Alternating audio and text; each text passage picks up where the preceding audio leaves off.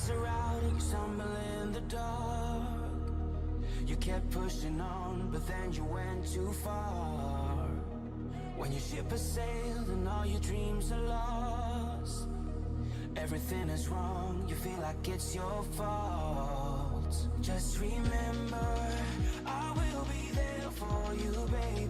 Remember, there's nothing out there to get you, don't forget it. When life throws lemons, just call me. Just call me. Just call me.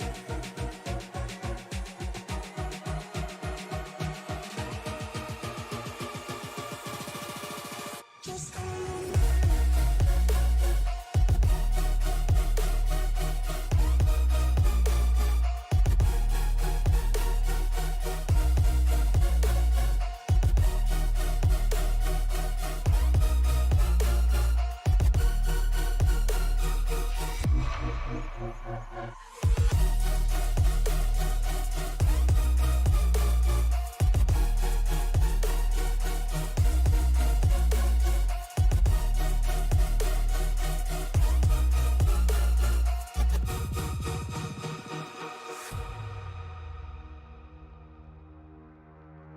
You're stronger now than you ever been.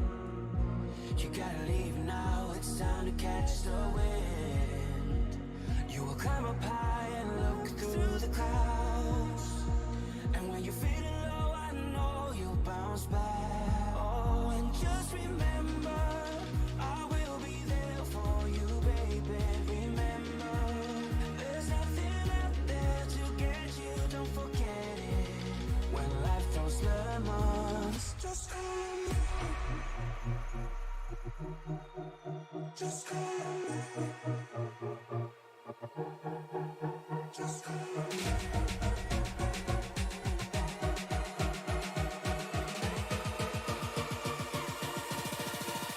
Just call me.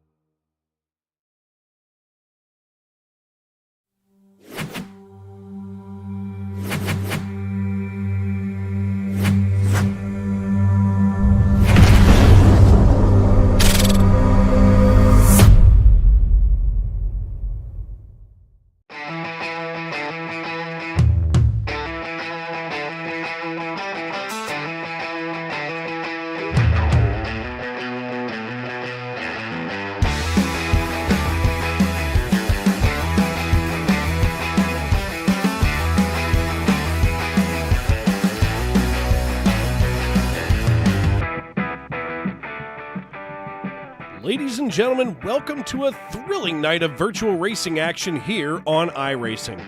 I'm Dave Regal, and joining me in the Tony Trapasso Memorial Broadcast booth is Mr. Matt Metler, as always, and we're excited to bring you all the live coverage from the legendary New Hampshire Motor Speedway. Tonight, the SNN Stacy Strong Cup Series promises to be a showcase of skill, strategy, and sheer speed as some of the best sim racers from around the world go head-to-head in this highly competitive environment. iRacing is where the virtual meets the real, offering an incredibly immersive experience that mirrors the intensity and precision of actual motorsports. The drivers have put in countless hours of practice perfecting every turn and mastering the art of virtual racing. The track is digitally rendered to perfection, capturing every bump, curve, and straightaway, setting the stage for what promises to be an electrifying race. We'll be bringing you all the action from start to finish, including expert analysis, driver interviews, and in-depth commentary on the strategies at play.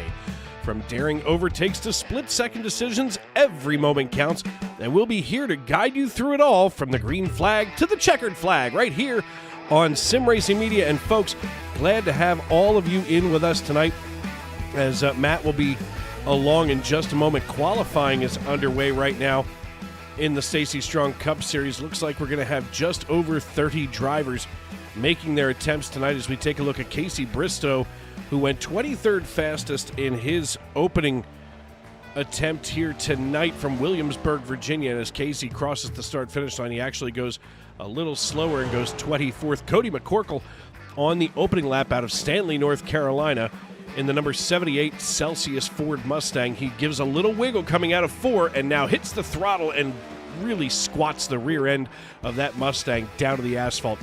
Drivers are going to be all kinds of excited for tonight. You know, of course, we come short track racing. We were in Iowa last week. We're here in the Granite State this week, and I got to be honest, the competition is going to be harder than the granite that this track sits on top of. As we see Cody McCorkle rolling out of turn 4, we'll see if he gives another wiggle here as he did before. Nope, this time the tires have plenty of heat in them as he crosses the start-finish line on this first lap. McCorkle is suddenly going to go 18th fastest. Now he's got some heat in the tires, and we look to see what he's going to be able to do. Cody McCorkle amongst the, the cast of great drivers here on SNN Cup Series action. As he rolls down the back chute and into turn 3, we get a chance to see what some of these drivers are made up of. I mean, 301 laps, the scheduled distance tonight. Stage break's going to be announced in just a few moments as McCorkle comes across the start-finish line. He goes 12th fastest on the timing line. We'll take a look here at our race info. As I had mentioned, 301 laps, the total distance on this 1 mile racetrack. So the times are going to be quick, fast, and in a hurry, that's for sure. As we do take a look here, stage breaks are going to be at the conclusions of laps 70 and 185. So we expect to see once those cobwebs get knocked out.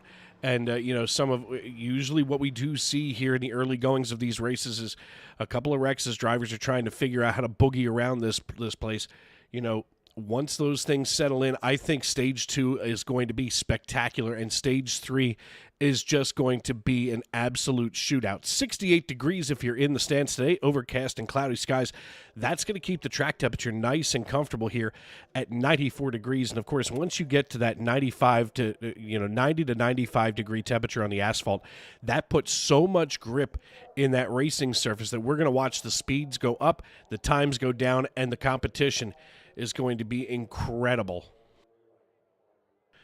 Taking a look at our point. Oh, there is Mr. Metler sliding in. Hey, buddy, what's happening? We're here, my friend. Just ready for some high-flying racing action that only the SNN Cup Series is going to put on each and every Sunday night. Didn't mean to cut you off during your weather update. However, I can tell you, to add to your point, that track temperature, 94 degrees, is going to be making all the grip in the world. 68 degrees, overcast, a lot of humidity in the air, and that wind's at 4 miles an hour. To your point, it's going to make for some quick, fast, and in a hurry lap times out there as we continue to watch this field roll through qualifying. Taking a look at our point standings right now, as we pull these up, we see that the top 3 has not changed so far, at least over the last couple of weeks. And, of course, I didn't have my copy ready to go on this end. But those top 3, Hodgson, Rogers, and DeCiani, all still going 1, 2, and 3. DeCiani's been absent in the last couple of weeks. Matt Long, after his win last week, hops up a spot into P4 with Robert Anderson dropping down into P5. Chris Davis now gets into P6 with Neil Pearson as well, while Patrick Gitter, again missing the last couple of weeks, he goes down 2 spots as well. Derek Heitman and Mike Witt stayed the same, with Eric Papineau, Tanner Marty, Paul Hill, Chad Center, and Chris Claude all here through your top 15. 16 drivers will make the playoffs, but that's going to depend on where they are and whether or not they have any wins. Yeah, wins obviously almost like the golden ticket into the playoffs. And I'm pretty certain, we're going to have a couple drivers here perhaps sneak in. How many times have we seen that in the real life, Dave? And here in the SNN Cup Series, But here to the Northeast, really anxious to see who's going to have Lobby the Lobster when this thing is all said and done. I hope you brought the clam chowder with you, my friend. I've been dying for some all week. Look, I got a clam bake in the freezer ready to be dropped into some boiling water. We'll be celebrating after the race tonight, that's for sure. As I'm just counting here, 26. Looks like 34 drivers in the field so far tonight. Some of them going to get on the field as far as, what do they call them? Charters. There we go. Charters. Charters. Speaking of fishing, so the charter's going to have an effect here tonight. Some new drivers that I see here in the field. Jonathan Crosby driving the number 73. Logan Giesbrecht, he is just new to the league as well, just a couple of weeks under his belt. Paul Hill right now registering P1 on the pole tonight with about 15 seconds left here. Lap times during qualifying were somewhere in and around 30 to 31 seconds. That's incredible.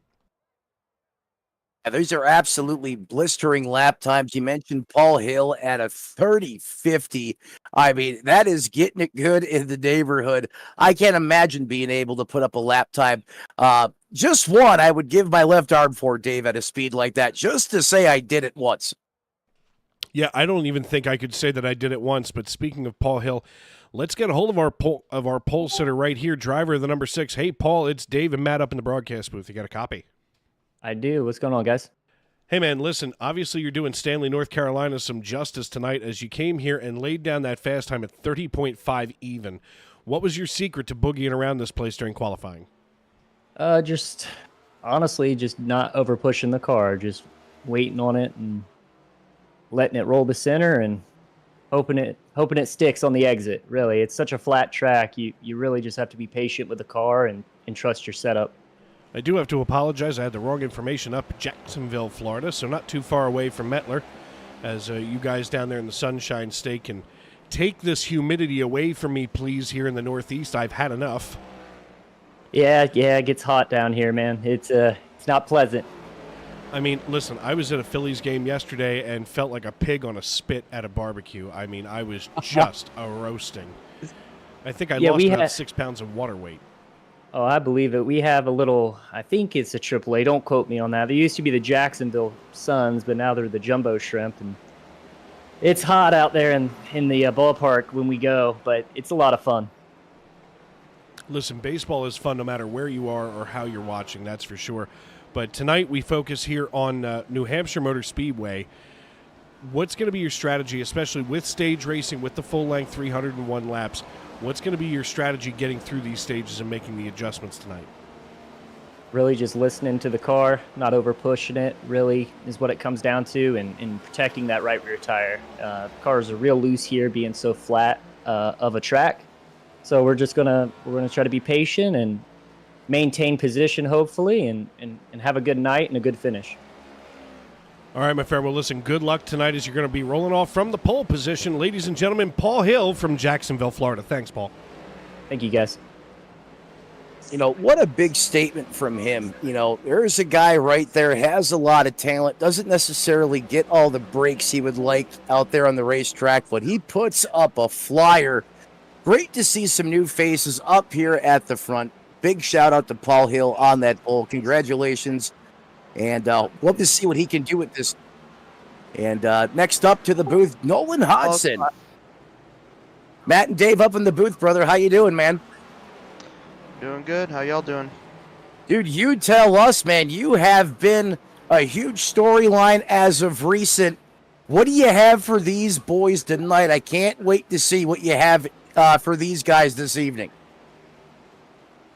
Well, I mean, we're going to have up to 3 lanes going. New with the new iRacing updates, you might even see people go all up in the black stuff all the way up the top. So you never really know what's gonna happen here. There's gonna be a lot of aggression on these restarts, because once you get about, say, 10 laps in, you're not gonna get very much passing going on, and it's gonna be a real fight for each position you can get. I'm gonna try to put myself in a good position, try to get some good stage points, and try to put myself in a good position for the race. Absolutely. Sounds like you have a good strategy. Before I cut you loose, you mentioned these restarts. How important is track position going to be? Do you have to be really aggressive on these restarts and get all you possibly can? Yeah, I mean, you'll definitely see some bumping and banging. Like I said, what is there, like five lanes to use here? You might see people even try to use the apron. I don't know how well that works, but you might see people try it. Anything to be able to get some positions here. It's once everybody gets spread out, it's going to be really hard to pass. So the restarts here are critical.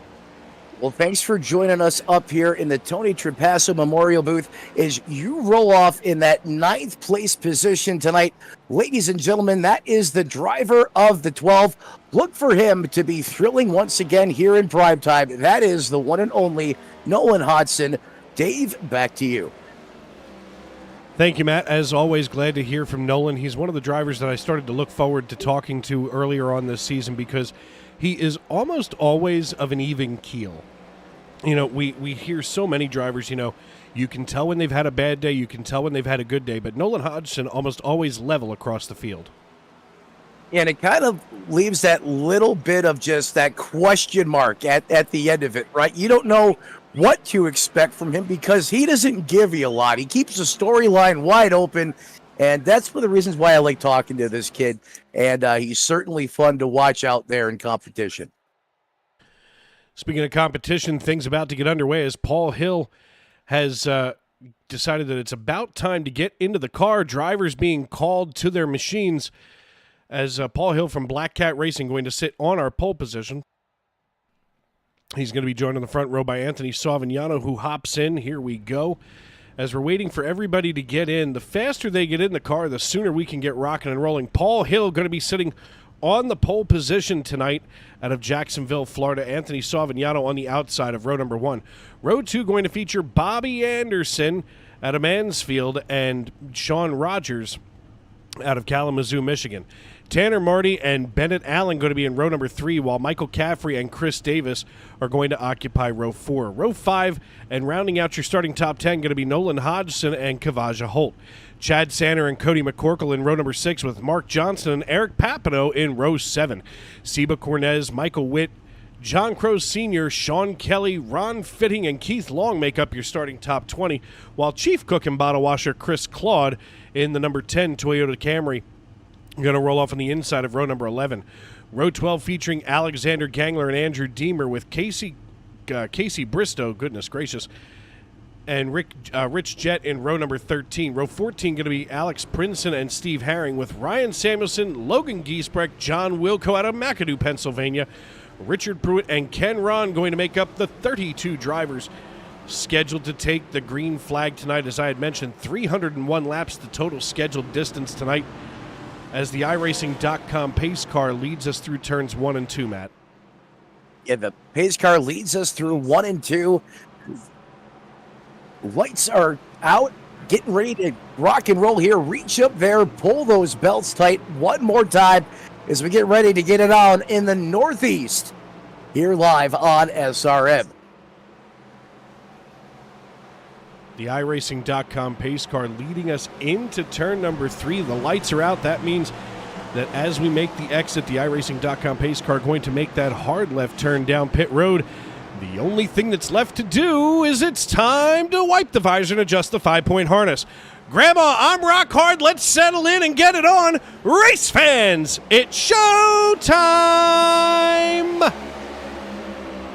Lobby found his rock lobster, green flag in the air. Dave Regal standing from head to toe, jumping up and down in the booth, and we are green flag action through turns 1 and 2 for the first time. And look at the lead. Paul Hill has jumped out over Anthony Savignano as he takes it into the 3-4 complex. Dave, these laps are going to fly by quick, fast, and in a hurry under those green flag conditions. As it's Paul Hill, Anthony Savignano, Sean Rogers, Bobby Anderson, and Bennett Allen rounding out the top 5. As Chris Davis already picking up spots as he's working the top side of the racetrack, as Nolan Hodgson mentioned, may come into play. Tanner Marty working just underneath Chris Davis here in the 74. We can see the TJM Chevrolet Camaro now getting a good shot here to the inside of turn 3. He's going to hold his ground, but the problem is he's got no place to try to swing that thing out and secure the spot easily. And right now behind Chris Davis is Nolan Hodgson. We're going to go on board with Hodgson. Hello. Oh my goodness. It looks like Hodgson is just watching a salad bowl of disaster in front of him. That's what I call a face full of Chris Davis, is he was literally helping him through the corner. It almost looked like something out of Talladega, but that's not the case. We're at New Hampshire as we swing the camera around and take a look at these cars. They are Noah's Ark racked and stacked on top of each other. So we widen things back out. The 12 wasted no time. He said he was going to be aggressive on these restarts, Dave, and he's certainly not letting us down with that statement. No, Nolan Hodgson not going to let us down for sure. He's almost one of those drivers that when he says something, when we're under caution, he's one of those drivers that when something happens or when he says something's going to happen is almost always, at least, looks like he knows what he's talking about. Unlike us up here in the broadcast booth, we can say this might happen and that might happen and none of it comes to fruition. As we ride along here with Kavaja Holt just underneath Eric Papineau in the 17, we see Holt holding his own coming out of 2 and just catching the 17. Let's see if we can take a look at that from the 17's perspective, because my goodness, that was definitely not what Kavaja needed to get rolling here. And we see that more often than not. Kavaja Holt with a fast machine all of a sudden gets whacked into by somebody else, and this time it looks like, this time it looks like it may have been on Kavaja coming up in front of the 17. Yeah, it looks like he just put a little too much power down there. The car got loose. He made a correction, and unfortunately, the 17 of Eric Papineau was there.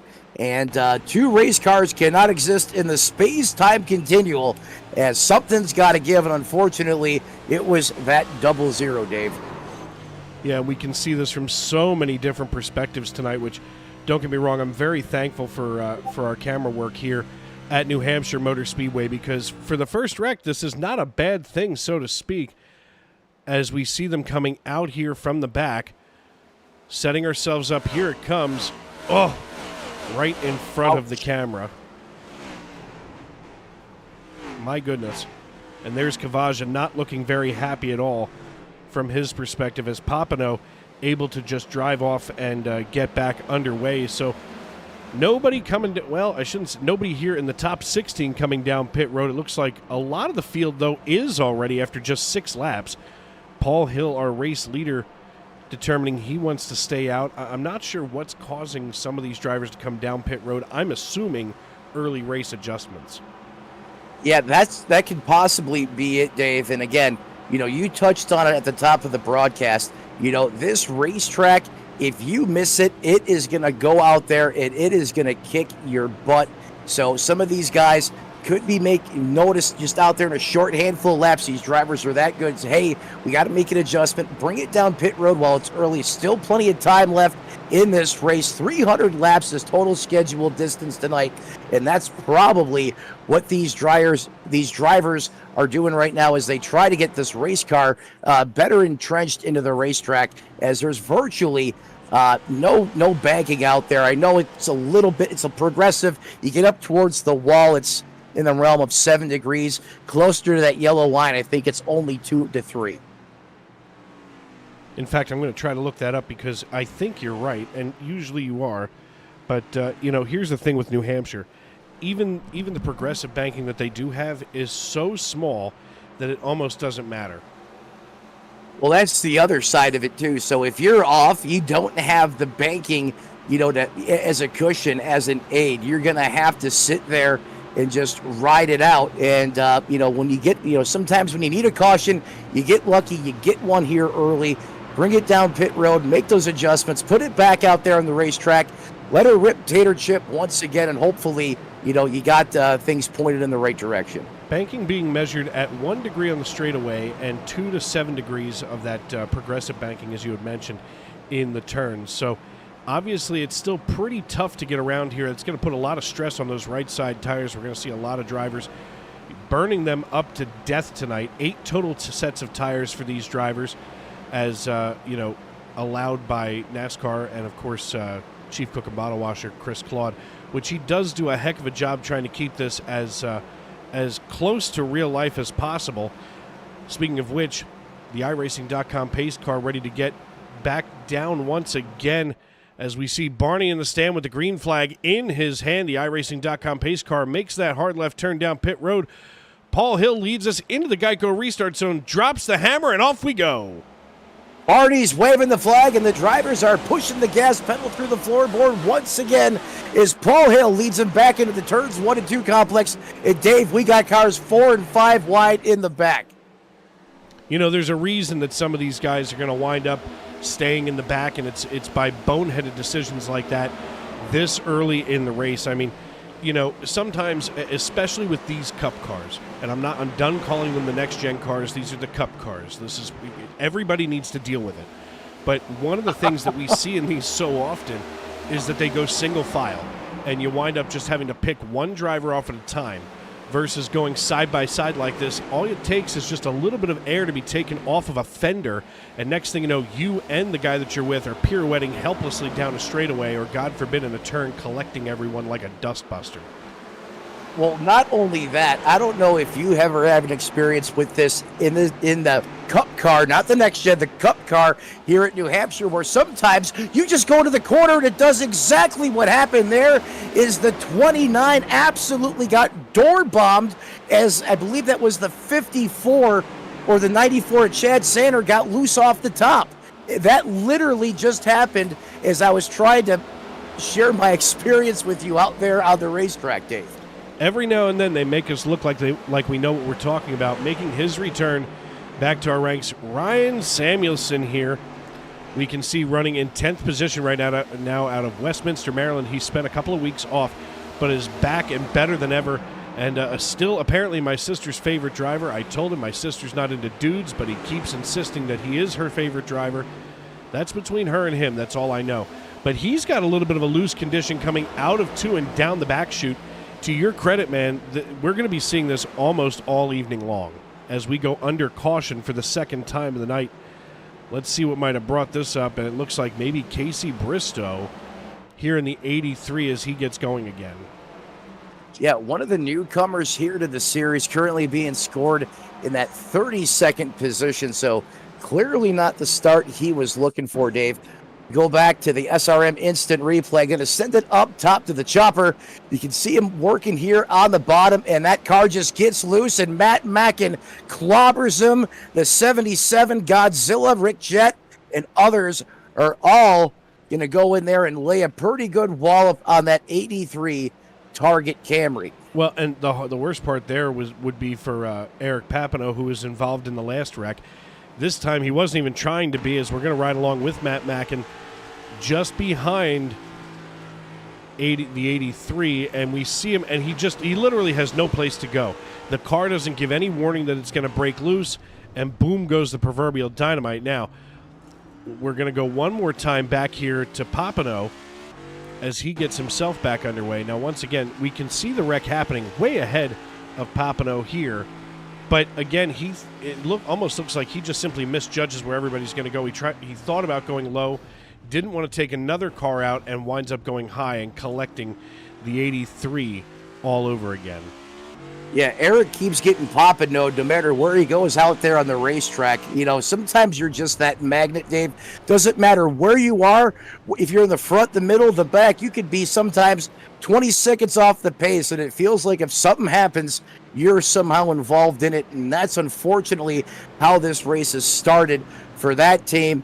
Again, the silver lining here, still a long ways to go. You don't have a fast repair in this series. I love that. It keeps you honest as a driver, but it doesn't seem like that car has suffered too much damage. You know, this track isn't that aero dependent, long on the straightaways, but these tight, hard braking zones here really kind of, limit so much of the aero, oh my goodness, the diffuser, the aero, the aero here, which you're going to use on a mile or a mile and a half track per se. I think he still has enough time, if he's patient, just catch a couple breaks, claw back through the ranks, and be a factor in this thing before all is said and done. Is Hill has been the man to beat here in the early going as we now work lap 15 under caution. Speaking of someone to beat, someone that I think we need to keep a close eye on is Ryan Samuelson here in the 81. I know that I was joking about it a minute ago, but he's currently up 20 positions after starting in 30th and now runs in 10th. Obviously, he is a man on a mission. He's managed to avoid some of the mayhem that was here on the racetrack tonight. He looks incredibly comfortable here behind the wheel, and something tells me that Samuelson is going to wind up even deeper into the top 10 as we work lap number 15 under caution. Yes, Samuelson here has just been an absolute monster here in the early going. Up not 10 positions to Dave's point, 20.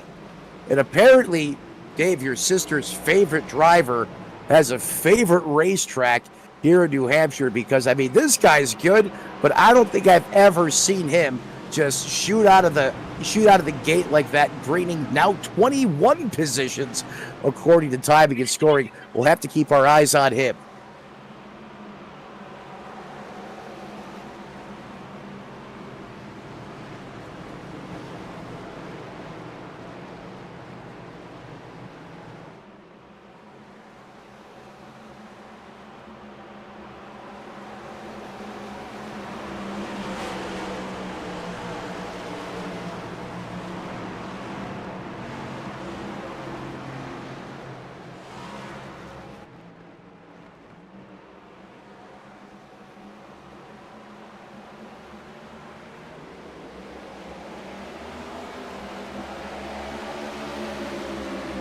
Green flag back in the air, back on the loud pedal as these glorious V8s come roaring back to life. And no surprise, Paul Hill once again has an outstanding restart here. Dave, he's already 0.4 of a second ahead of Sean Rogers, who's now up 2 positions. He's going to take over that second place position, but that may be short-lived as here comes Anthony. Oh, we got somebody spinning. I believe that was the 15 of Bennett Allen. That is the 15, and we're under caution. And for some reason, I see connection issues. I'm going to stabilize these. So stand by, folks. Well, we won't be able to run that replay, but stand by. We will be right back after these messages.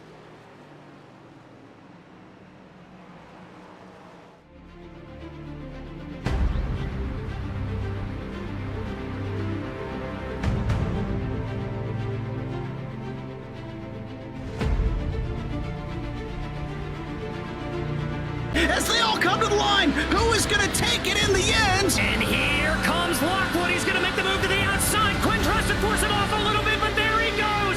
It's going to be side by side through turn 1. Will he be able to cover him off? He does. Weaving back to the left-hand side. Reynolds is trying everything. The kitchen sink is being thrown at it. They're leaning on each other. Coming into turn number 3. It's going to be a drag race through 3 and 4. Coming back to the line. Here comes Frisch on the bottom. Richard's going to hold the inside. Tries to be the late breaker here. They're going to be side by side through the final chicane. They bang doors, but keep it clean. As they're still 4 wide on the run down into the back straightaway to Merrick. Into the fence. They're still beating and banging. Oh my and to the line. He is much faster coming through there. Is there damage on Challenger? Abramitis is ahead. There's going to be a race to the line. Who is going to get it?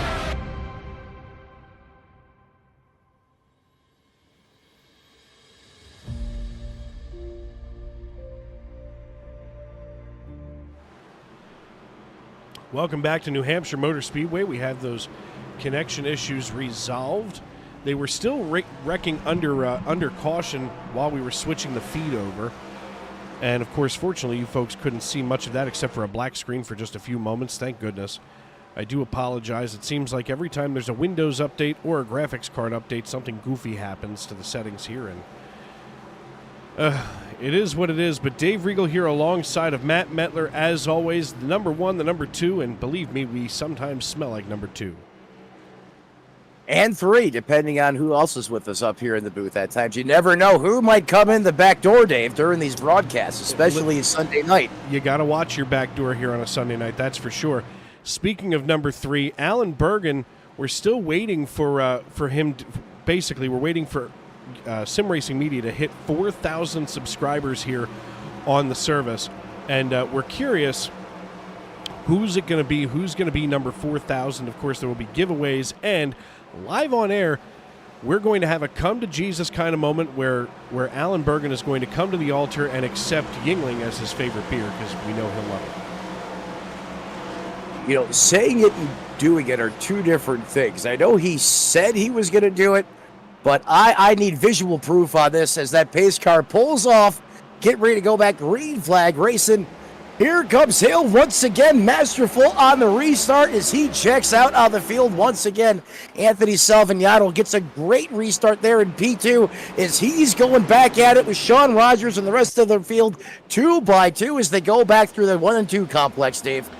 Nolan Hodgson working the high side of Anthony Salvignano as Salvignano looking for any way to get the auto number 90 just underneath the 12, and they go door handle to door handle coming out of turn 4, waiting to see if one of them has a bobble. They don't. They actually handle that perfectly, and here we are watching Hodgson get a run into 1, but oh wow, got to watch the 89 coming off a pit road. That's Steve Herring as the 90 still side by side. They are matching one another step for step.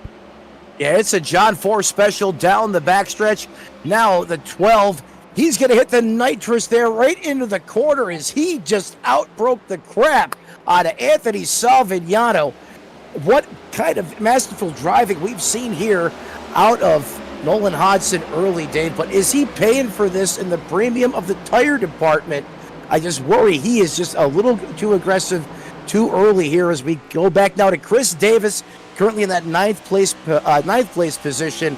The Missouri man here looking out the front bumper can as he's going to work there on the 78 of Cody McCorkle, who's up 4 positions in that 8th place position, both running identical lines through the 3 and 4 complex.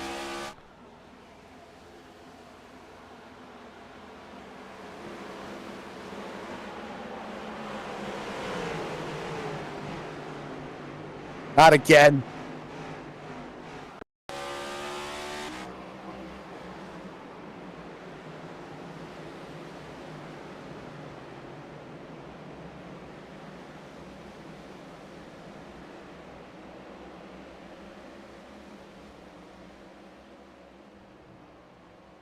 Literally, he has that dark voodoo cloud over that race car.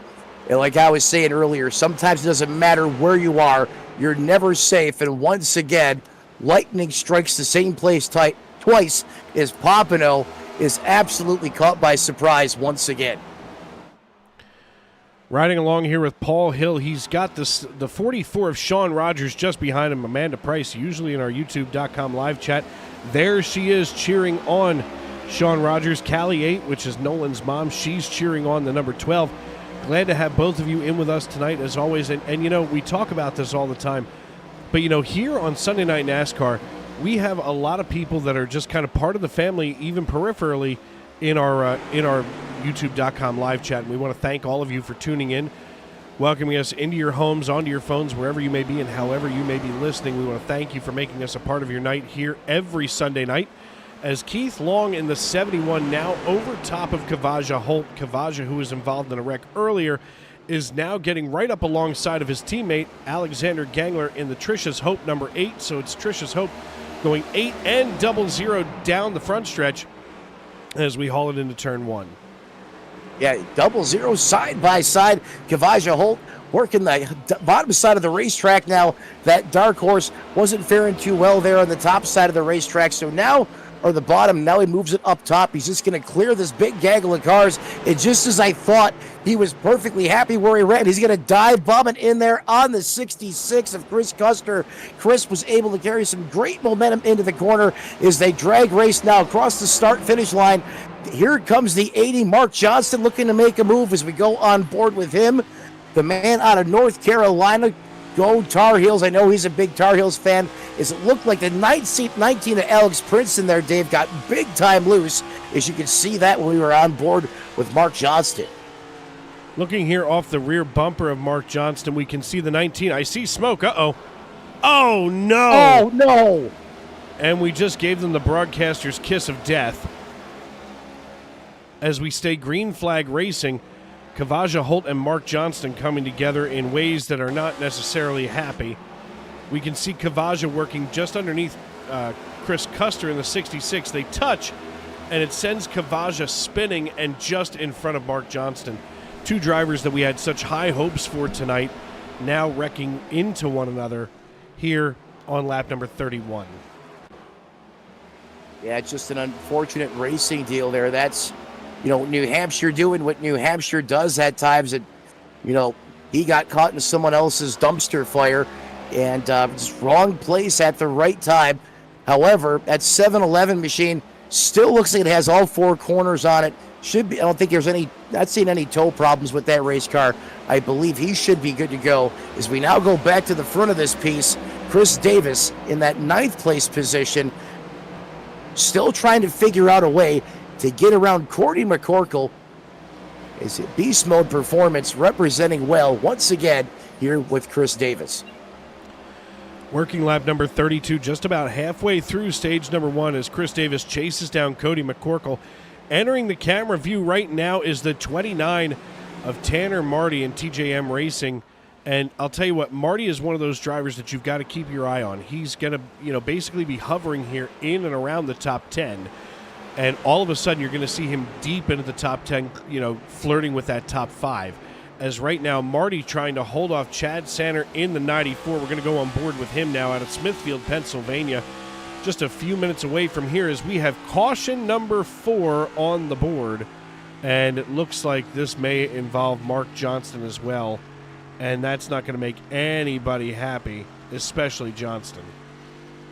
No, it seems like every time we try to go on board with the driver, it invokes a caution flag. As we go back now to the replay, high to the eye in the sky, there's the 80 of the Dark Horse, and there's that phantom drift I was talking about earlier in the broadcast.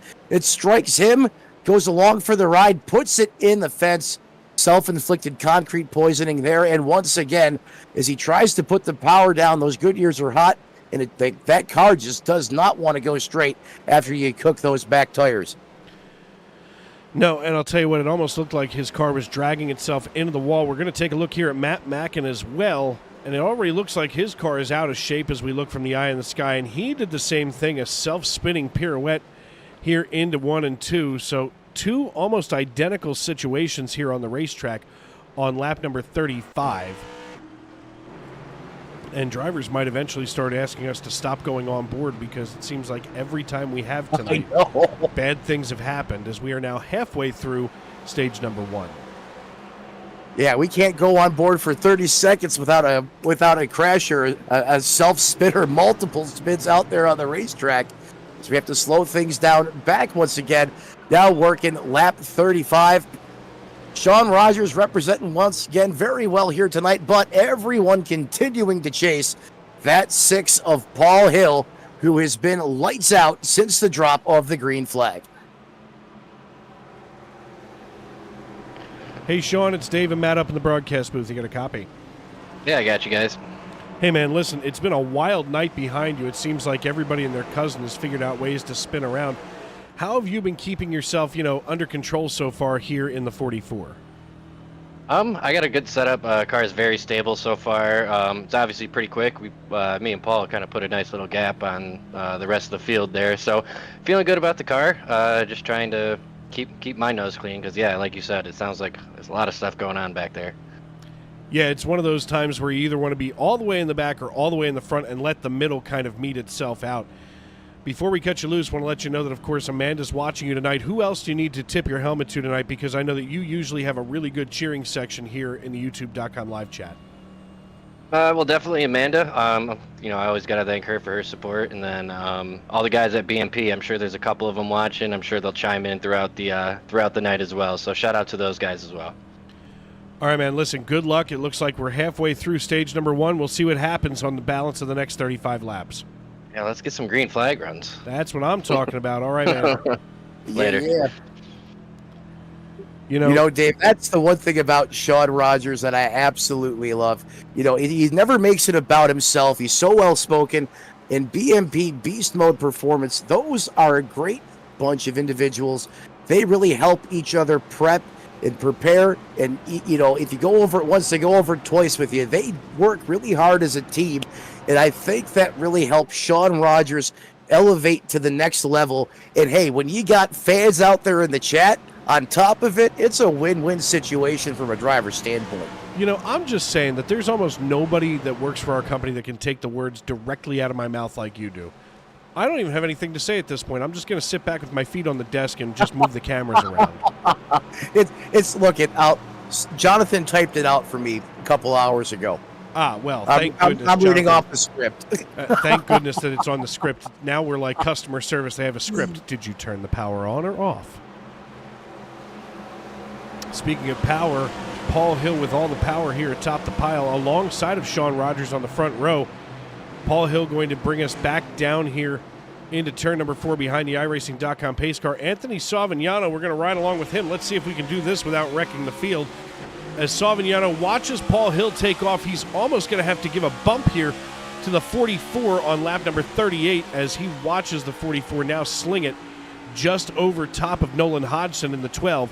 Nolan Hodgson now giving all the door action here to the 44. The 12 and the 90 assaulting the 44 of Sean Rogers. Yeah, just what we were talking about in the interview with Sean Rogers, keeping all the action behind him. Well, he has brought it to him. Is Nolan Hodgson. He's going to go up there, slap hands with the driver of the 44 going through the corner. He's going to put the squeeze job now on Savignano as they still don't have it settled. Now the 90 gets loose up the top. He's going to get a great run corner off as him and Nolan Hodgson are going toe-to-toe like Tyson and Holyfield going down the backstretch as Sean Rogers is fighting and clawing, trying to get away from this heated battle for that third place position, Dave. Yeah, all of a sudden, P3 is where the battle is at. And I mean, you know, I can't help but sit here and just, wow, all of a sudden Sean Rogers goes down to the bottom of the racetrack. You know, I can't help but keep my eyes trained on this because these drivers so far tonight have done nothing but keep the competition as high as humanly possible. As we work lap number 40 on our way to 70, another close battle on the racetrack is the 94 of Chad Sanner as he, wow, never mind, just kidding. Now it's Bennett Allen, as I thought Sanner was going to give Allen a run for his money, but Bennett Allen ready to try to hit that left rear quarter panel of the 78. And this is one of those drivers, and I love Bennett to death, but he's one of those drivers where if you give him an inch, he's going to take a mile from you. Yeah, he will use and abuse you, chew you up, spit you out, and come back tomorrow and do it all over again. You have to be able to hold your ground with Bennett Allen. You know, he reminds me a lot of the Intimidator, the way he used to drive certain drivers out there on the racetrack. That's Bennett Allen, and I mean that in a very respectful manner. As we go now, here's another great battle on the racetrack. It's okay to three-way at New Hampshire, and you got the 33, the 5th, the 66, and the 88 all going at it right now as my timing and scoring has now finally come back to life. There's Chris Custer going at it still with Michael Witt side by side, and that outside lane looks to start to be coming to life, Dave Regal. You know, and to your point, you were just talking about the Intimidator. Let's take a look at these three cars. First off, we have the 3, of course, made iconic by Dale Earnhardt Sr. That blue and gold PepsiCo artwork there, kind of like the old Wrangler paint scheme that he had on the 2 machine and the 3. And then, of course, the 66, of which Dale Earnhardt Sr., of course, one of the Koch family drivers for such a very long time. So some Dale Earnhardt Sr. tips of the cap from these drivers as we work here on lap number 43. Bobby Anderson right now getting ready to go side by side, and he already gets past John Crow in the 95 Lucas Oil Chevrolet Camaro. And just behind them as we go on board with Alex Brinson in the 19, he's going to drive for Lake Elmo, Minnesota, all the way up here as he's up 11 spots driving in 16th. Well, Elmo's going to show you how to get to Sesame Street, and he's going to get you to the front. Alex Brinson, of course, in that 16th place position. But Dave, he has already took 11 spots out there on the racetrack as he is shot up the scoring pylon. Next driver in his sight, and every time I see this man's name, John Crow, I think of that show that I can't even, Sons of Anarchy. Every time I see John Crow, I automatically go there for some reason. He's having a great run as well in the 95, currently in that 15th place position. Taking a look, speaking of the 15, we're looking at the 15 of Bennett Allen. He's running in 6th position right now, and he's already got fresher tires on that machine, 18-lap newer fresher tires, as a matter of fact. Everybody else has stayed out the entire race, but Bennett Allen came down for some freshies. The question becomes, does Bennett Allen try to stay out at the beginning of stage 2, which is going to be at about 25 laps, or is he going to come down and get on that, use these tires to try to get himself up here to the point, as Paul Hill right now is gapping Sean Rogers by an incredible 1.12 seconds. Well, I can tell you this, and I understand these guys run an open setup, and depending on how much tuning is done on their car, it can be completely different worlds from the stock setup you get. But I did that same scenario in ISNF yesterday. I ran 27 laps on those tires, came down pit road under caution, was able to cycle to the lead, and Dave, I was able to keep it out there for about 10 to 15 laps while those new tires came up to temperature and before they kind of equalized. I think we could be seeing this scenario set up here if he's thinking anything like I was yesterday. Hopefully, if he does, he has the same success as I did, as I was kind of throwing a Hail Mary there early, and it worked out well for me. Where did you finish that race? I checked in on it, yesterday afternoon, and then I wound up, I was at a Phillies game, and quite frankly, you know how I feel about baseball. Everything dies when the first pitch is thrown.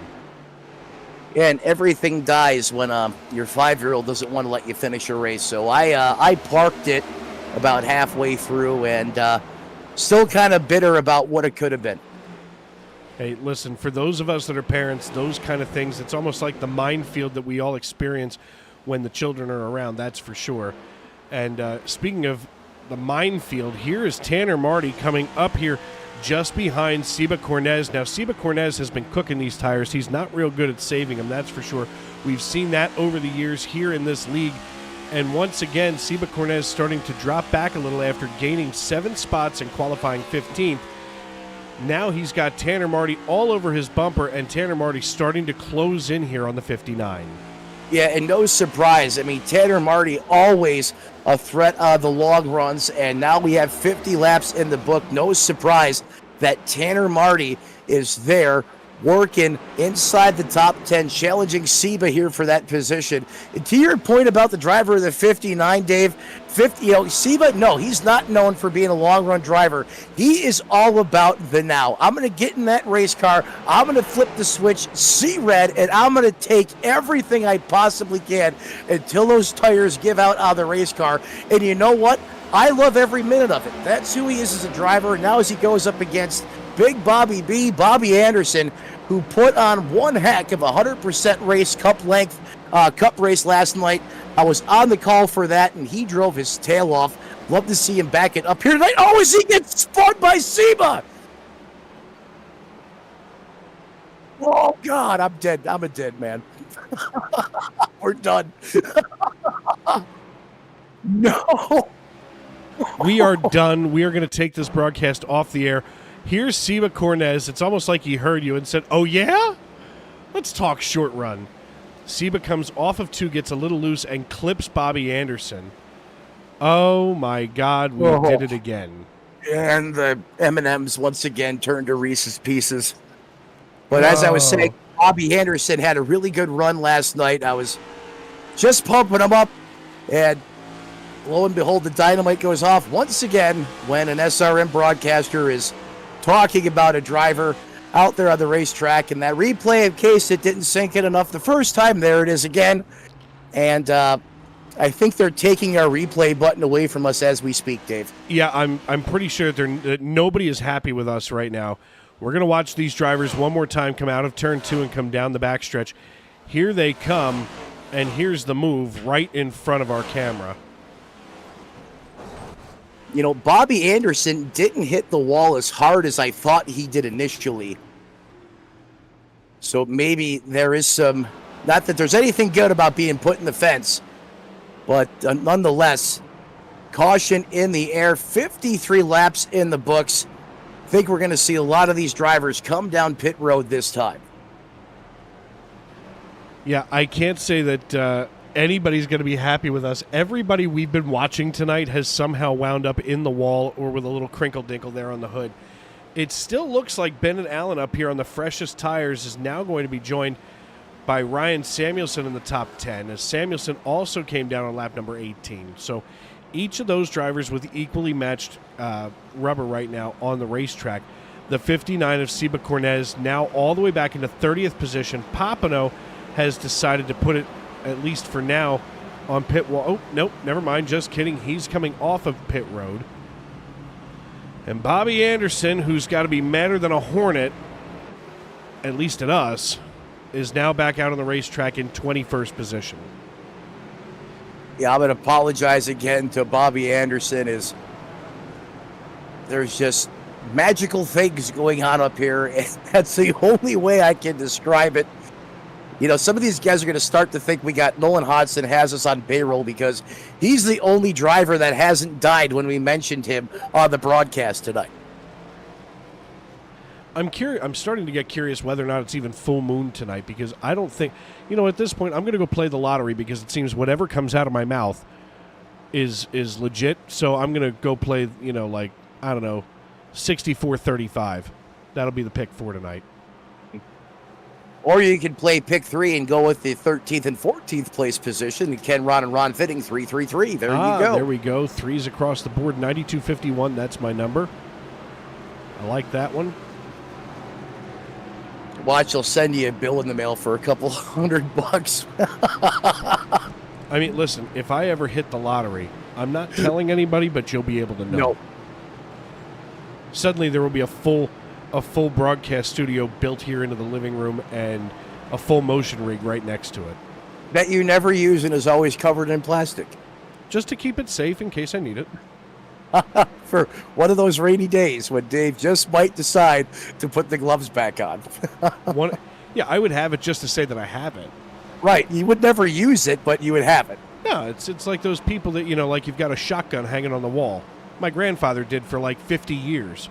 Never once took it off the wall. It just hung there. I don't even know what he was doing. Hey, sometimes some people, it's all about display, right? I guess he just wanted to show everybody that he had a double barrel. I don't know. The iRacing.com pace car peels on down pit road. Paul Hill hits the Geico restart zone, drops the hammer, and off we go with 15 laps to go in stage number 1. 15 laps to go in stage number 1, and right back to where we left off. Here's Nolan Hodgson trying to get second place from Sean Rogers as Paul Hill gets away from the rest of the field, now over 0.3 of a second, and he does. Hodgson able to clear the 44, but he's got other plans. He's going to send it back down low as we go on board with Sean Rogers, but the 12 is able to carry the momentum up off the corner. Check the box. Nolan Hodgson now takes over second. That moves Rogers back to third, Dave. Sean Rogers holding on to third position, about 1/4 of a second away from Anthony Savignano, who we see behind him. Savignano matching Rogers step for step. These seem to be the drivers that it's safe enough it's safe enough to talk about here on the broadcast as we work lap number 57. I want to thank everybody for tuning in tonight with Dave Regal and Matt Metler as we are here in week number 18 of the Stacy Strong Sunday Night NASCAR Cup Series.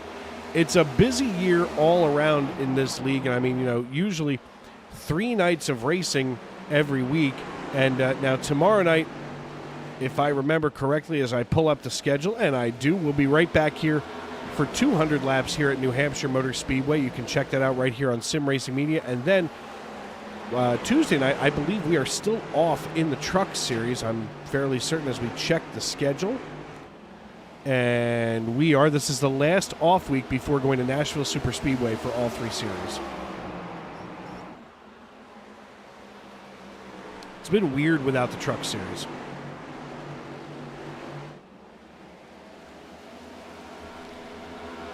When I say weird without the Truck Series, it's just because, every week here on Sim Racing Media, we have a certain schedule to keep. And, I, of course, am the voice of all things SNN, and Matt Metler here on a Sunday night as well in the Cup Series. So, for me, it's like all of a sudden, Dave's off on a Tuesday night. Can you cover XYZ? Sure, I've got nothing going on because the Truck Series is off.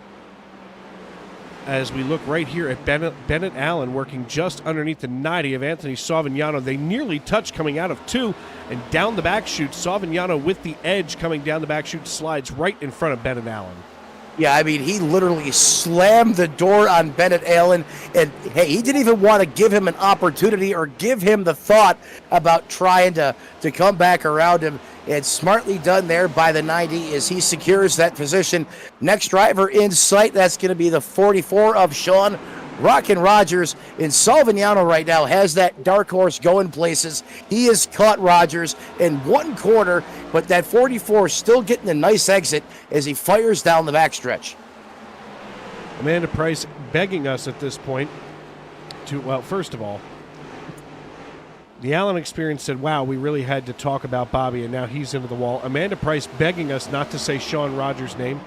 She's got a good feeling about tonight, and the Allen experience threatening that if we do mention Sean Rogers, that I'm going to be fired. So, and Amanda Price going back right here to say, just come on, Sean. And the Allen experience saying that if he wins the lottery, he's going to put me in a real race car. Great. I hope you have a clean fire suit because it will not be by the end. Yeah, primary sponsor is going to be uskids.com. You know, the thing is, I've always thought that doing like one of those Rusty Wallace experiences or one of the petty racing experiences. You should. It is amazing. Not even as a driver. I think I'd want to just be the passenger. No, don't. Dave, I'm telling you, the worst thing you could do is the ride-along. I thought about doing the ride-along the first time, and I was like, nope, I'm going in the driver's seat. And that was one of the best decisions I ever made. I've done it 4 or 5 times now. It is literally the best feeling in the world. You could have in the worst week, worst month. You go out there, you go through the classroom section of it. You go out there, put the race suit on, put your Hans device, go strap in a real race car, and turn it loose for, hey, they have the qualifier package, which is 8 laps. Then you can really start to do some damage, depending how brave you are. The 15, 35, and 50 lap package, in fact, was up to, I think, 99 is the most you can get. Anyways, the point being, there is nothing better than doing that. I have done it 4 or 5 times now, and each time I come away with wanting more. It's a great Father's Day selection. Hopefully some of these guys out here listening, maybe they got an experience. But if you ever get an opportunity to do it, Dave, you have to do it. And in fact, they do it at Homestead, Miami. Yeah, but I don't think they do it. Whoa, nearly 3 wide. What is this mess back here? And this was what, thank goodness you'd be in the racing experience alone on the racetrack, because right now I would be all sorts of soiled, as right now the 84 is in the middle of Seba Cornez and Matt Mackin as Seba Cornez comes up here to tuck himself back behind the 84 of Logan Giesbrecht. My goodness, thank goodness that got all sorted out, because, my God, that was nearly a disaster as Seba Cornez works just underneath Chris Custer in the 66. They go single file for the time being, but it seems like Mark Johnston out of North Carolina really wants to get back up to where he had started in 13th. He wants to go places. He wants to go back towards the front. The problem is all these drivers around him, 24, 25th, 26th, they all have the same idea. They're trying to gain positions here too. And as an end result, we almost saw Matt Mackin go car surfing before these drivers had that horrible situation sorted out on the racetrack. As we now send it back up to the front of this piece, here we go once again. No surprise, a little 90 on 12 action. That's the one and only going up against the 90 there, as he's going to try to get around him here on the outside of the racetrack. Dave, doing a great job holding on to that position, but Anthony Salvignano is going to be relentless here. Is now the 15. Bennett Allen gets into the conversation. Now the 90's in a bad spot. He's trying to play offense and defense at the same time. With 2 laps to go here in stage number 1, we got to really start to be careful as, contact between the 90 and the 12 as he just gave him the chrome horn, thought that he could move him out of the way. That opens the door for Bennett Allen, and we know Bennett Allen keeps a chrome horn right there next to the gear shift in the 15. We've seen him use it time and time again. There it is! Again! It's a twofer! It's a twofer! Look at him! Look at him go! They come out of turn 4. They go back to the start-finish line. Final lap of stage number 1. And Anthony Salvignano is probably saying, thank God, please let me hold on for another lap, as Bennett bashed him and took himself out. Bennett Allen has to scurry out of the way. The caution flag flies, though, as Cody McCorkle rolls out of turn 4. Turn 2. that's going to be the end of the stage. Paul Hill brings home the green and white checkered flag. Bennett Allen nearly annihilating half the field. Thank goodness for manual cautions to fly when they do. Let's watch this once more as we saw Bennett Allen try to give another bump to the 90. You know what? This time, at least when we said it, we knew that it was going to happen. But Paul Hill, your Stage 1 winner, he's followed by Sean Rogers, Nolan Hodgson, Anthony Savignano, Michael Caffrey, Chris Davis, Tanner Marty, Chad Sander, Cody McCorkle, and Bobby Anderson. I'm just trying to figure out why Bennett Allen was trying to butter the biscuit of the 90 like that near the end. I mean, I know they were racing hard. I didn't see anything dirty, from the 90 towards Bennett Allen, but apparently we must have missed something there, Dave. Maybe we can talk to one of these guys under caution, but we're certainly going to have to monitor that situation as we progress into Stage 2. Riding along with Sean Rogers as we get ready to head on down pit road. Wholesale pit stops about to be underway. Alex Princeton staying out, as well as Seba Cornez and Richard Pruitt. Sean Rogers signaling he's going to dump back in here into the 44 pit box. Here he comes. Pit crew waiting for him. Looks like Savignano going to slide on by. We're waiting for Bobby Anderson. There he is as these drivers ready to get their pit service. The right sides go up. Now we're going to wait for the left side to go up here on the 44. He's going to goose the throttle, and off we go. Nearly beating Paul Hill off of pit road, but now it's kind of a mishmash of who's going to be on the freshest tires, because the way that things look, my goodness, this could be interesting. Well, yeah, if you look who stayed out here, Alex Princeton, Seba Cornez, Richard Pruitt, all have 52. It all came down on lap 52. And then from Paul Hill on back, lap 71. So as our graphics team goes ahead and puts the strategy stint up there on the screen, you guys at home can see exactly what I'm talking about. You have 4 cars that are going to be out there on old tires, and then from Paul Hill on back, 5th place position, everyone's going to be on fresh Dr. Feelgoods. And I think, Dave, this is a time where you need to exercise patience, because this could get ugly in the blink of an eye on this restart if these drivers aren't careful, especially with 2 rows of cars on old tires. Right you are. As we get ready to go back green flag racing in just a few moments, it's going to be Alex Princeton, Seba Cornez, Richard Pruitt, Logan Giesbrecht, Paul Hill, Sean Rogers, Nolan Hodgson, Anthony Savignano, Chris Davis, and Tanner Marty, your top 10.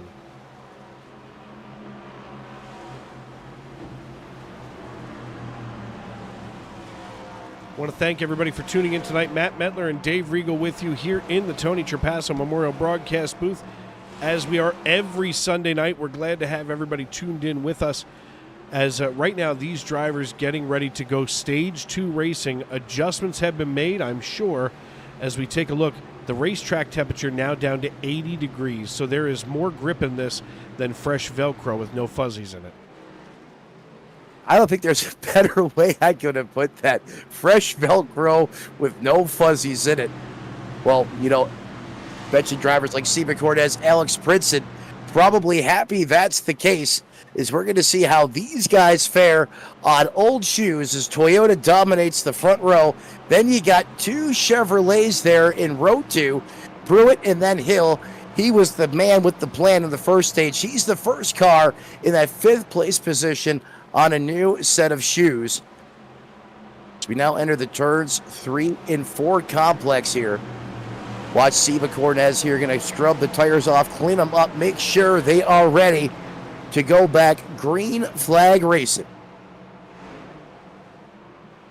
Pace car pulls off. That's going to leave Alex Princeton with the button. Geico restart zone in the air. A little bit of strategery in the 59 and 19 both execute at the same time, but Princeton gets a little bit better of a launch on the 59. Now we go on board from the man from Lake Elmo, Alex Princeton, looks back at the sea of... Here comes Seba Cornez, as I thought for certain he was going to make contact and perhaps send the 19 around. That is not the case. That was the reason why I hesitated, as I thought we almost did it again, Dave. Yeah, trust me, as soon as I saw it, I decided to dump to something else, that's for sure. As we watch Richard Pruitt here in the 24 being shoved along by Sean Rogers. He's suddenly going to go door handle to door handle now with the 59. Richard Pruitt, of course, as we all know, out of Sanford, North Carolina, gets ready. It looks like he's got a little picture here of himself and Jeff Gordon. And we go under caution. And this time it's not on us, technically, maybe? Nope. We hope. Looks like this had to do with Paul Hill. Oh, no. Did Paul Hill get destroyed? We're going to see. Paul Hill here in the 6 on those cold tires gets loose. Oh, we spin and we spin and we spin, and he is safe into the grass. Yeah, it got skinny there for a moment for Hill, but you called it right. He just got a little too much, too happy on the loud pedal there, lost it, spun up the racetrack, and is able to find an escape route there on the bottom. No one else collects him. However, it did come close as we go on board with him. And the SRM reached the replay. You can see that contact made, and now he rims out of control just off of the racing surface into the grass as multiple cars escape by to the high side.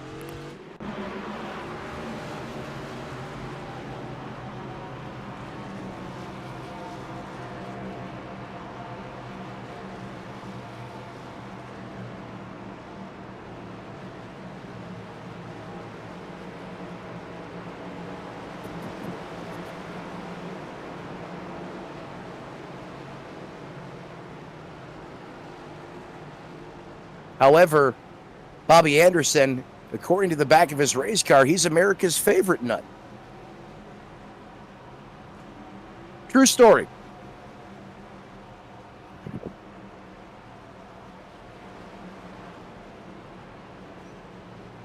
Telling you, he's America's favorite nut.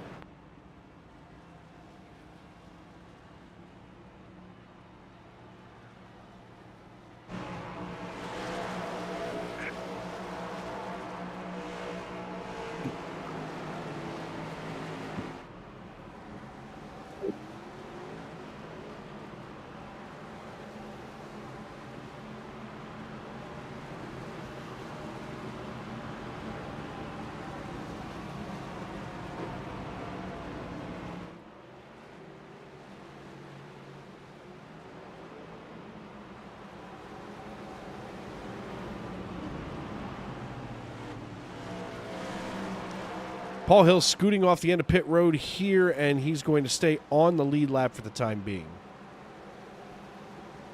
Yeah, it's funny how fast things can change, right, Dave? I mean, here's a driver that was basically dominating this race through stage 1.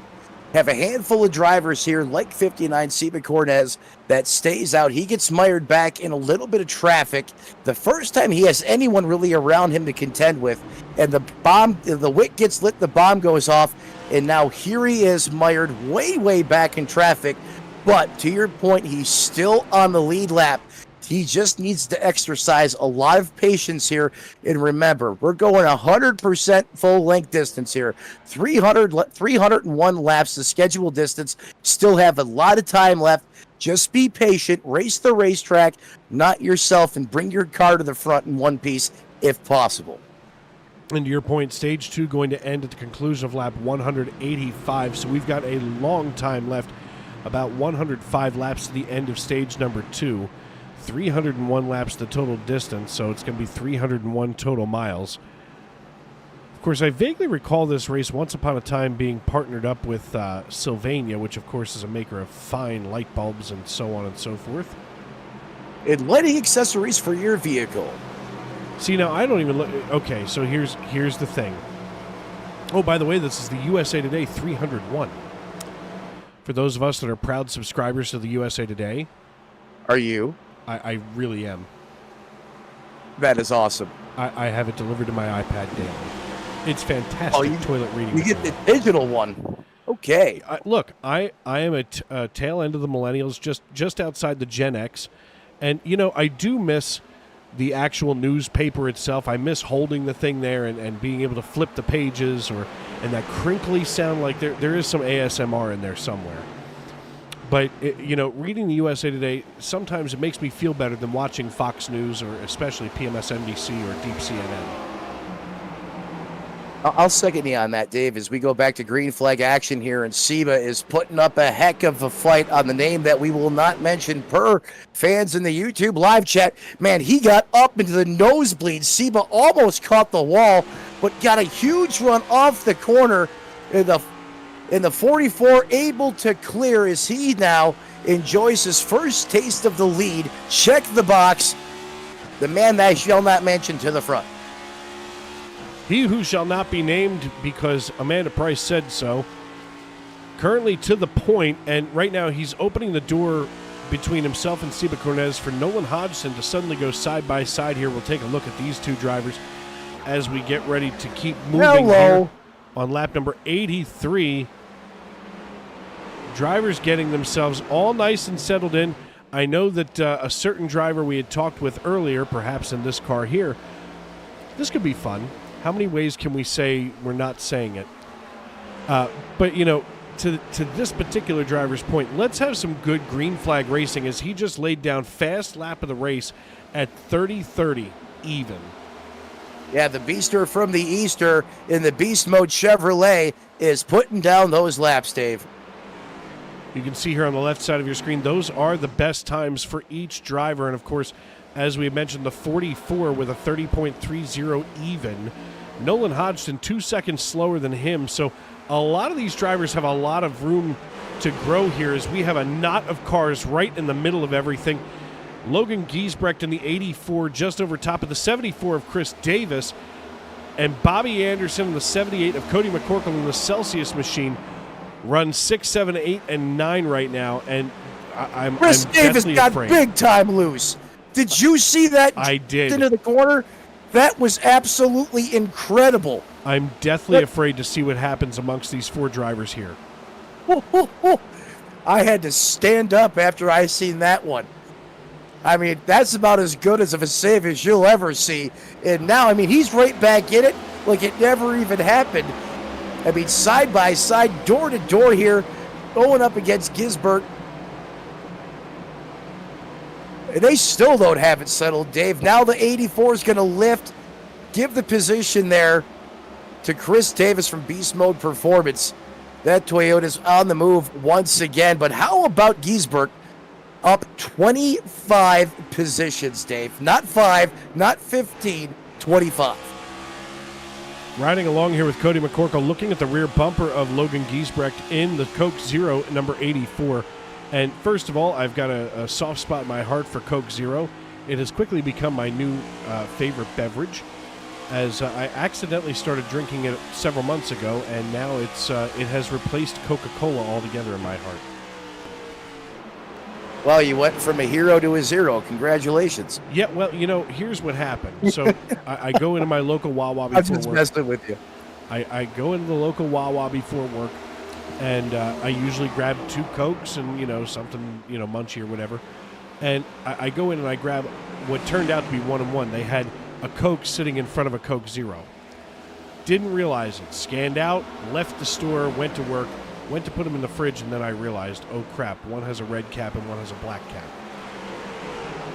Because I was in a hurry and I wasn't paying attention. So I thought, well, I might as well drink this Coke Zero to get it out of the way. And it was delicious. Well, hey, you thought you made a mistake. Turned out to be a great decision. Sometimes it works out that way. And a lot of times I call that someone getting sneaky with you at the gas station. You know, perhaps the guys or the girls that stock those shelves, it's done. I think they do it intentionally sometimes just to mess with people. But that's happened to me before.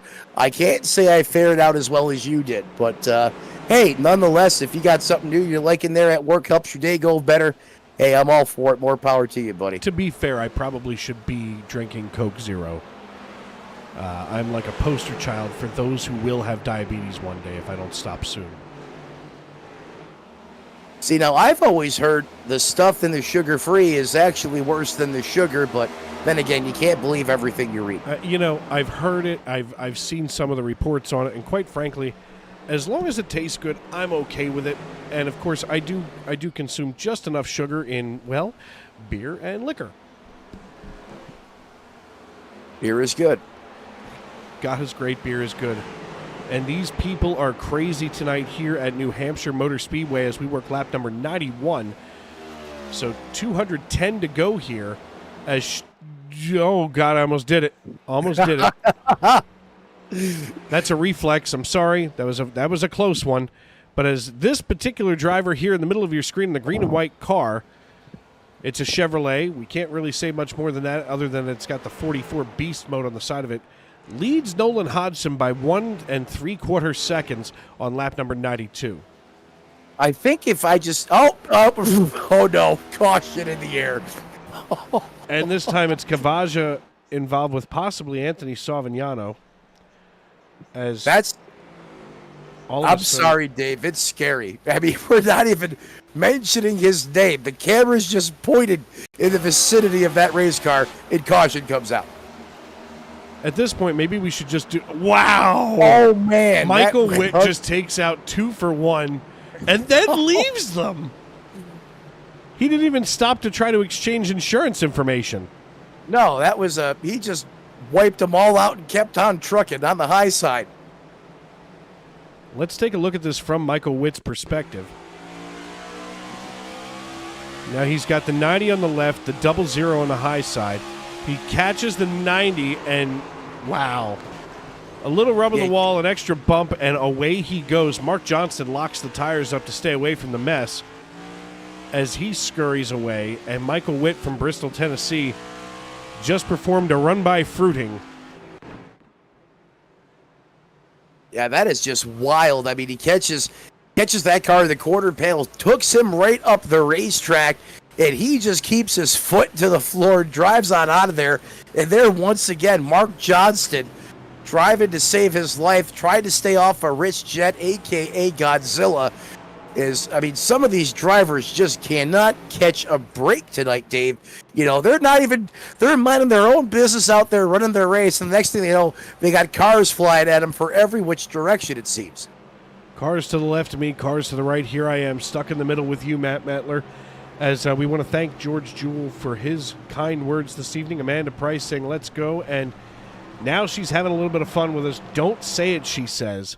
And I almost did. And you know what the crazy thing is? I almost did, and something bad happened elsewhere. It's a sign, Dave. Well, then I guess this will have to be the race that's basically going to not be for the blind, as we can't give any more descriptions. Everybody's just going to have to stare at their screens and watch what's going on. I think I have an idea. We're just going to refer to the 44 as beast mode. Is that fair? Yeah. I'll give you a 10 let's just do that. We'll do that. In the top 10 right now, we have the most number of Toyotas that we've seen in the top 10 all season long. 5 of them, as a matter of fact. 4 Chevrolet bow ties and just 1 blue oval. So the Toyotas have this place figured out, and I would be remiss if I didn't mention that Chris Davis sits P2 behind number 44 Beast Mode and is driving a Toyota. So there may be some kind of fireworks going off soon between these two cars.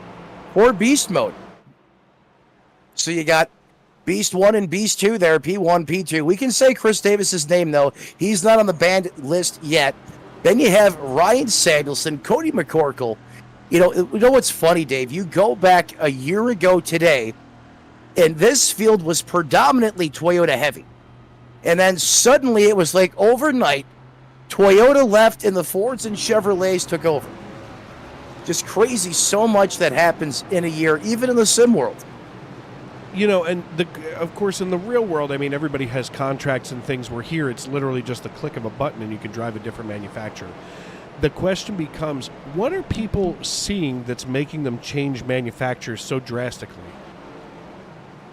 Well, sometimes you get an answer. It doesn't mean it's the right one because, if you're onto something, you don't want your secret getting out. I really think, especially with, the caliber drivers that we have here in the Stacy Strong Cup Series, I'm sure there's a reason for it more than just personal preference.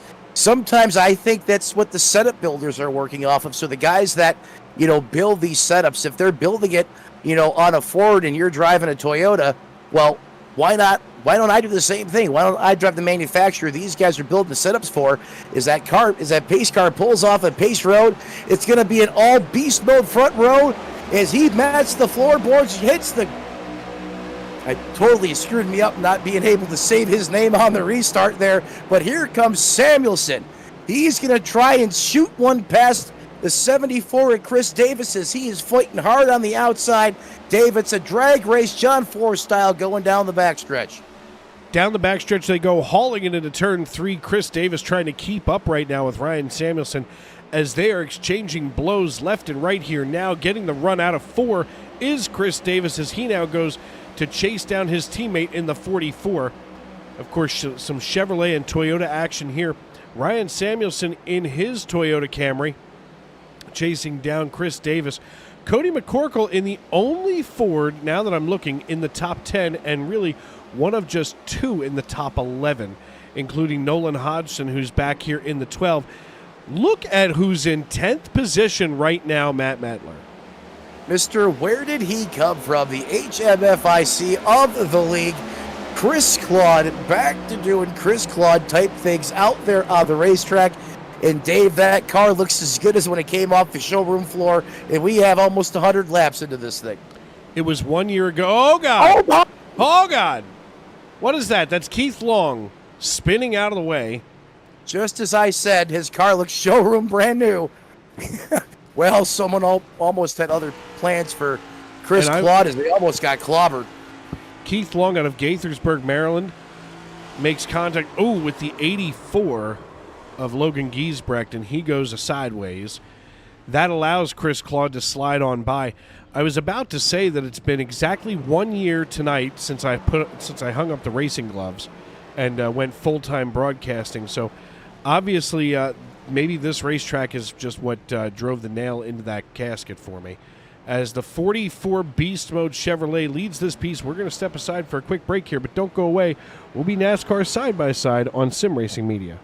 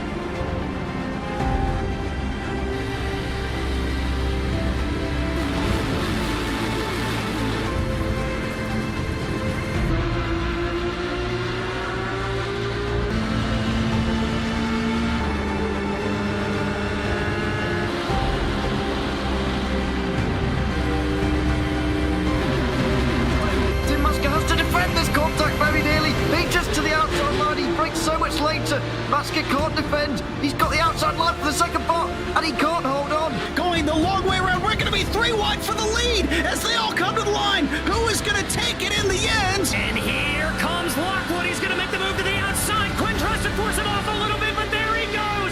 It's going to be side by side through turn 1. Will he be able to cover him off? He does. Weaving back to the left-hand side. Reynolds is trying everything. The kitchen sink is being thrown at it. They're leaning on each other. Coming into turn number 3. It's going to be a drag race through 3 and 4. Coming back to the line. Here comes Frisch on the bottom. Bouchard's going to hold the inside. Tries to be the late breaker here. They're going to be side by side through the final chicane.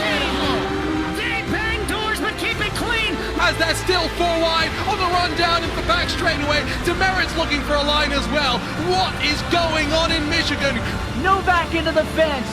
They're still beating and banging. Oh and to the line. He is much faster coming through there. Is there damage on Challenger? Abramitis is ahead. There's going to be a race to the line. Who is going to get it?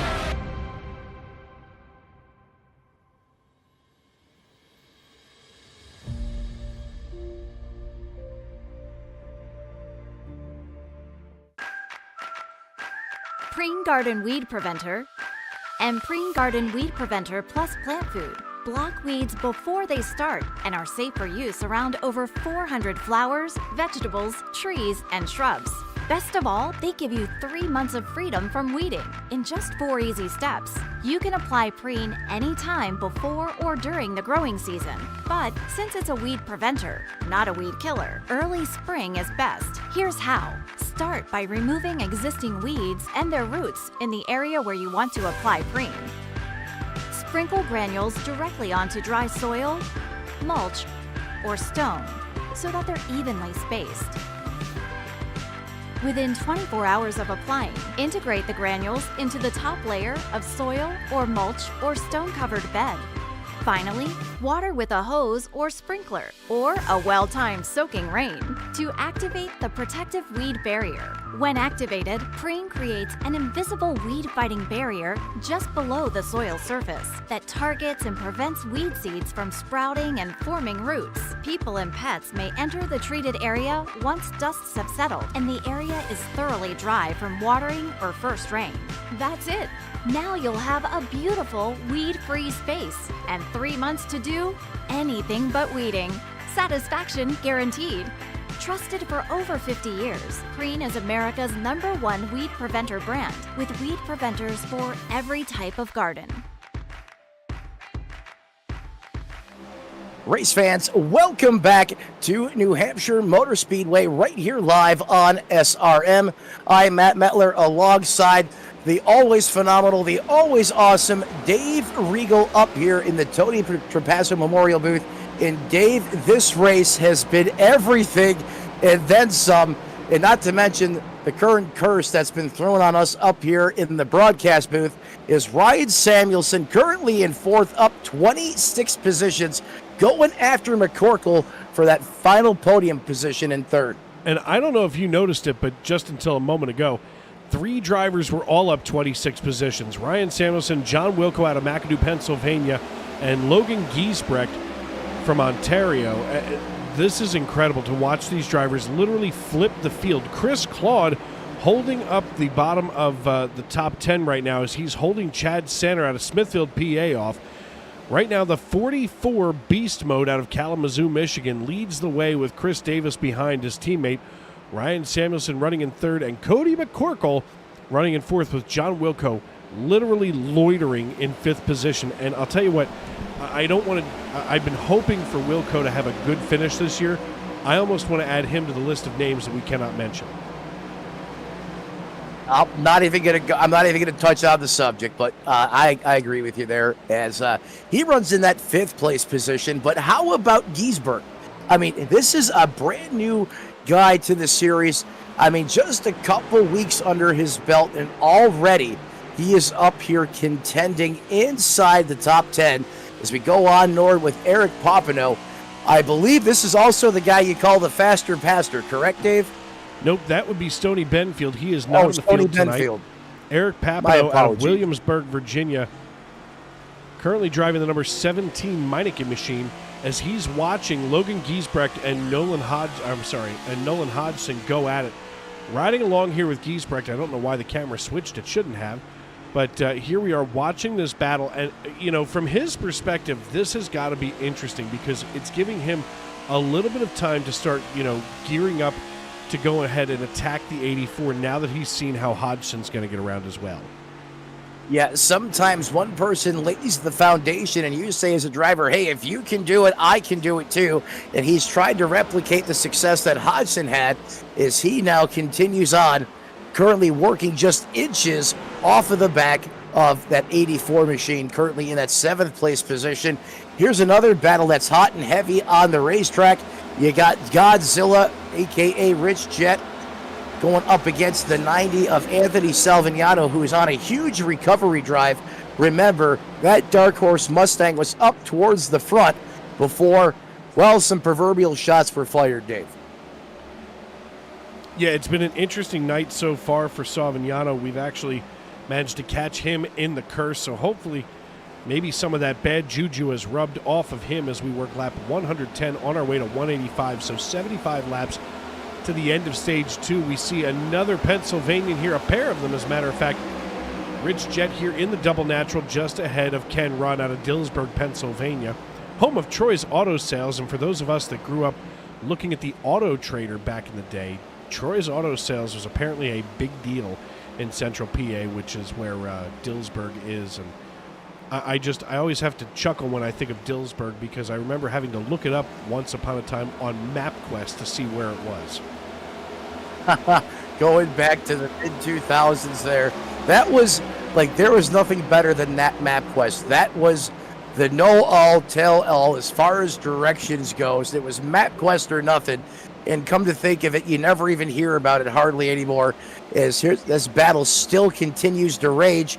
Ron Fitting there working the high side of the racetrack. Beautiful looking Monster Energy number 3 paint scheme on that race car here this evening. And Dave, he's been one of those guys that's committed to running that second groove most of this race. Yeah, Fitting's been making that second groove work for him. He's up 4 positions after qualifying in 19th. He trails Savignano by about 0.2 of a second, and he stays just over top of Bobby Anderson. Obviously, that's working some kind of wonder for him as he gives a little bit of a kiss to the wall here. Not the kiss of death, but Bobby Anderson able to slither on past here in the number 18 M&M's Ford Mustang. And, you talk about MapQuest being, cutting edge back in the day. Did you ever just look up the directions to someplace because you wanted to know what it was? Absolutely. I would sit there. In fact, one time I used it to take directions to an unknown place. I'd never been in North Carolina from my doorstep in Buffalo. And come to find out, it added an extra 7.5 hours to my trip. I still remember talking to my dad on the phone, and he was laughing at the route that it plotted for me as he was still over the road at that point in time.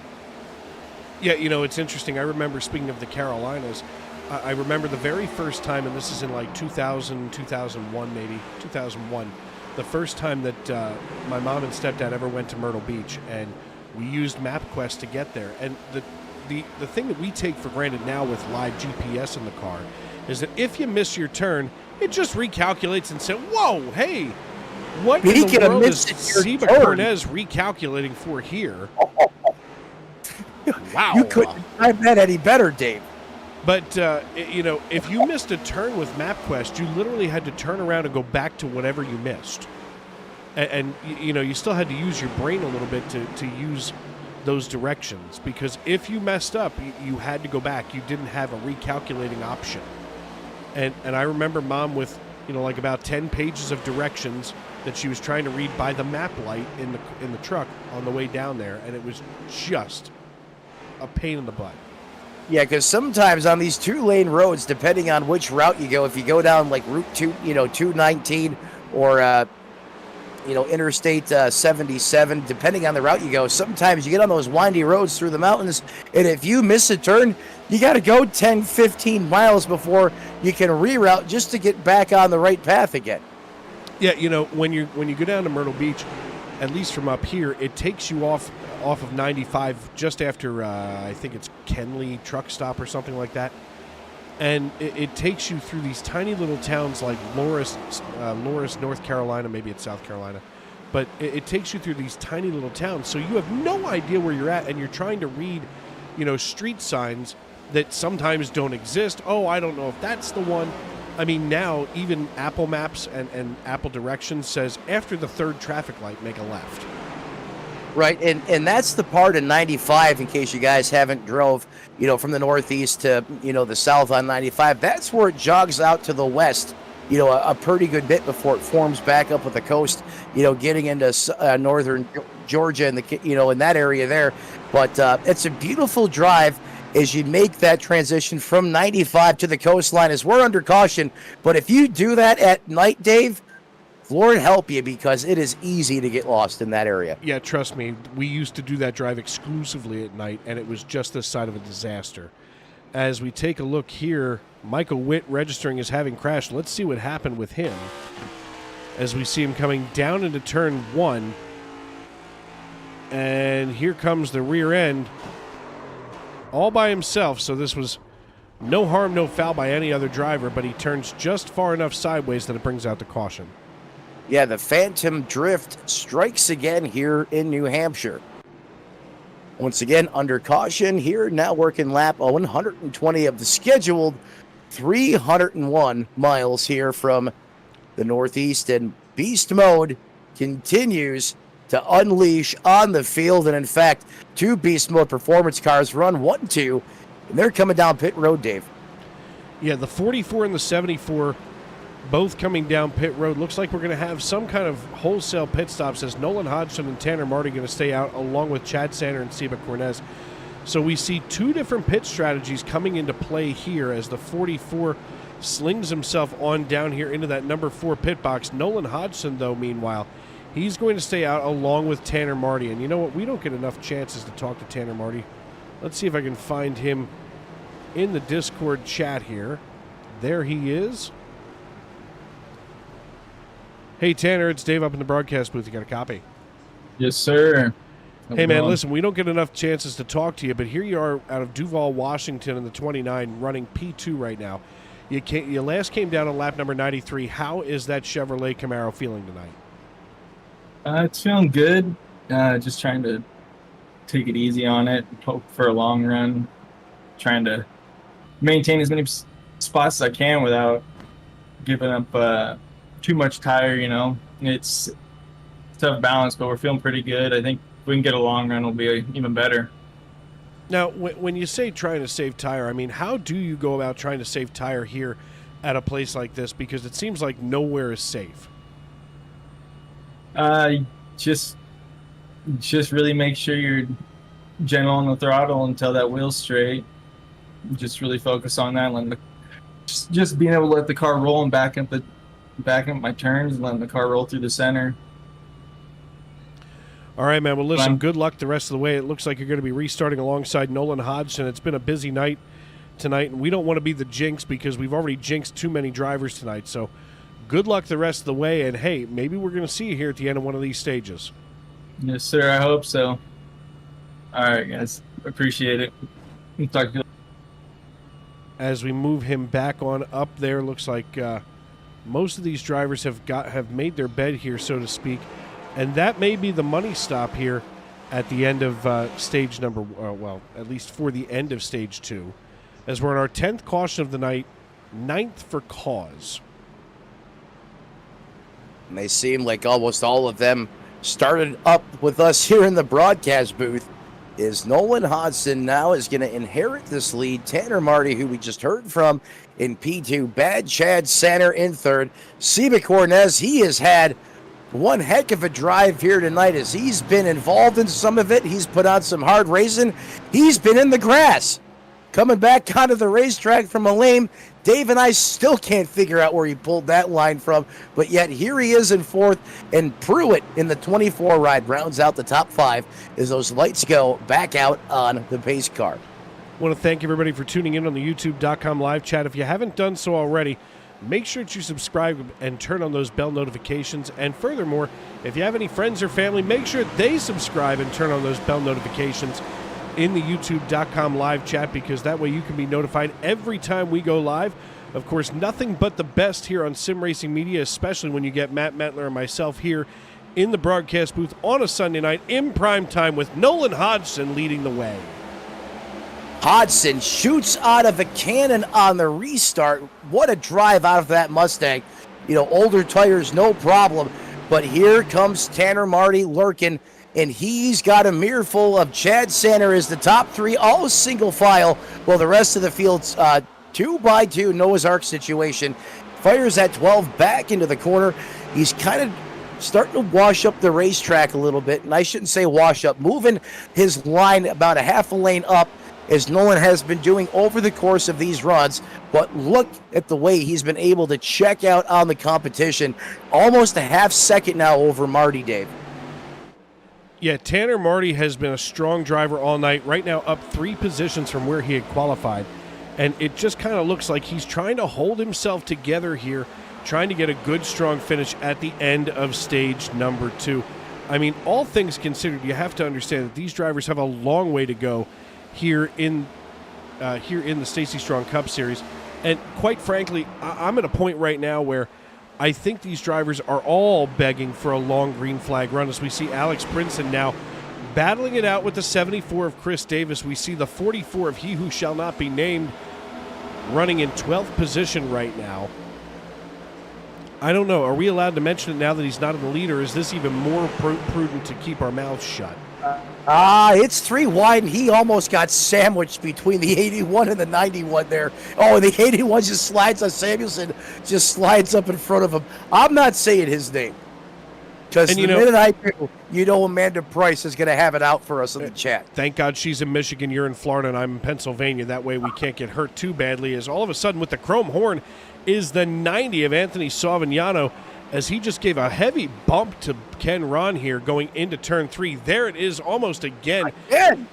I don't know what's going on with Savignano, but if somebody wants to go after him, I think that he's giving them license to do so, as he's ready to take it 3 wide, nearly 3 wide, as Ken Ron slides down in front of Savignano out of the way and now gets ready to work over Cody McCorkle in the 78. Yeah, Courtney McCorkle there in the 78, runs in that 12th place position, back even with the board. That's where he started. But I'll tell you what, Dave, this has been World War II style trench warfare just outside the top 10 here as we go back up the hill. Ryan Samuelson still in a heated battle with Alex Princeton. They're up 19 spots in that 8th place position, and he who shall not be mentioned is probably right where he doesn't want to be right now, because he might go 3 wide here. Is he going to shoot the gap? No. Wow. He thought about it and thought better of it, Matt, as we work down here into turn 3. The 44 nearly taking it 3 wide down the back chute, backs out of the way, and now gives a little bit of breathing room to the 81. He still has the 19 of Alex Princeton over top of him as we work down the front stretch on lap 130. 55 laps to go this time at the line in stage number 2, as we're here at New Hampshire Motor Speedway. Dave Riegel and Matt Metler with you in the Tony Trapasso Memorial Broadcast booth. We want to thank all of you for tuning in. Nolan Hodgson, your race leader, with about an 0.8 of a second lead over Tanner Marty. This whole front 5 has basically gone single file, and then the mess begins right behind Seba Cornez, as Ryan Samuelson now is still trying to hold off the 44 as we go on down the front stretch, but the 44 just too much for Samuelson, as now he looks to the inside of what could be a landmine in the form of Seba Cornez. I love how you said landmine, and that is not sugar-coated. You watch Beast Mode here work gingerly in the area of Seba Cornez, as he is one of probably the more ruthless drivers out there in the Stacy Strong Cup Series. However, Seba does give him plenty of room. Opening appears, and Beast Mode is going to take that spot, check the box, move him back into the top 5, Dave. I can't even believe what we're seeing as we take a look from the rear of Chad Sander out of Smithfield, Pennsylvania. He's got a lot of distance between himself and Beast Mode in the 44, about 0.8 of a second as we work lap 132. Bobby Anderson right now, as we look just ahead, is trying to hold off Sander by about 0.4 of a second. So that distance about half between those drivers. Paul Hill, who won stage 1, is now door handle to door handle with Chris Claude as he is about to serve Claude lunch. He's got the hairnet strapped on and secures 17th position away from Chris Claude. Hey, he doesn't have Slayer on that Mustang for no reason at all, as he's out there taking positions. Paul Hill still trying to regain his early dominance in this race, and it's Dave, it's even more magnified in this next-gen car, or Cup car. I'm sorry, the Cup car, as you already said earlier at the top of the broadcast. We're done with the next-gen car. This is now a Cup car. It's the Cup car. I got to get used to saying it myself. Just give me a little bit of time. But when he was out front in that clean air, that car was lights out better than anybody. And now you put him back in traffic, and he's having a hard time to run lap times. I mean, 3/10 off of where he was when he was out there leading this thing. The 62 of John Wilco, speaking of people who used to be out toward the front, now running in 20th position. He's still up 11 from where he had started back in 31st. But John Wilco from McAdoo, Pennsylvania, currently running in 20th position. When he was out front, it seemed like a good deal. But what I'm seeing more often than not is that if you're a driver that's set up to the inside of someone on the outside, they're getting some kind of dirty air off of that left rear quarter panel, and it's actually forcing you to have to back out before you wind up spinning out. It's kind of interesting. We're going to hopefully find that a couple of more times here on the racetrack, as many of these drivers are starting to really challenge one another in the waning laps of Stage 2. Yeah, the waning laps of Stage 2 as we watch Eric Papineau. He's another driver that has had quite a spicy race this evening. He has been on the receiving end, on the giving end, and currently right now one spot outside of the top 10 as he runs in that 11th place position. And coming with him through the field once again, Alex Princeton up 17 spots. Those two seem to be working together right now as they go once again on the charge towards the front. 137 laps in the books. We're watching Alex Princeton now get ready to chase down Eric Papineau and Seba Cornez, and Papineau kind of working around that landmine as we had called it earlier, as I had called it earlier, of Seba Cornez. And, you know, I don't want to be disrespectful to Seba, but it just seems like every time somebody gets near him, bad things happen. It's almost the same thing that happens with us here as soon as we start focusing on one driver, as now it looks like Papineau works to the inside. He's going to get a little bit of a run here. He gets a good exit out of 2 and shoots himself down the backstretch into 3, and this should be enough to secure 9th position easily over top of Seba Cornez. Yeah, give me Liberty or give me Seba. And guess what, Dave? For everything else, there's MasterCard, which is featured on the hood of the 59. Well, I mean, I think most of my plastic is MasterCard affiliated. Fairly certain. As we take a look here, Michael Caffrey in the 54 chasing down Alex Princeton. I'm not sure what's going on with Princeton, but he really seems to be struggling tonight. This is not something that we typically see out of him. And he's been in this league for a few years now. I remember the very first night when he came out in a Caribou coffee paint scheme. And I feel like he was doing a lot better when he was painted with Caribou coffee instead of where we're at tonight. Caribou coffee, how you remember that? But it's like some of those things you just remember, you don't know why. But I remember when Alex Princeton was driving that car. It's the times have changed since the Caribou coffee days. But it'd be nice to do a throwback, wouldn't it? You know, here's the thing. I remember the very first night. I mean, I was running okay that night for some reason. It certainly wasn't planned. But out of nowhere comes Alex Princeton and blew my doors off of the old 21 machine, and that was when I was driving for Murph's Fan Club. And, of course, a local radio personality here outside of Philadelphia. But he blew my doors off, and I remember getting on the radio and shouting on our private team chat, "Who's this effing guy driving Caribou coffee?" He made your first and obviously lasting impression on you. Is he's out there right now putting on a good show as we go back up to the lead, and it's beast mode on Hodson action going on. And what happened to the 44 there? He was there. I think they made some slight contact in the corner, and Dave, look at all the ground that Camaro has lost to the 12. You know, here's the thing, though, with the 44. He's kind of like a really highly skilled fisherman. He'll let the line out a little bit. He'll let you kind of start to swim away, and then all of a sudden starts to reel you in, just, you know, bringing you back on in there to the boat. And that's what he's doing right now with Nolan Hodgson. He's testing, you know, the 44 to see if he's got the strength, and he does, to get Nolan Hodgson into his clutches. You know, veteran race car drivers, sometimes they just have more tools in the box. And I think that's exactly what he's doing right now. You hit the nail right on the head as Hodgson tries to run and get away.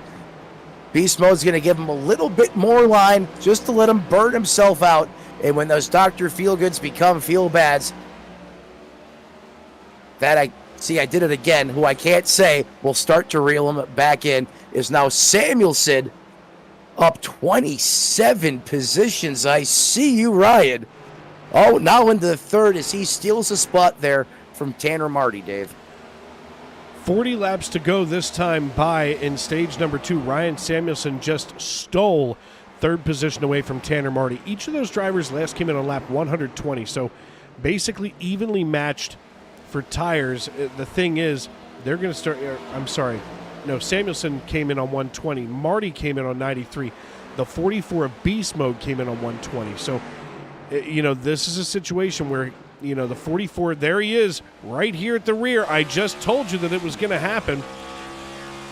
Here's Beast Mode getting ready to make his move. Nearly using the chrome horn here. Oh, a little bit of a nudge.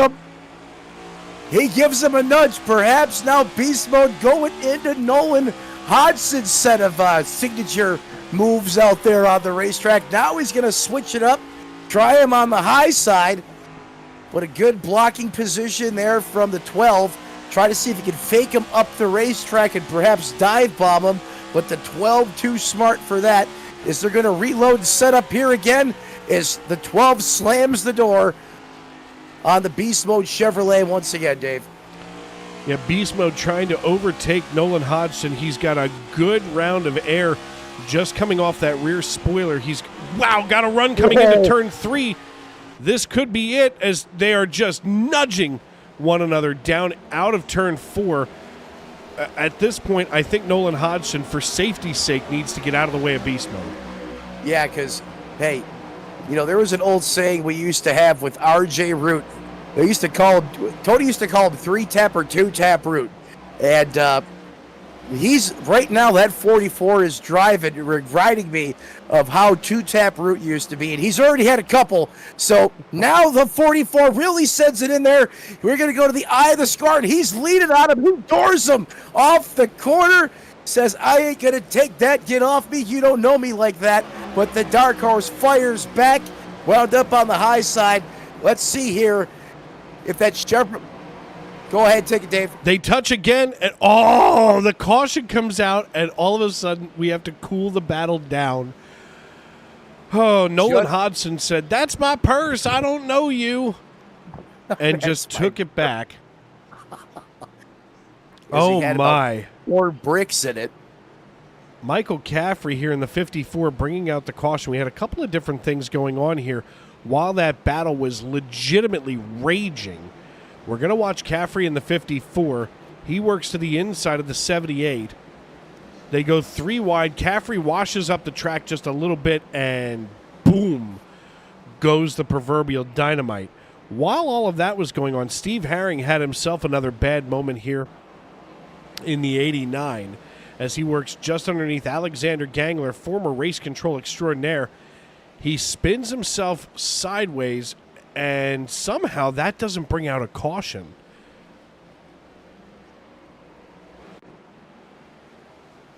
Yeah, that's strange. I mean, that should have brought out the caution. That was right in the main racing groove, but, not the case here. However, we are under caution.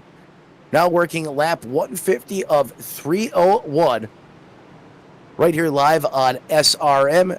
Myself, Matt Metler, alongside the great Dave Regal up here in the Tony Trapasso Memorial booth as we now watch the 54 of Michael Caffrey roll down pit road, but everyone's still chasing Nolan Hodgson. Dave, who is still on those older tires, 93 on his race car compared to the 120. So you got fresher shoes in the neighborhood of the 44 right behind him. So you see the pit stop strategy in stint length here. Nolan Hodgson, 71, 22, 57 to Rogers, 71, 49, and 30. So you can see that 44 of Rogers. And you know what? I'm done. I'm saying his name from now on. I give up. I fold. I cave. If something bad happens to the 44, it was on you. I'll take the blame, Dave. Amanda Price, you can send your hate mail to Sim Racing Media, care of the state of Florida, because I'm not sure exactly what town you're in down there. But you can always send it to the zip code of OU812. Just make sure it says Jonathan Leach on it, and that'll get you to the right person the first time on your first submission. In fact, you can send that to Miami, Florida. Miami, thank you. Anytime after October 22nd this year. And we will read them with affection to one another if we want to read all of the hate mail that comes to us from the jinxes that we have placed on drivers this season. Yeah, we can do it live on air together. I think that would be fantastic. That'd probably get us to the 4,000 subscriber mark, you think? Well, look, everybody's all about reading the mean tweets and things on I think it's Bill Maher. Jimmy Kimmel, too. And Jimmy Kimmel does the mean tweets. I think we should all read the mean comments as I hear some stuff dinging in here. The Allen Experience calling this battle a slobber knocker, and he loves every minute of it. He would love a slobber knocker. I could just see him eating an ear record now. That's great. Does he eat it from the side or from the end? I don't know. Something tells me I don't want to know. We have to save we the love cob. we love the Allen Experience here at SRM. He really does support the cause and does a ton, on the broadcast side and the administrative side. You know what? To your point, I mean, we literally could not do our jobs without Alan Bergen. We make fun of him and we love him to death because this dude is behind the scenes all the time, organizing, scheduling, taking care of the stuff so that all you and I have to do is slide into the seat and hit start streaming. And believe me, I know that we've got a lot going on at Sim Racing Media. All of you at home may think that all we do is sit here and watch, iRacing races. But there's a lot that goes on and a lot of production that has to go into this. And we thank Alan Bergen for his service. And, of course, our chief cook and bottle washer, the leader, Jonathan Leach, out of Alpena, Michigan, as we'll all be together in just a few months down there in Miami, Florida. You can come hang out with us as we'll be at the racetrack Saturday and Sunday during the Homestead races.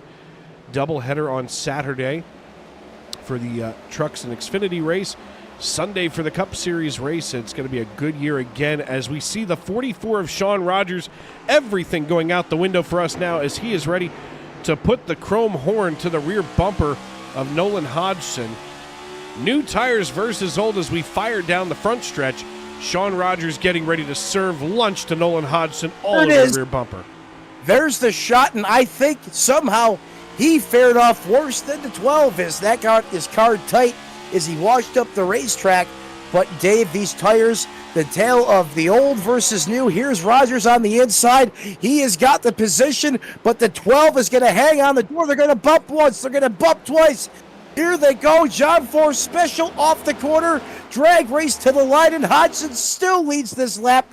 What a fight from the 12. That looks like that race of old at Bristol Motor Speedway with Kurt Busch. My God, I think that, what was that? Kurt Busch and Ricky Rudd side by side down the front stretch at Bristol. That's exactly what that brought back to memory. Yeah, very reminiscent there. But obviously two different drivers. Sim racing, oh my God, they're welded together through the corner. They're using the buddy system. Absolutely incredible. Listen, everybody needs a friend, that's for sure. As Sean Rogers looks to the inside now, he gets ready to send it into turn one. Can't hold off Hodgson once again as they come out step for step down the backstretch. We have a hot and heavy battle for the lead here on lap 157. Hey, Nolan Hodgson just says, no tires, no problem. I am going to make the 44, burn everything off of that race car as he is keeping them pressed down low under the bottom, not letting them slide up off the corner. And this has basically equalized the lap times. Last time by Nolan Hodgson ran a 30.98 to Sean Rogers, 30.97. In fact, they flip-flop a 100th that time at the line. What is this doing? This is allowing drivers like Chris Davis, Tanner Marty to close in on the action. And if we flip the camera around back, Beast Mode is right there lurking off the back of Hodgson should he make a mistake, Dave. Hodgson now trails Beast Mode. And wow, just as we see all of this coming to fruition, what a great battle as Sean Rogers going to be scored the race leader as we go under caution for the 12th time tonight, 11th for cause. Mark Johnston being involved in this one as we look for the 80 on timing and scoring. He limps himself out of turn 4 in the 7-Eleven machine. And let's see what happened here with the 80. He's got the double natural of Rich Jet behind him. He's got... Car just spins out on his own again. Oh, I mean, I guess it's better that he was alone. You want to... here's the thing. This is my favorite move in racing. You have yourself right there at the entry. What is he doing? What are you doing? Reverses. There you go. That's the right way. you know, sometimes when you loop around like that, you lose your situational awareness there for a minute. But Mark Johnson gets it going the right direction. And Dave, I think it's something to do with that seam there in that bottom lane. If you hit it just right, it just seems like your car goes into like this uncontrolled slide. I call it the phantom drift because, you know, if I'm not careful how I make my corner entry with this race car, if you send it in on one of the seams, it's almost like that's the recipe to make your car do just that. Now, I could be completely wrong, but for me, if I'm not conscientious of that, it'll happen to me a couple times a race, especially over 301 miles. Well, I talked about that during Racers Elite last week here at New Hampshire Motor Speedway, and the thing is, this racetrack is a lot like Martinsville. You know, you see here in the turns themselves, in fact, let's see if I can get us down here into 3 and 4. You can see the difference in the racing surface, you know, from the low side to the high side. And if you get anywhere near that groove that you're talking about, right there where the asphalt changes colors, this is what you're going to see. You know, that seam has tar in it that's, of course, you know, there to bridge that gap. And that tar is slicker than slick when the racetrack is hot. And, of course, your tires are hot. You're coming across it. And basically, you are slip sliding through that. Yeah, it's almost like hitting you heard of a grip strip? Well, that's a slip strip. And I think that may even be a little bit of an underestimate here, as we're now working lap 162 of 301. We're going to step aside, pay some bills, but don't go anywhere. We'll be right back on SRM.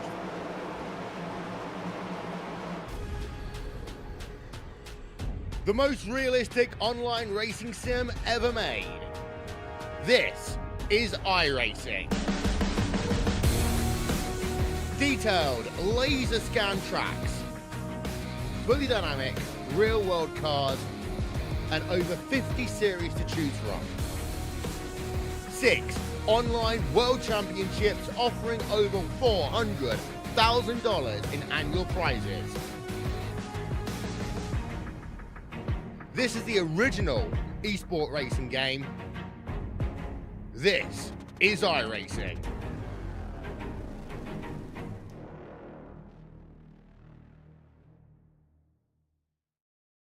So hi, my name's Christy. I am a wife, a mother of 3 children. I am a sister and an aunt of lots of nieces and nephews, and I'm also a substitute teacher. So my everyday life changed by going to appointments, a lot of appointments, a lot of scans. During the treatment, my body just got weaker, so I wasn't as active with my children and with my husband. So I was laying on the couch a lot more. I'm an active person, and so that just didn't sit well with me, but that's how it changed. My body was just weaker, and I couldn't do the things that I used to do.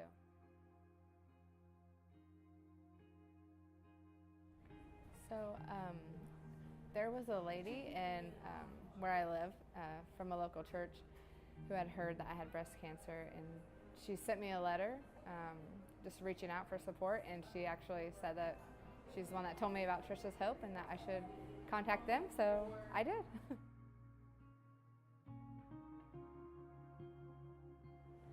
So specifically, I wasn't able to really work during my treatment or anything like that, so the grant that I was able to get helped me pay my bills, provide gas money. I was driving to and from treatments, and so it helped a lot with bills and everything.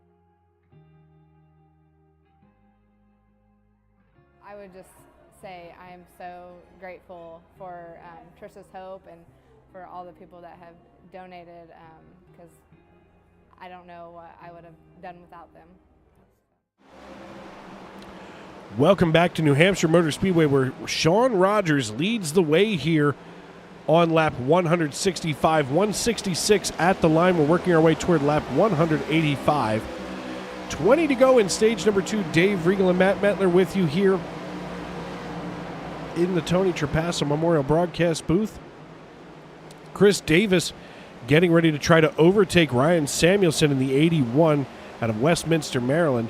Nolan Hodgson out of Lamar's, Iowa now trails Sean Rogers by just about a half second and then some. What a great battle we had here at the end just before going to commercial break during the caution, as Bobby Anderson now is shoving Eric Papineau down the front stretch just behind Cody McCorkle in the 78. They worked their way past Chad Sanner, and now Sanner has nothing to do but look from behind at the left rear quarter panel of the 18.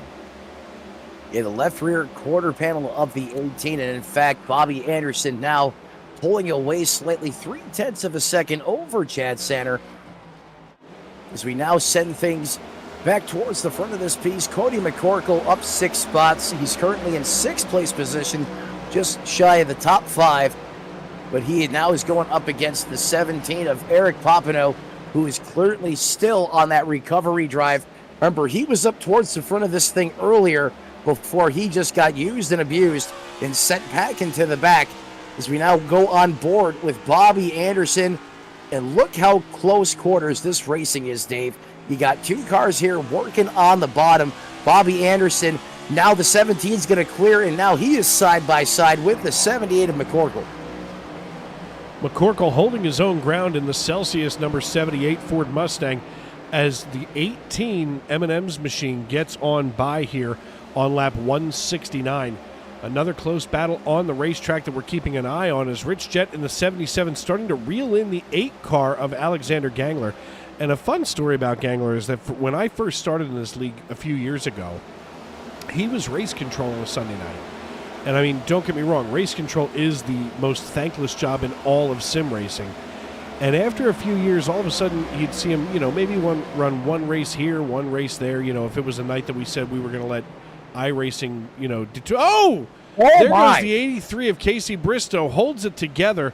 Let's see what happened with Bristow as we run it on back here from Williamsburg, Virginia. Here's Bristow just behind Gangler. Gangler turns in here, and Bristow just dirt tracks himself. Matt Mackin nearly escaping disaster on 170.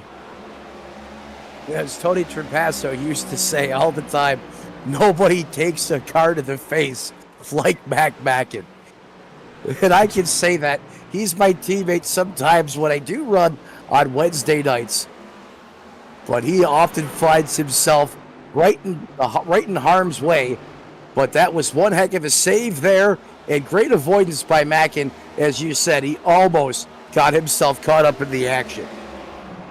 Riding along with Keith Long now, looking to the rear of Richard Pruitt. And Pruitt and the 94 of Chad Sanner going after it, as now Pruitt gets around Sanner in the Menards Great Stuff Ford Mustang. I almost said F-150. That's a completely different race vehicle.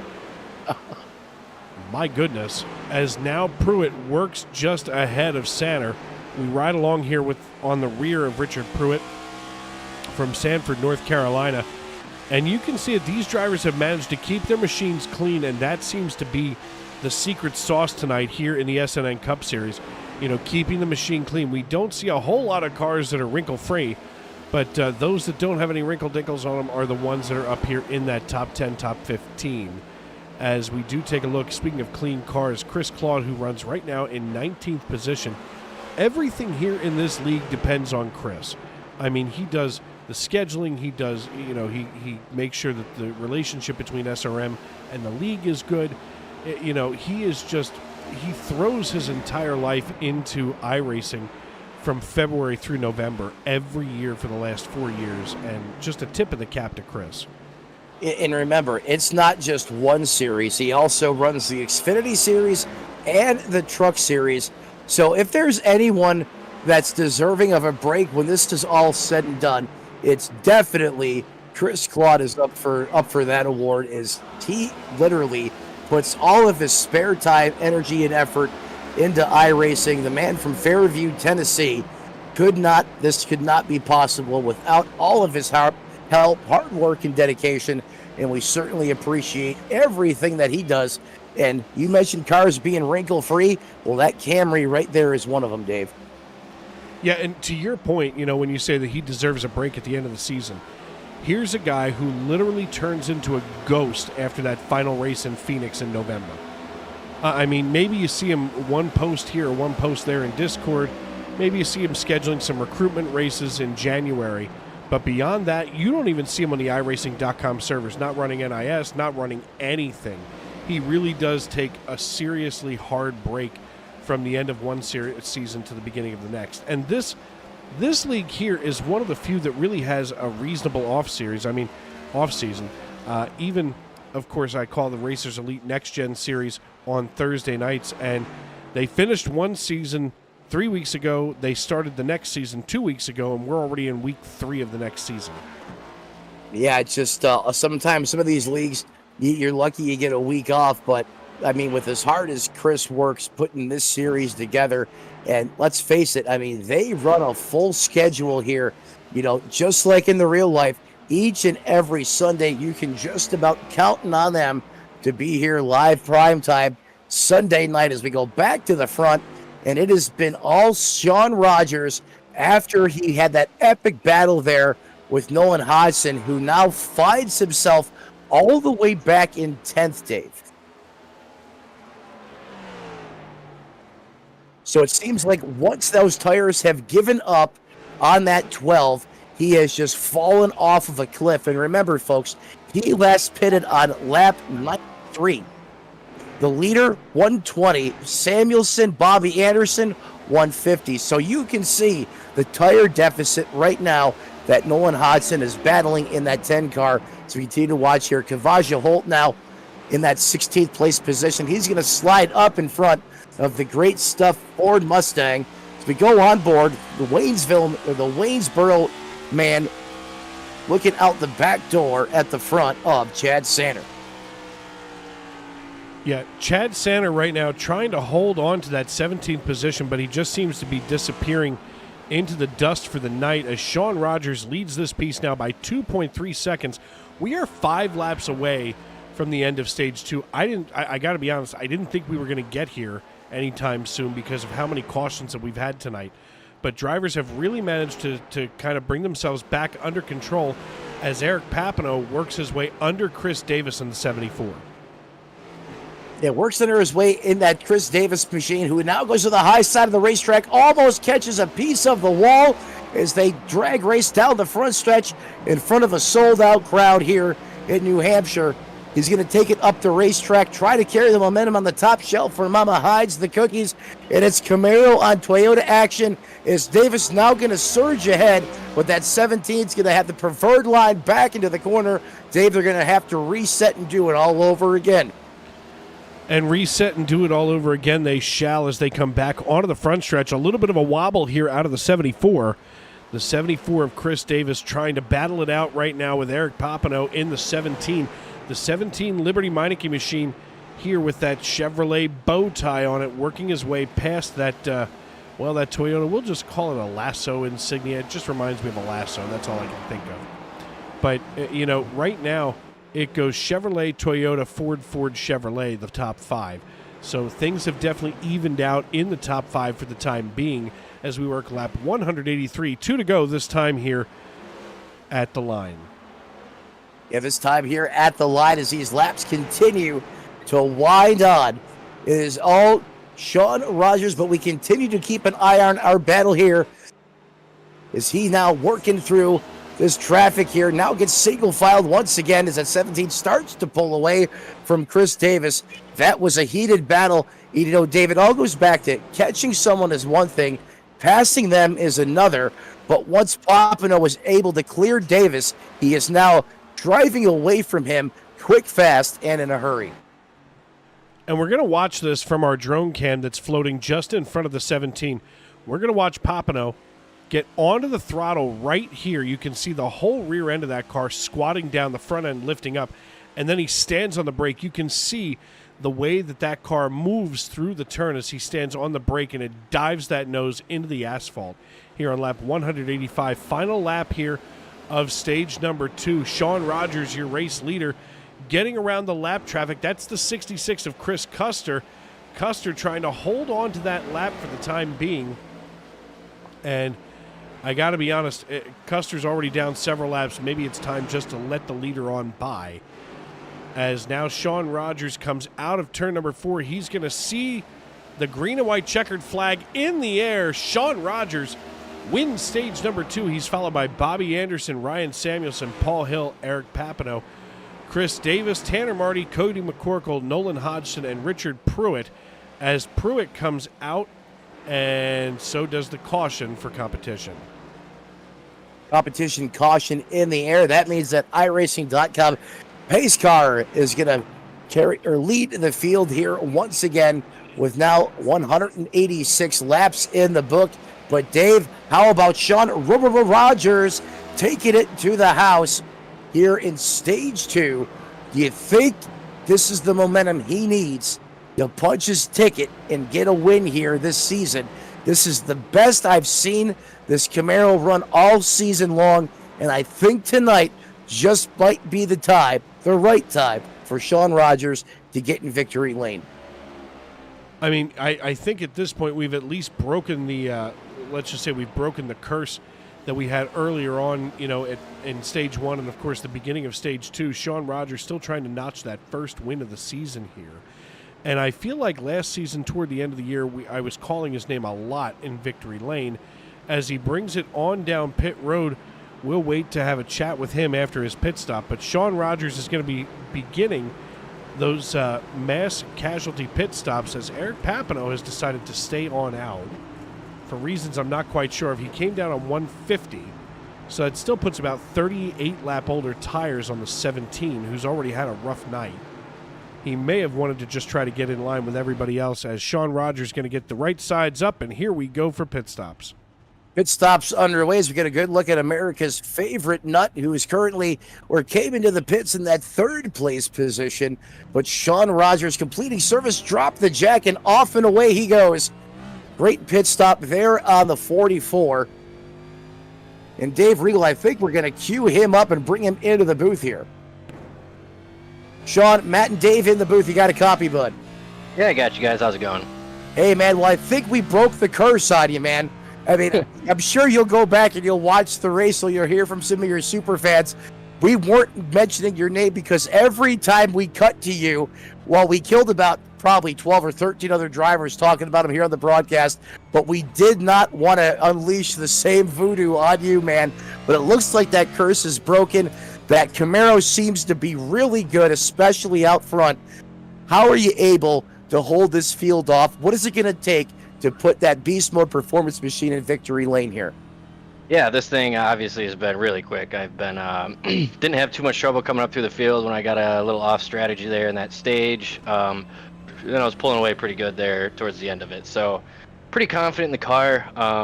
Hopefully, I could just keep it consistent, keep it out of the wall, or keep it from spinning out, and I think we got a good chance at this one. Yeah, I couldn't agree with you more. I got to ask you before I let you go, talk to me about that epic battle with Nolan Hodgson. I mean, that was about as good as it gets from a broadcast standpoint. Yeah, it was a blast. I had a lot of fun.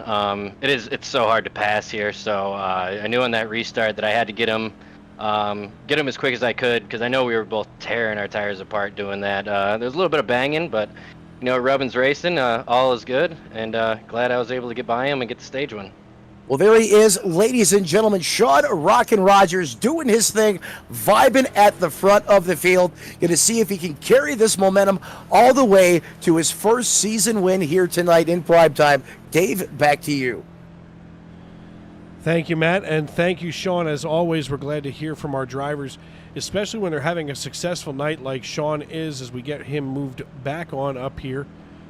Of course, there I was trying to multitask, talking to the boss man on one phone and trying to deal with this on the other end as we get ready to go back green flag racing. It's going to be Rogers and Papineau on the front row. Paul Hill, Bobby Anderson, Tanner Marty, Ryan Samuelson, Michael Caffrey, Richard Pruitt, Ken Ron, and Seba Cornez, your top 10. The iRacing.com pace car lights are out, which means that Eric Papineau going to have control of this field when we come out of turn number 4.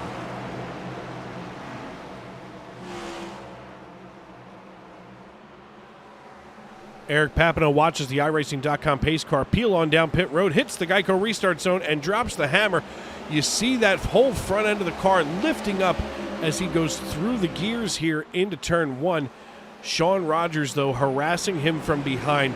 That has to be a daunting, a daunting moment to look in the rearview mirror and realize that probably the strongest car on the track is now right behind you.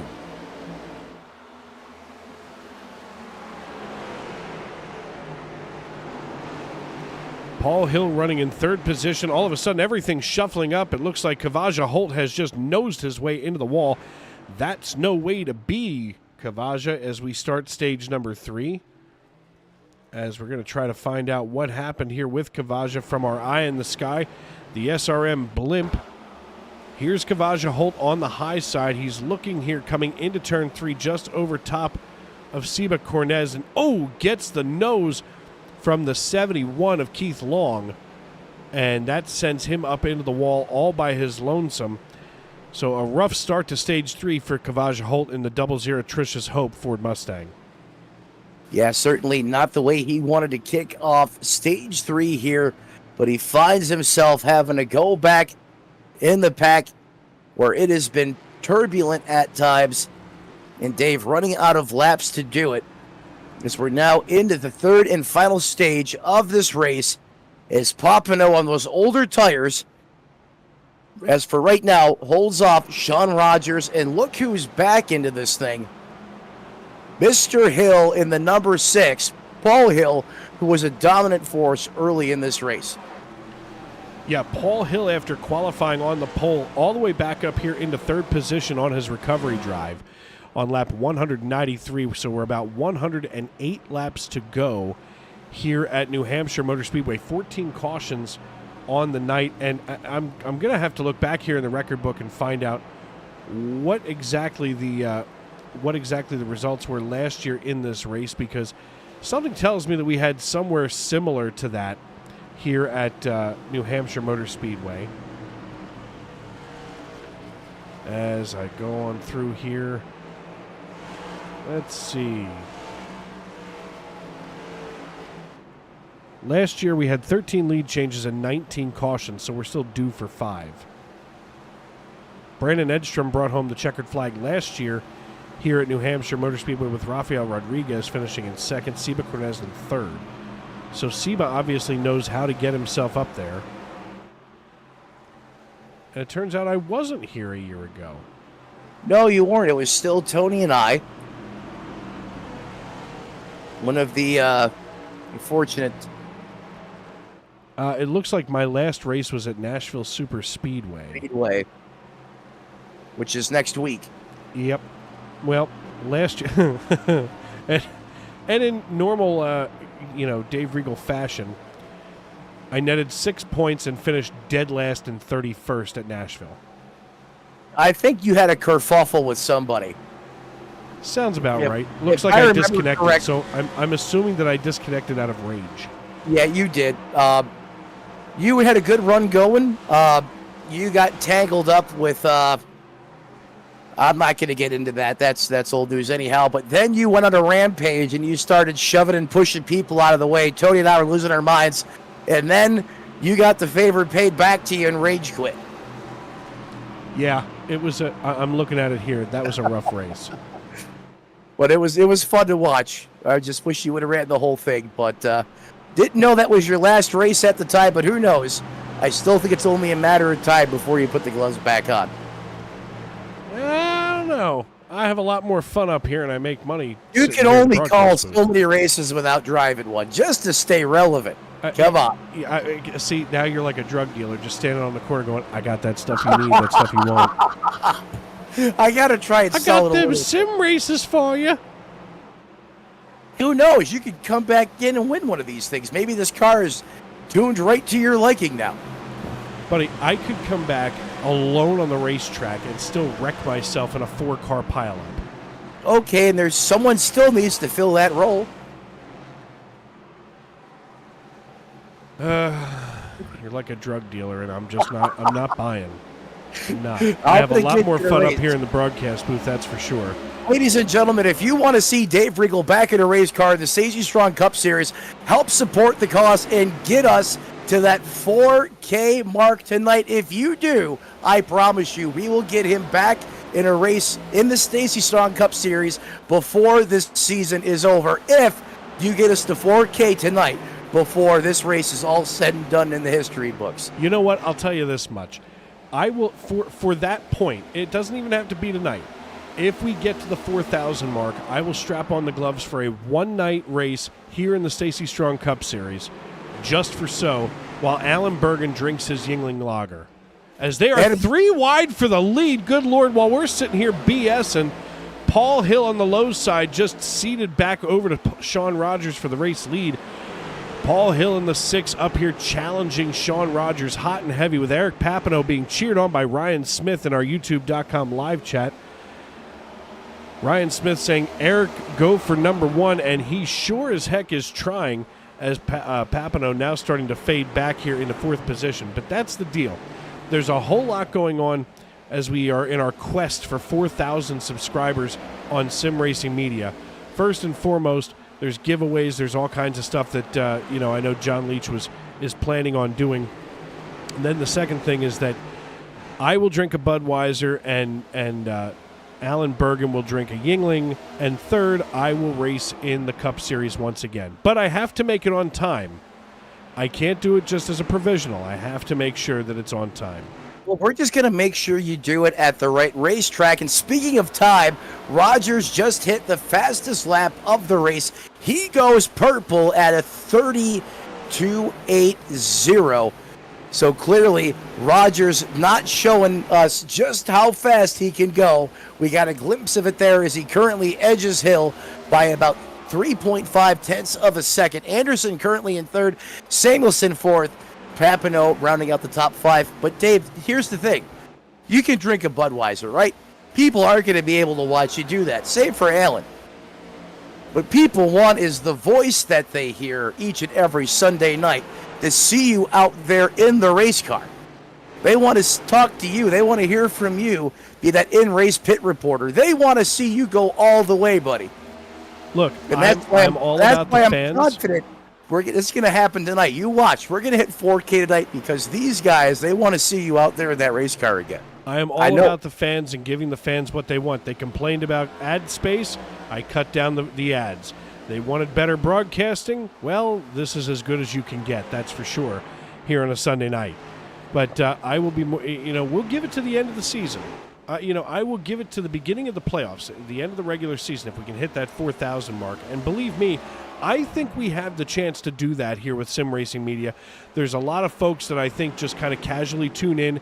They don't hit that subscribe button. They don't hit that like button, but they know where to find us. So go ahead and put a bookmark right in there on your YouTube.com history so that you can find us every night of the week. 6 nights of racing on Sim Racing Media.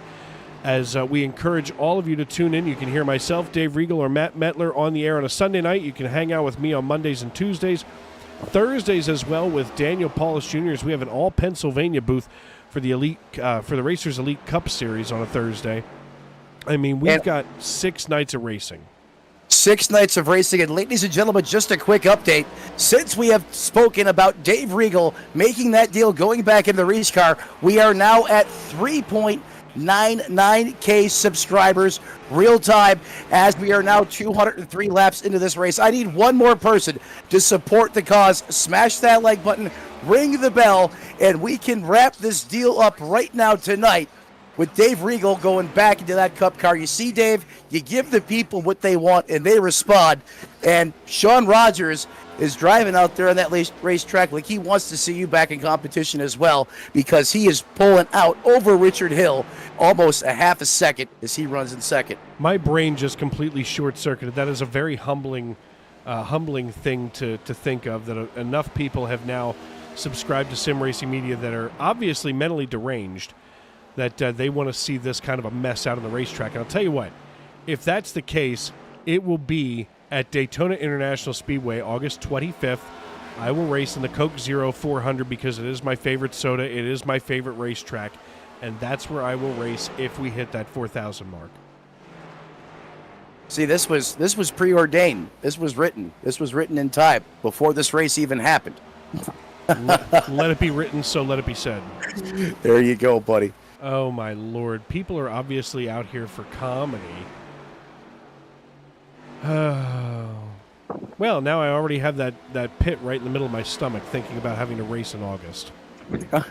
You're going to do fine. Sean Rogers still leading the way by 0.2 of a second over Paul Hill. They have basically turned this into a two-car race for the lead. But Chris Davis and Keith Long in the 74 and the 71 going at it hammer and tongs for that final spot in the top 10 here on lap 207. Now Chris Davis slides right in front of Long and decides that he's going to take over 10th position for now. But Ken Ron is trying to get around Keith Long here for 11th. Yeah, for that 11th place position, Ken Ron having a great run here tonight, up 21 spots from where he started. And now Tanner Marty goes to pull the move on him, though. He's going to send it down to the bottom, eating hard on the inside. They are side by side. However, two veterans here giving each other plenty of room. And there's Tanner Marty. He's in the picture as well, as he's now involved in a full-fledged drag race down the backstretch. And Cody McCorkle is thinking about going 3 wide there, Dave. That may be ill-timed for sure for McCorkle as he's trying to hold on to the inside of Ken Ron from Dillsburg, Pennsylvania, home of Troy's Auto Sales, as we had talked about earlier. Now that's going to be stuck in my head. I'm going to be curious whether or not Troy's Auto Sales is still there. I can't imagine that they're not. But Tanner Marty now running in P12 just ahead of Cody McCorkle and Ken Ron in 13th and 14th. There are still battles all over the racetrack. Here's Richard Pruitt trying to overtake John Wilco in the bounce number 62 Chevrolet Camaro. And I'll tell you what, he has been bouncing back after starting in 31st, now running in 15th position out of a tiny town just outside of Hazleton, Pennsylvania. Hazleton, Pennsylvania. That's the highest city in the state of PA, if I remember correctly. You're close. It's Freeland, which is right next door to Hazleton. And thank you for showing everybody that I have more useless information in my skull that I can shake a stick at. Hey, that's not useless information. Look, I mean, to be fair, Hazleton may be the highest town in Pennsylvania just because they have a drug problem there. And Freeland is not that far off, but it is the highest elevated borough in Pennsylvania. Well, there's the comedy factor you said everyone was looking for. But Dave, that is not useless information. That is good textbook knowledge there, my friend. Now, I think what's more disturbing is that you're able to just say that, and then I'm able to correct it without before you were done speaking. I thought, nope, I know this one. I used to have a customer at this creepy house in Freeland, and I'll never forget going there. I wound up, it was a disaster. I'll have to tell you off the air what happened, but it was horrific. That was back during my service technician days. Oh, okay. I see where you're going with this one. I got into some weird stuff out there in the field once upon a time. And some of that's the reason why I went sprinting back to building maintenance.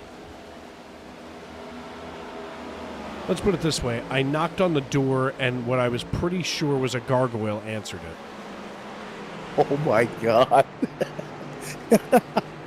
The house was Were you able to... Go ahead.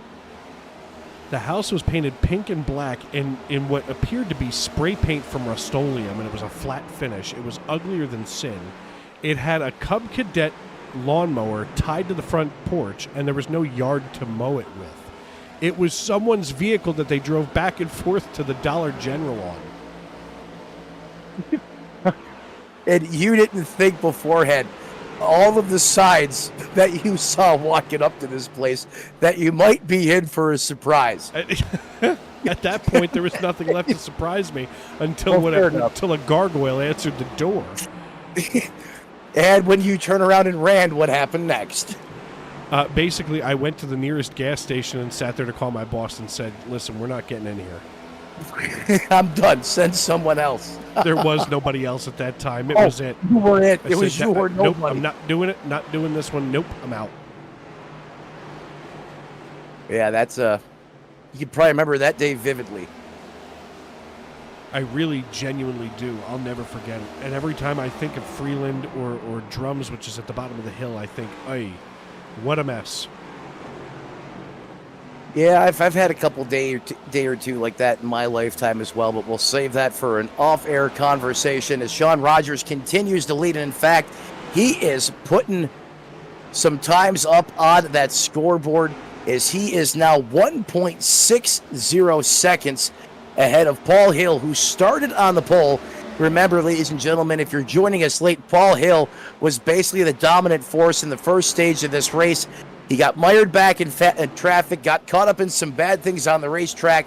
Now he finally has gotten himself back up towards the front of this thing, but Sean Rogers really that Camaro has come to life in the second half of this race. And since it's been out in front, Dave, it has pretty much been on cruise control as we continue here to watch some of these heated battles on the racetrack. Big time, hello. Well, and you know what? I don't want to jinx it, but here I go trying my best.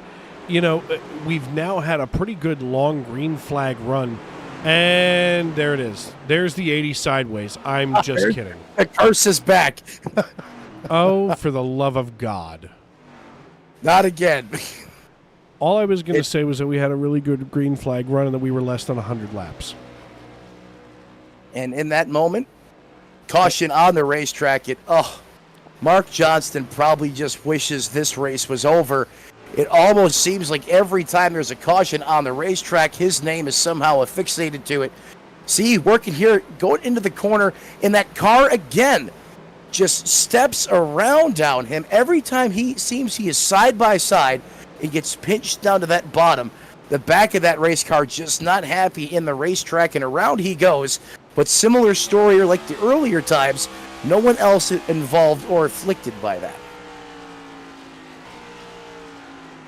Riding along with Chris Claude, as he was just there to watch Johnston spin out and avoid that. Now Chris Claude, one of the drivers coming down pit road as we are here on lap 219. As we get that information out of here. Here comes Paul Hill down pit road as well. As we look from high in the sky, all of these drivers are going to come down. They're going to get 4 tires and a tank of Go Fast. We're at just about 82 laps to go, so less than 100. They may still have to make a stop. On fuel, they should be good. It's the tires that become the question as they're 4 wide coming off of pit road. Oh, my. What a move there as Casey Bristow going to lead our race with Sean Rogers going to be P2. Paul Hill, Ryan Samuelson, Nolan Hodgson, Michael Caffrey, Bobby Anderson, Seba Cornez, Chris Davis, and Chad Sanner make up the rest of the top 10, but they were 4 wide coming off of pit road. That was absolutely... Sorry about that as my mic cut out there, ladies and gentlemen. But Dave, they're out there running 4 wide on the racetrack. What do they do? Hey, we're under caution. We're just going to take the drama to pit road. And that's what these guys do. 4 wide coming off. Absolutely wild.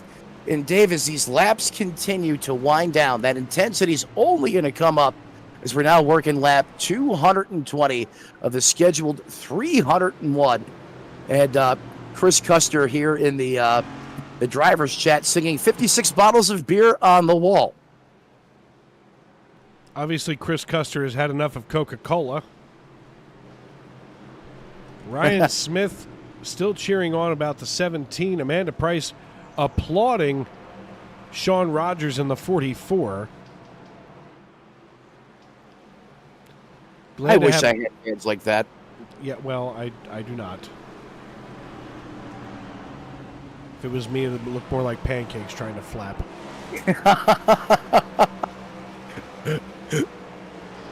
That's why I went to the digital stream deck, so the buttons are bigger.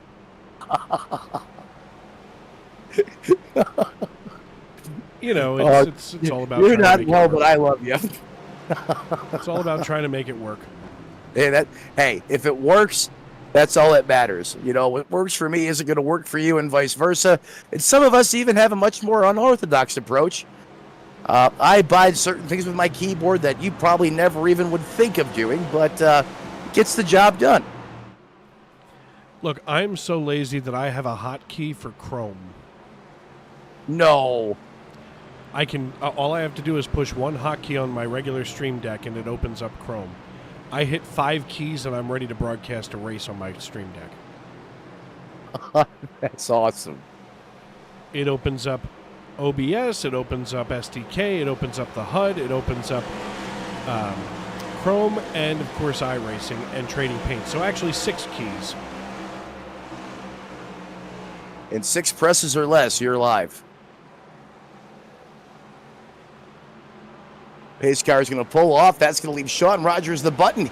And what a restart by Rogers. He catches the rest of the guys on the snooze button as he's able to jump out 3-4 car lengths over Hill. And Samuelson and Hodgson are in the middle of a dogfight. First cars in line that are 2x2 as Rogers pulls away once again.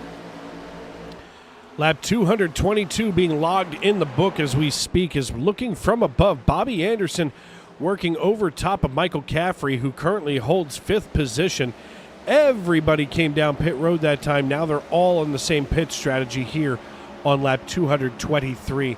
All of a sudden, we can start to see Nolan Hodgson creeping on the low side here of Ryan Samuelson in a battle for 3rd position. Hodgson trying to drive away with 3rd. He does for the time being, as Paul Hill is desperately trying to claw his way back up to Sean Rogers.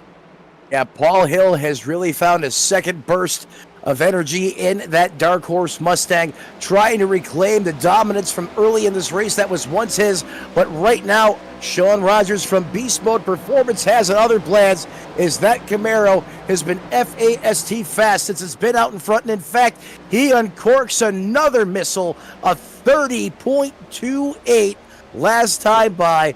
New fastest of lap of the race, Dave Regal.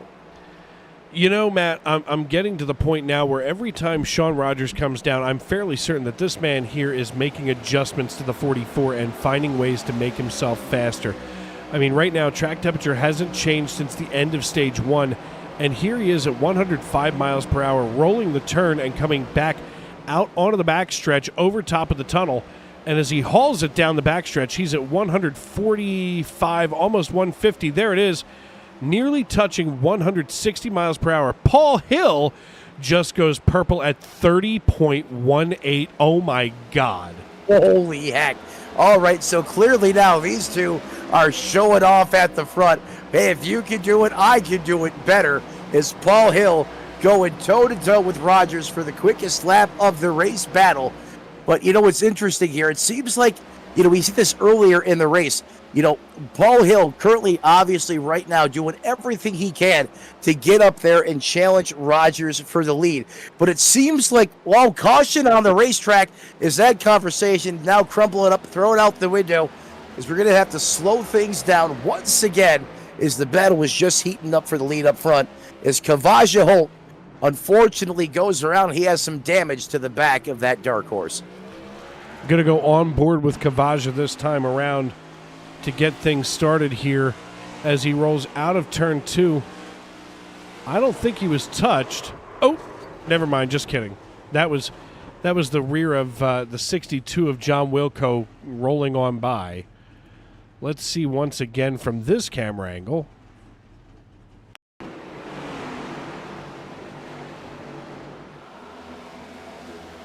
Here's Kavaja Holt. He steps out alone, and as he comes and washes back up the racetrack, John Wilco catches him at an inopportune moment for John. And, you know, I've been in this league for so long that I'm so used to seeing some of these things.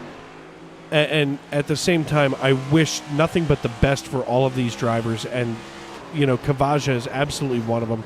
I know that he's really good friends with Barrett Coffey, who, of course, is who kind of taught me how to run super speedways a number of years ago. And, you know, I wish nothing but the best for Kavaja, and tonight has just not been his night.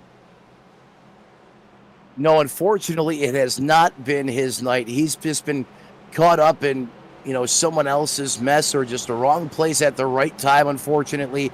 That time there, though, I mean, he did get loose off the bottom, came back up across the racetrack, and poor John Wilco had nowhere to go. You know, to your point earlier, you know, you were saying you want to be able to see him finish one of these races, you know, so bad, you know, where he typically is capable of performing. I thought that may have been the case tonight, but he gets caught up late here. And in fact, the 33 of Ken Ron was in that one as well. Let the Jose Cuervo flow as I top off the old cup here. Sean Rogers atop the pile, followed by Paul Hill, Nolan Hodgson, Ryan Samuelson, Michael Caffrey, Bobby Anderson, Chris Davis, Chad Sanner, Eric Popino, and Tanner Marty holding down the top 10 as we work our 16th caution of the night, 14th for cause. So we're all but on our way to matching last year's caution total of 19.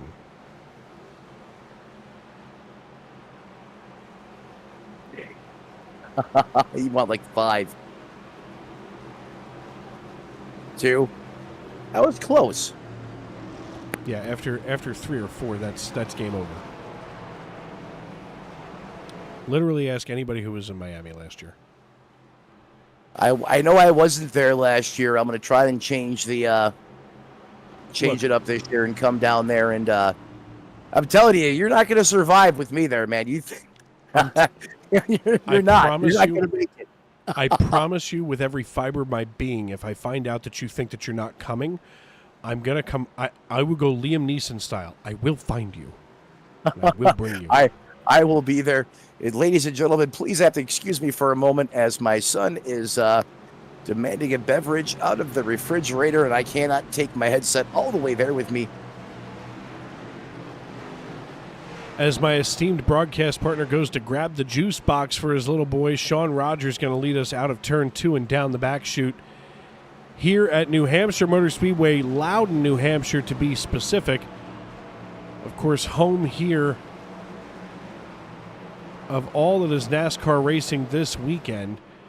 In the USA Today 301, I encourage everybody to go ahead and subscribe to the USA Today. It's probably one of the few newspapers that's left that still has reasonable reporting. And if one thing has ever been taught to me, it's always question everything. So if you read something and it seems slanted or if it seems a little off, you can at least ask questions about that. But Sean Rogers hits the Geico restart zone and we're back underway. He's got Paul Hill and Ryan Samuelson behind him side by side, drag racing down the front stretch as we go into turn 1. Ryan Samuelson going to have the edge, but now on exit is a good roll from Paul Hill coming out of turn 2 and down the back stretch. He's going to have the edge now on Ryan Samuelson on lap 231, 70 to go at the line here at New Hampshire Motor Speedway. Ryan Samuelson now being scored in 3rd position behind Paul Hill, but Nolan Hodgson, as we go on board with him, is watching this battle with bated breath, and he is salivating over watching Paul Hill and Ryan Samuelson go at it right now.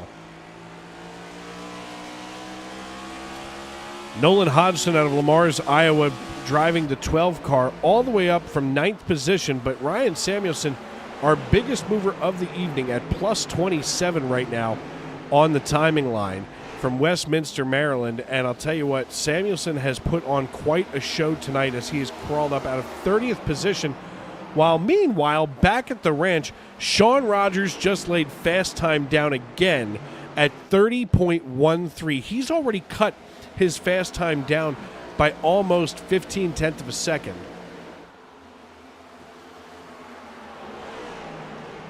Now the question is, does teammate Paul Hill try to do the same? As the last time we saw it, it was 30.19, then 30.18. Does Paul Hill try to go 30.12? He does not, as he lays down a 30.29 to Rogers' 30.26.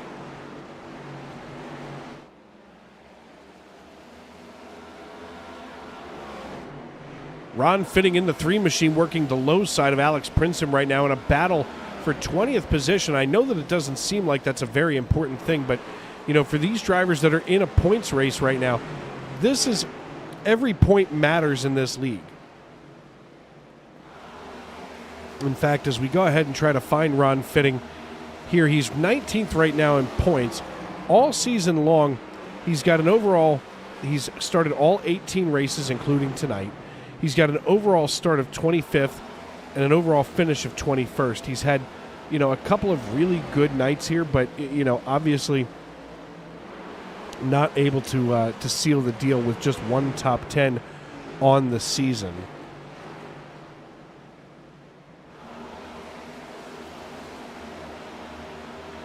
Another battle starting to break itself out is Tanner Marty here in the 29.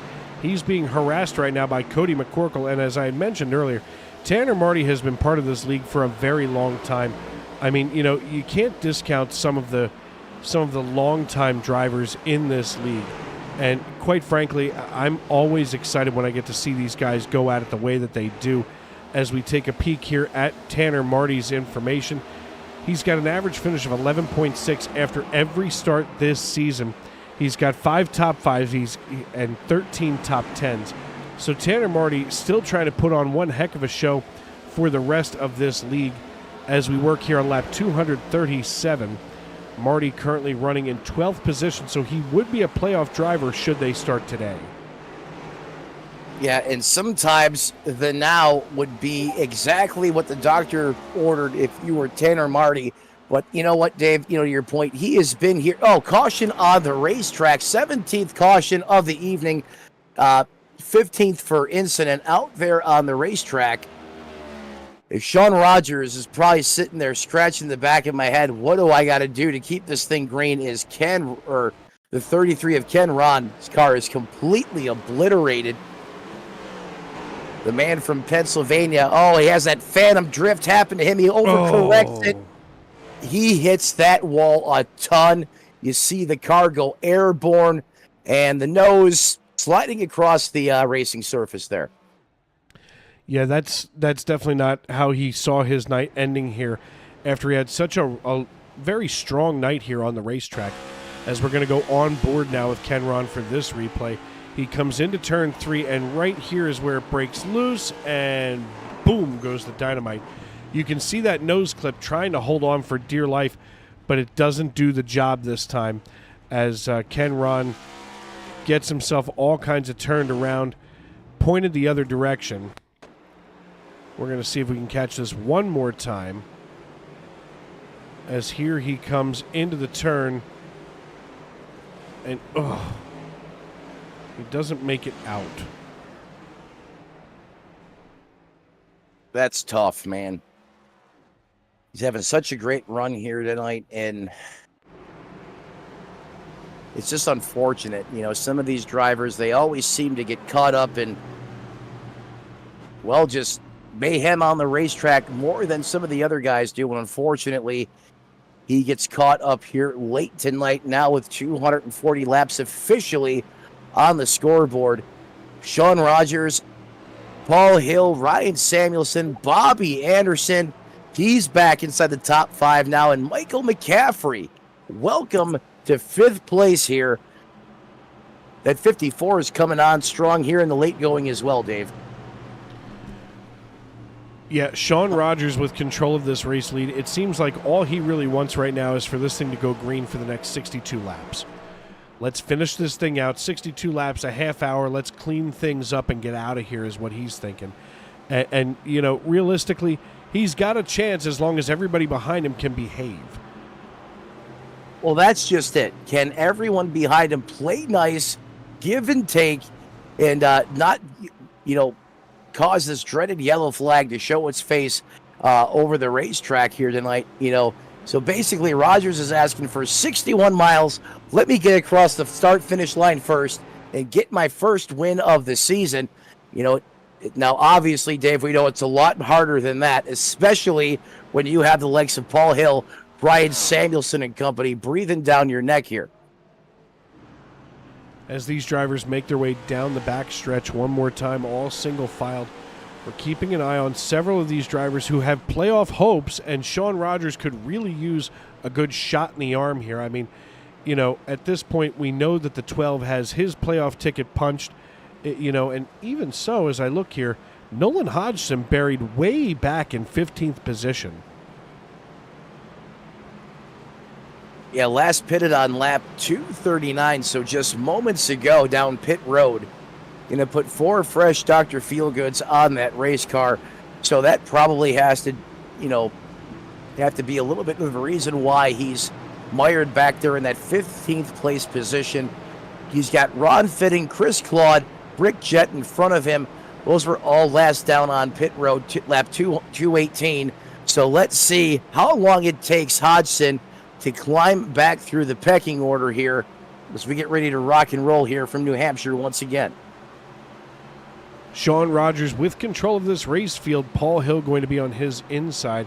As we go on board with Sean Rogers, we see that the iRacing.com pace car lights are out. That means that we will be going back green flag racing this time by. And Sean Rogers already shifting himself into gear, getting himself ready for that green flag to fly. The iRacing.com pace car coming out of turn number 4, getting ready to make the hard left turn down pit road. We see this field of cars still, 22 strong on the lead lap. Hit the Geico restart zone, and we're back underway. Green flag back in the air, and Rogers back on the loud pedal as these glorious V8s come roaring back to life in New Hampshire. And already 0.4 of a second advantage over Hill as he's coming off the turns 1 and 2 complex, firing down the backstretch now as we take a 1 lap all-out coverage here around this racetrack. Great camera work by our in-house guys here who work so hard at SRM. And look at Rogers go as here comes now Michael Caffrey going after Papineau. However, the 17's going to get the advantages. They're almost 3 wide there, Dave. These drivers are trying to hold themselves together as Eric Papineau wants that, top 5 finish. Michael Caffrey, though, is doing everything in his power to make sure that Papineau doesn't get that top 5 finish. We're going to go on board here with Michael Caffrey from Perth, Australia. Of course, our neighbor down under. And, I talked to him a couple of weeks ago, and I think that it's fantastic that here it is, Monday morning for Michael Caffrey, and he's having a heck of a start to his week. Hey, why not start your week off with some great competition here in the Stacy Strong Cup Series? And that's exactly what Caffrey is doing here, having a great run to go along with it, as he is just outside of the top 5, lurking, trying to chase down Eric Papineau, who currently owns that position. Right now it is 10:16 in the morning tomorrow on Monday. I think that that's just incredible to see here, as we really do have an international field of drivers in this league.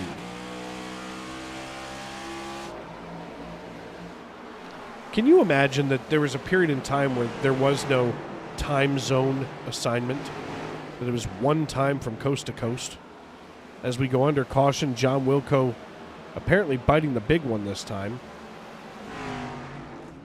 Oy. Oh, more trouble for the 62 bounce Chevrolet.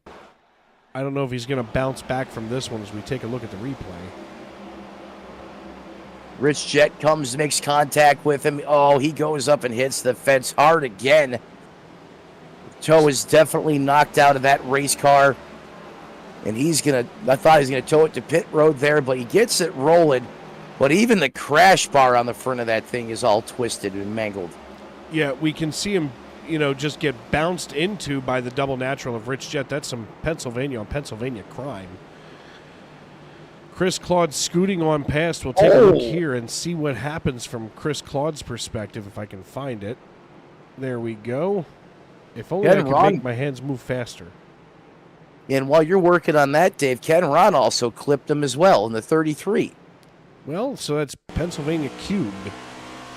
Yeah, 3 Pennsylvania guys all making contact on that one. There was a meeting. Of the mind. Talk about Chris Claude. Maybe he should be the one playing the lottery tonight. I know. He has had an escape route in every single one of these so far. And sometimes, that's how racing is, Dave. When you're on, you're on. You can just see through those wrecks. You have a route. It looks great on the broadcast. And other times, you can't buy yourself out of one. It's just how it goes.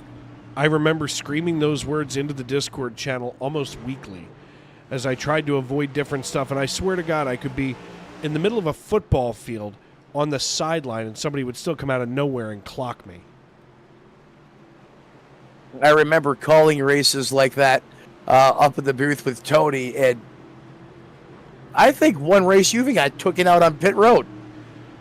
Yeah, that was at Martinsville, minding my own business. My pit box was in the middle of the turn because, of course, Martinsville has that long, goofy pit road.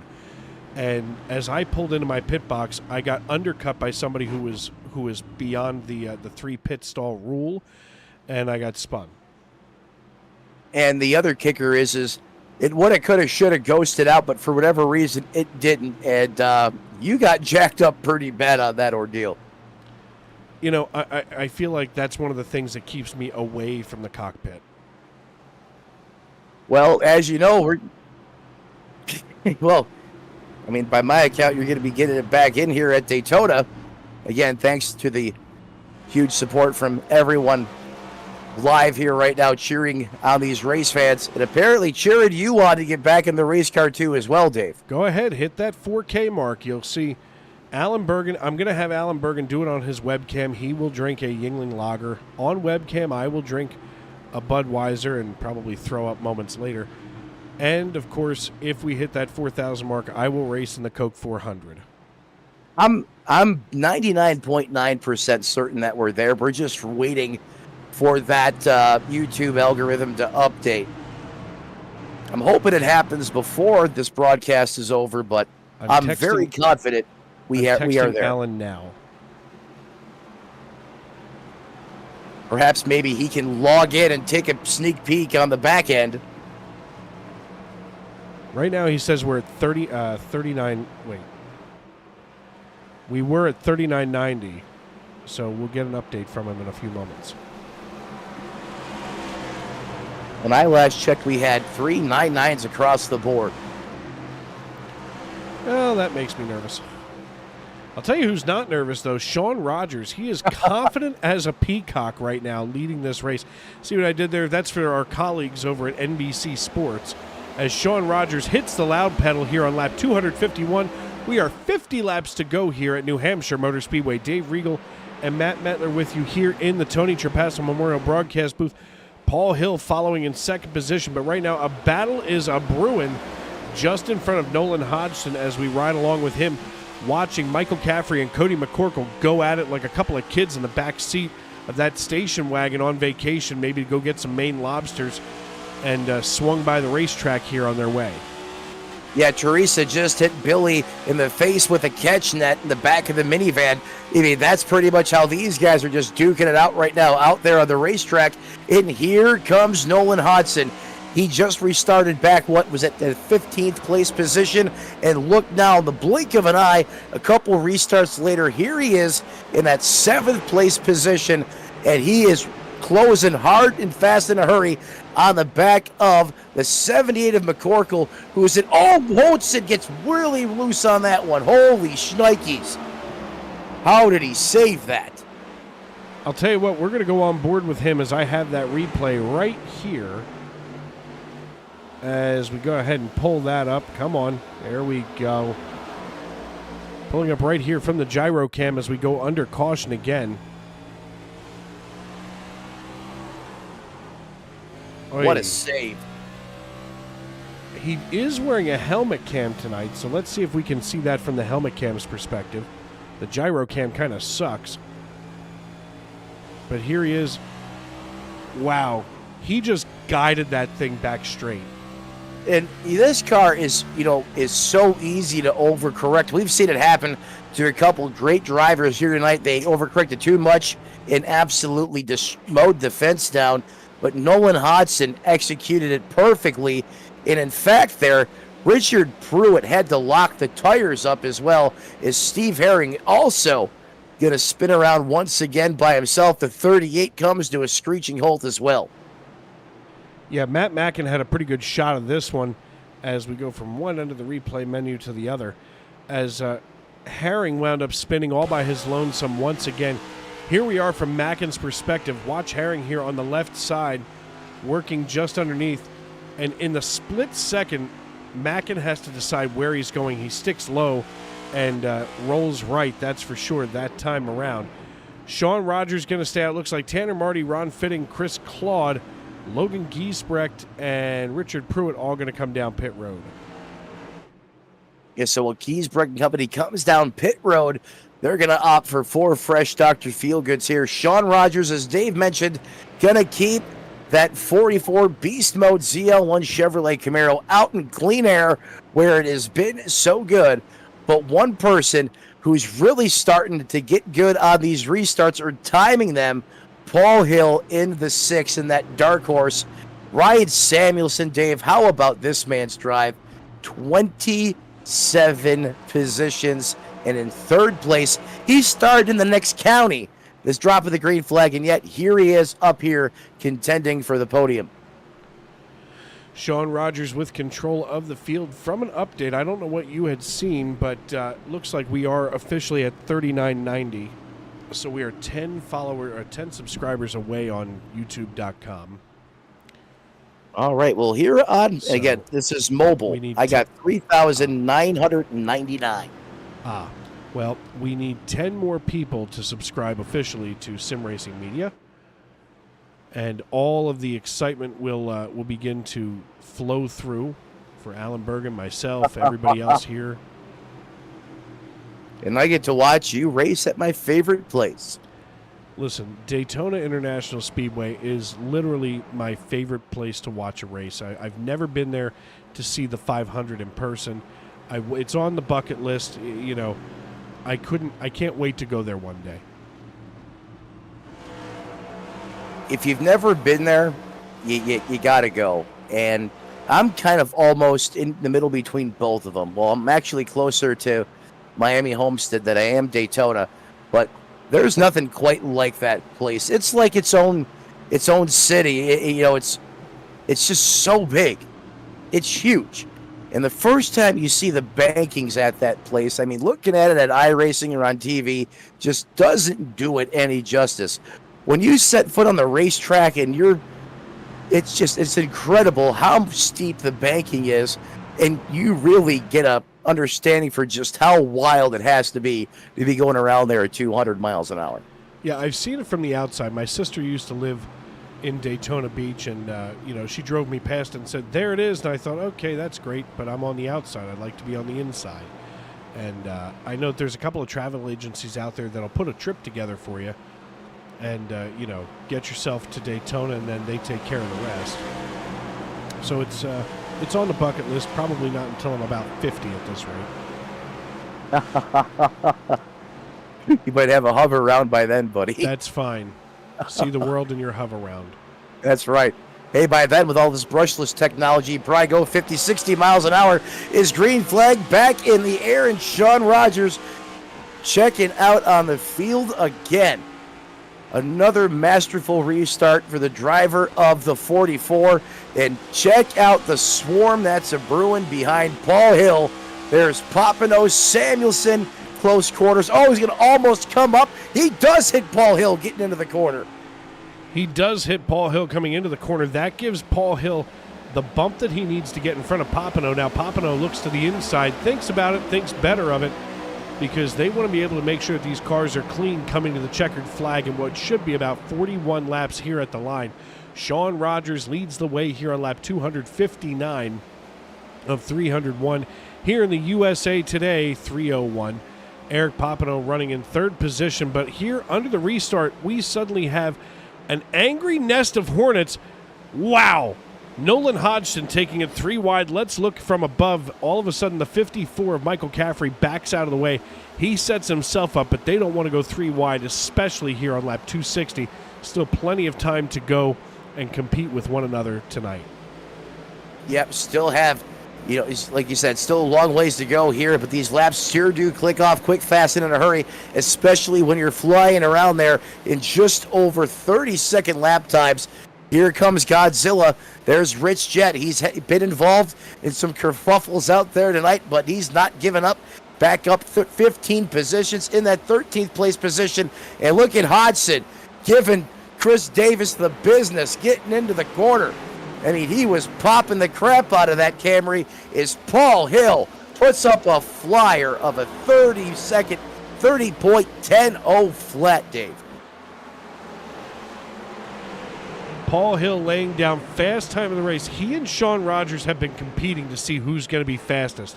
He just beat out Sean Rogers' last fastest time by 300th of a second here on lap 262, something we usually see earlier on in a race. But now Logan Giesbrecht starting to exchange positions with Alexander Gangler. He's going to put Ron Fitting in the crosshairs as we look here from the rear of Ron Fitting. back at Giesbrecht. There's still plenty of room, about 4/10 of a second. These drivers trying to hold themselves together for what should be an exciting finish here at New Hampshire Motor Speedway. One final time, we're going to step away and pay some bills here on Sim Racing Media. I'm Dave Regal, he's Matt Metler, and this is Sunday Night NASCAR.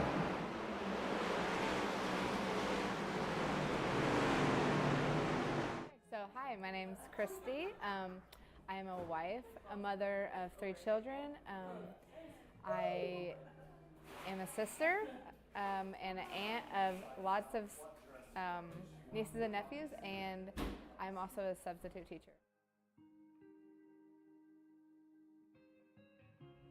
So my everyday life changed by going to appointments, a lot of appointments, a lot of scans. During the treatment, my body just got weaker, so I wasn't as active with my children and with my husband. So I was laying on the couch a lot more. I'm an active person, and so that just didn't sit well with me, but that's how it changed. My body was just weaker, and I couldn't do the things that I used to do.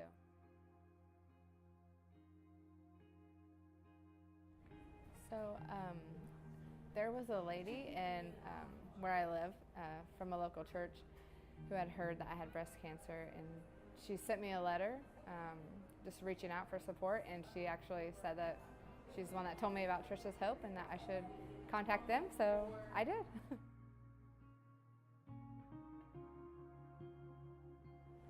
So specifically, I wasn't able to really work during my treatment or anything like that, so the grant that I was able to get helped me pay my bills, provide gas money. I was driving to and from treatments, and so it helped a lot with bills and everything.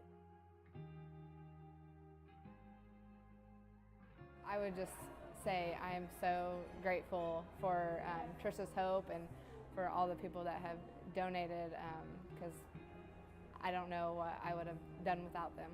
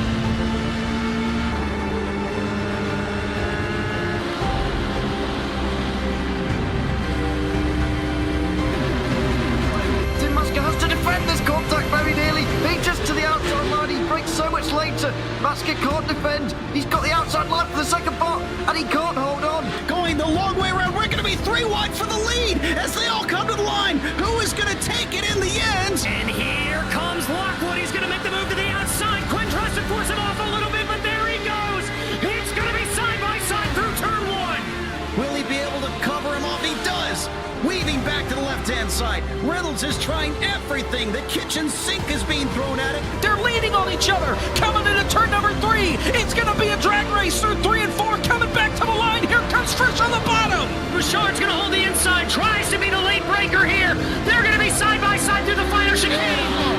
They bang doors, but keep it clean. As they're still 4 wide on the run down into the back straightaway. Demerit's looking for a line as well. What is going on in Michigan? Novak into the fence. They're still beating and banging. Oh and to the line. He is much faster coming through there. Is there damage on Challenger? Apromitis is ahead. There's going to be a race to the line. Who is going to get it?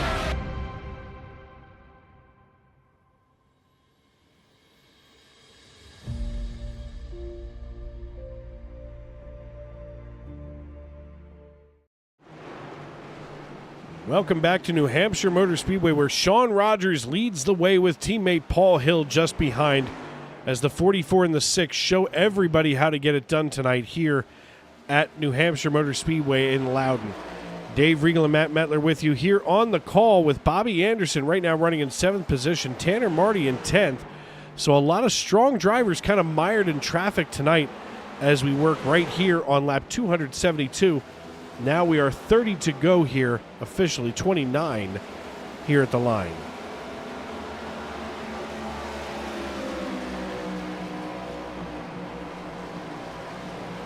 Bobby Anderson working just underneath Seba Cornez as he's got the 17 of Eric Papineau just behind. Papineau starting to watch what's going on ahead of him as the Williamsburg, Virginia native goes to the inside now of the 59 of Seba Cornez here on lap 274. Dave Regal and Matt Metler with you here in the Tony Trapasso Memorial Broadcast booth. We want to thank everybody for tuning in tonight on the YouTube.com live chat. Looks like Michael Danks is in here talking a little smack, as well as the Allen Experience letting us know that we're at 3,990 subscribers here on the YouTube channel. So thank you, everybody, for your support. I want to thank everybody for welcoming us into your homes, onto your phones, wherever you may be and however you may be listening, as we are here every Sunday night on Sim Racing Media. And, of course, you know, we make sure we try to get everybody involved. And we've got 6 nights of racing right now on Sim Racing Media. Of course, Mondays is myself here in the SNN Xfinity Series broadcast booth at 7:40 p.m. Then the SCL Series goes live at 9 p.m. That's Alan and Daniel. Tuesday night, the Racers Elite Series goes live with John and Rick. Then, of course, we're back with the Truck Series once again at 7:40 on a Tuesday, while the Extreme Series with Liam and Jordan is also on. Tuesday nights are pretty busy, and then Western States Racing League, your nightcap with Mike and Alan. Wednesday nights is the Roughneck Racing Series with Racers Elite at 7:30.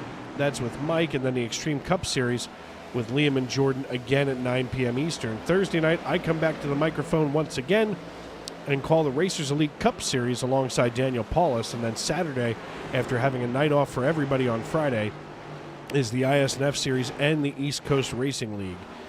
So a busy schedule of racing, all things considered, here on Sim Racing Media. And Dave, you just forgot one of them. We have a new league we're welcoming to the SRM family, Road and Plate. Actually, I'm up top in the broadcast booth with our, well, we'll call him a Shara wife, if you will, with Mr. Snowman himself. You get Shane? I get Shane. It's almost not even fair. You get to work with, I mean, basically you're always in a number one booth somewhere. Yeah, it's always a privilege to work with Shane. That's why I said share a wife, because, well, sometimes I get shared with you, and then, well, sometimes you get Shane, and then I steal him from you, and caution's out on the racetrack. I didn't even realize that we were fundamentalist Mormons. Neither did I until just now. Now I realize that we're in some type of polygamy relationship. And well, Shane is in the middle. I wonder which one's the GOAT. Oh, no. We go under caution here for the 20th time, 18th for cause, as Ryan Samuelson was running all by his lonesome, steps out of line and slides helplessly down the front stretch and just takes the inside wall right to the face of the 81. Yeah, he parks it there right next to that NASCAR logo. Not too much damage to the face of that Camry, though. He's managed to keep it pretty clean, but now Sean Rogers, Paul Hill, Nolan Hodgson, Chris Davis, Tanner Marty, Seba Cornez, Cody McCorkle, Rich Jett, Alex Princeton, Keith Long, they all come down pit road. This is an interesting call, especially because you're going to have Chris Davis and Bobby Anderson, two very strong drivers up atop the pile. Chris Davis, of course, another beast mode teammate here. Bobby Anderson in the 18 is a driver I wouldn't want to mess with, but Sean Rogers hits pit road. Let's see who beats him off of pit road. Sean Rogers going to get the jack drop there. He's going to win the race off of pit road, but now it's almost like he passes the torch to the other beast mode teammate, Chris Davis there in the 74 machine. And to your point, Bobby Anderson probably one of the best well-rounded drivers in the series. In fact, every time I have the privilege to watch him race, he is always in it to win it. And Dave, we've seen how hard it's been to get through traffic here at times, but Sean Rogers is always very calculated with his decision making. I'm sure he knows what he's doing. As my youngest son is having a mild freak out, I do apologize to everybody, but that is life with a 5-year-old sometimes. Buddy, listen, I get it. I've got a 6-year-old and a 4-year-old, and believe me, when they're here, there's no room for error. And the 4-year-old, she sits there, and 1 minute she wants milk on the cereal, the next minute she doesn't. It's a guessing game, and she's only 4. I can't wait until she's 16. Or the next minute she's throwing the cereal. That happens to me too.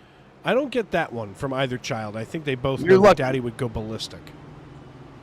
Yeah, these two, well, they're literally half Irish, so sometimes they just don't care. They're OFP. That's fair.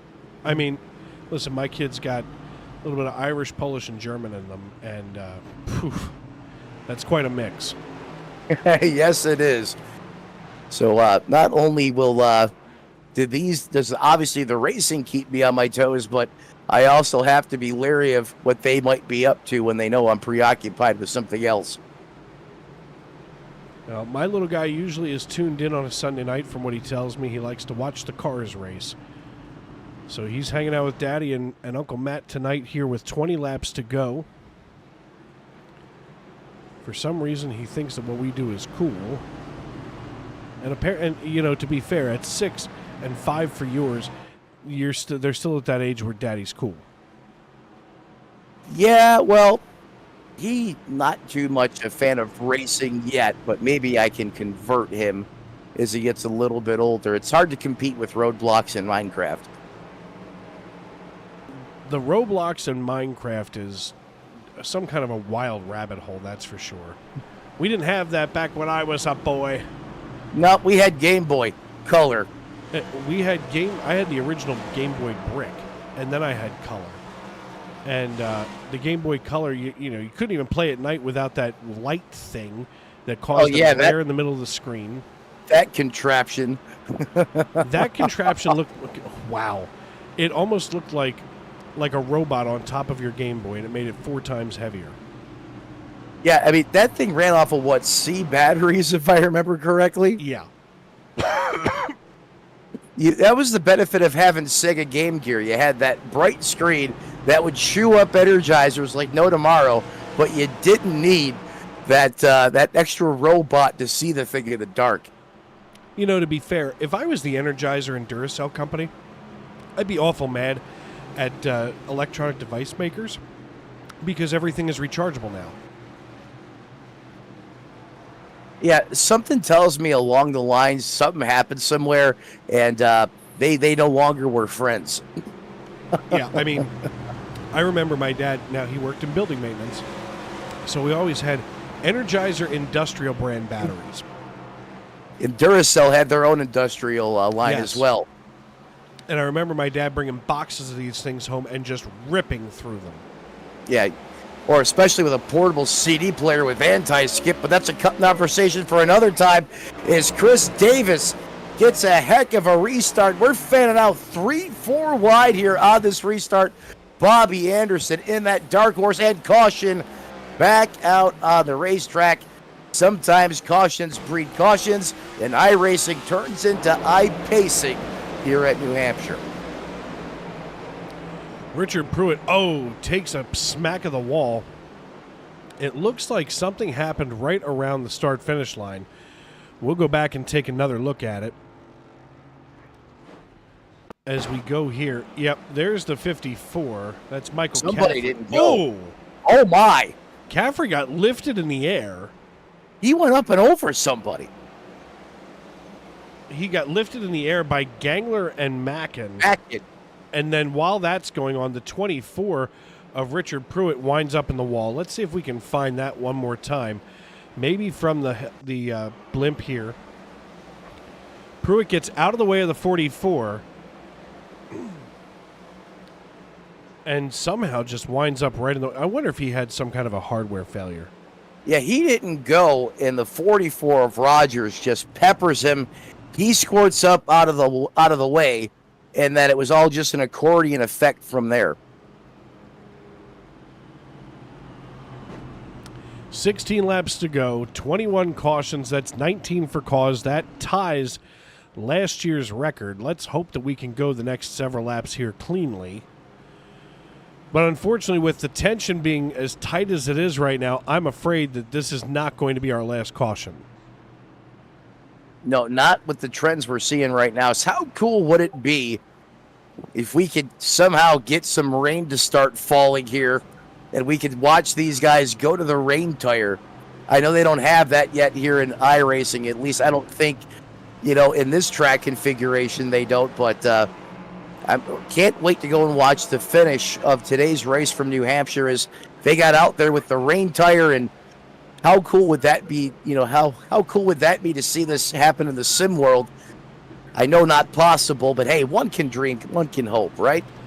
Well, I was talking to a fellow sim racing fellow gentleman, if you will, Justin Clapper, and we were talking Phillies baseball, and I asked him how his weekend was going. He works for a race team on the Xfinity side, and he said yesterday was, just miserable in the rain for the Xfinity race. So hopefully it was a little bit better for the Cup Series today. Well, they had basically went to a red flag condition for like 2.4 hours, and just as I was getting ready to kick off this broadcast with you, they went back green flag racing.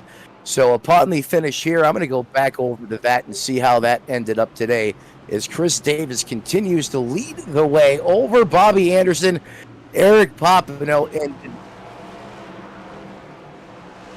Logan Burstich, the newcomer in that fourth place position. Sean Rogers in fifth. Remember, he was the leader, came down pit road 2 cautions ago, and is on that recovery drive. Claude, look at Chris Claude up there in the 7th or 8th place position. Nolan Hodgson and Bad Chad Sanner round out the top 10 as we restack them, re-rack them, and get ready to go green flag racing here from New Hampshire. Don't forget, the winner has a date with Lobby the Lobster on the line as well. Probably if I ever won a trophy, the one I would not want is that thing absolutely scares the bejesus out of me. Crawling into the turns 3 and 4 complex. Waiting patiently for that iRacing.com pace car to pull back down pit road. Going to be Davis on Anderson action in the front row. Toyota versus Ford. Green flag back in the air, and did Davis jump to restart? Oh, wait, that's right. He's the leader. Never mind. We're clean, good to go there. Is Davis back to the lead? Anderson in second, and Popino fighting hard for third. Here comes Sean Rogers on the inside. He's shoving Popino down the back chute. He knows that he's got the car to beat. Popino trying to hit him with the door. Coming into turn number 3 now, Rogers gets just to the inside of teammate Chris Davis. And now they both put their sights on Bobby Anderson. What a drive back to the front from Sean Rockin' Rogers.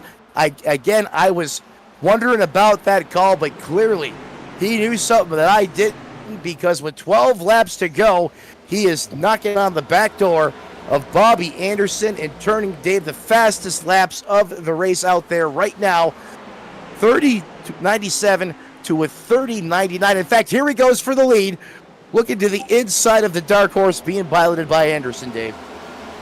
With 11 laps to go here at the line, Sean Rogers looks to lay the fender against the 18. They go side by side into turn 1.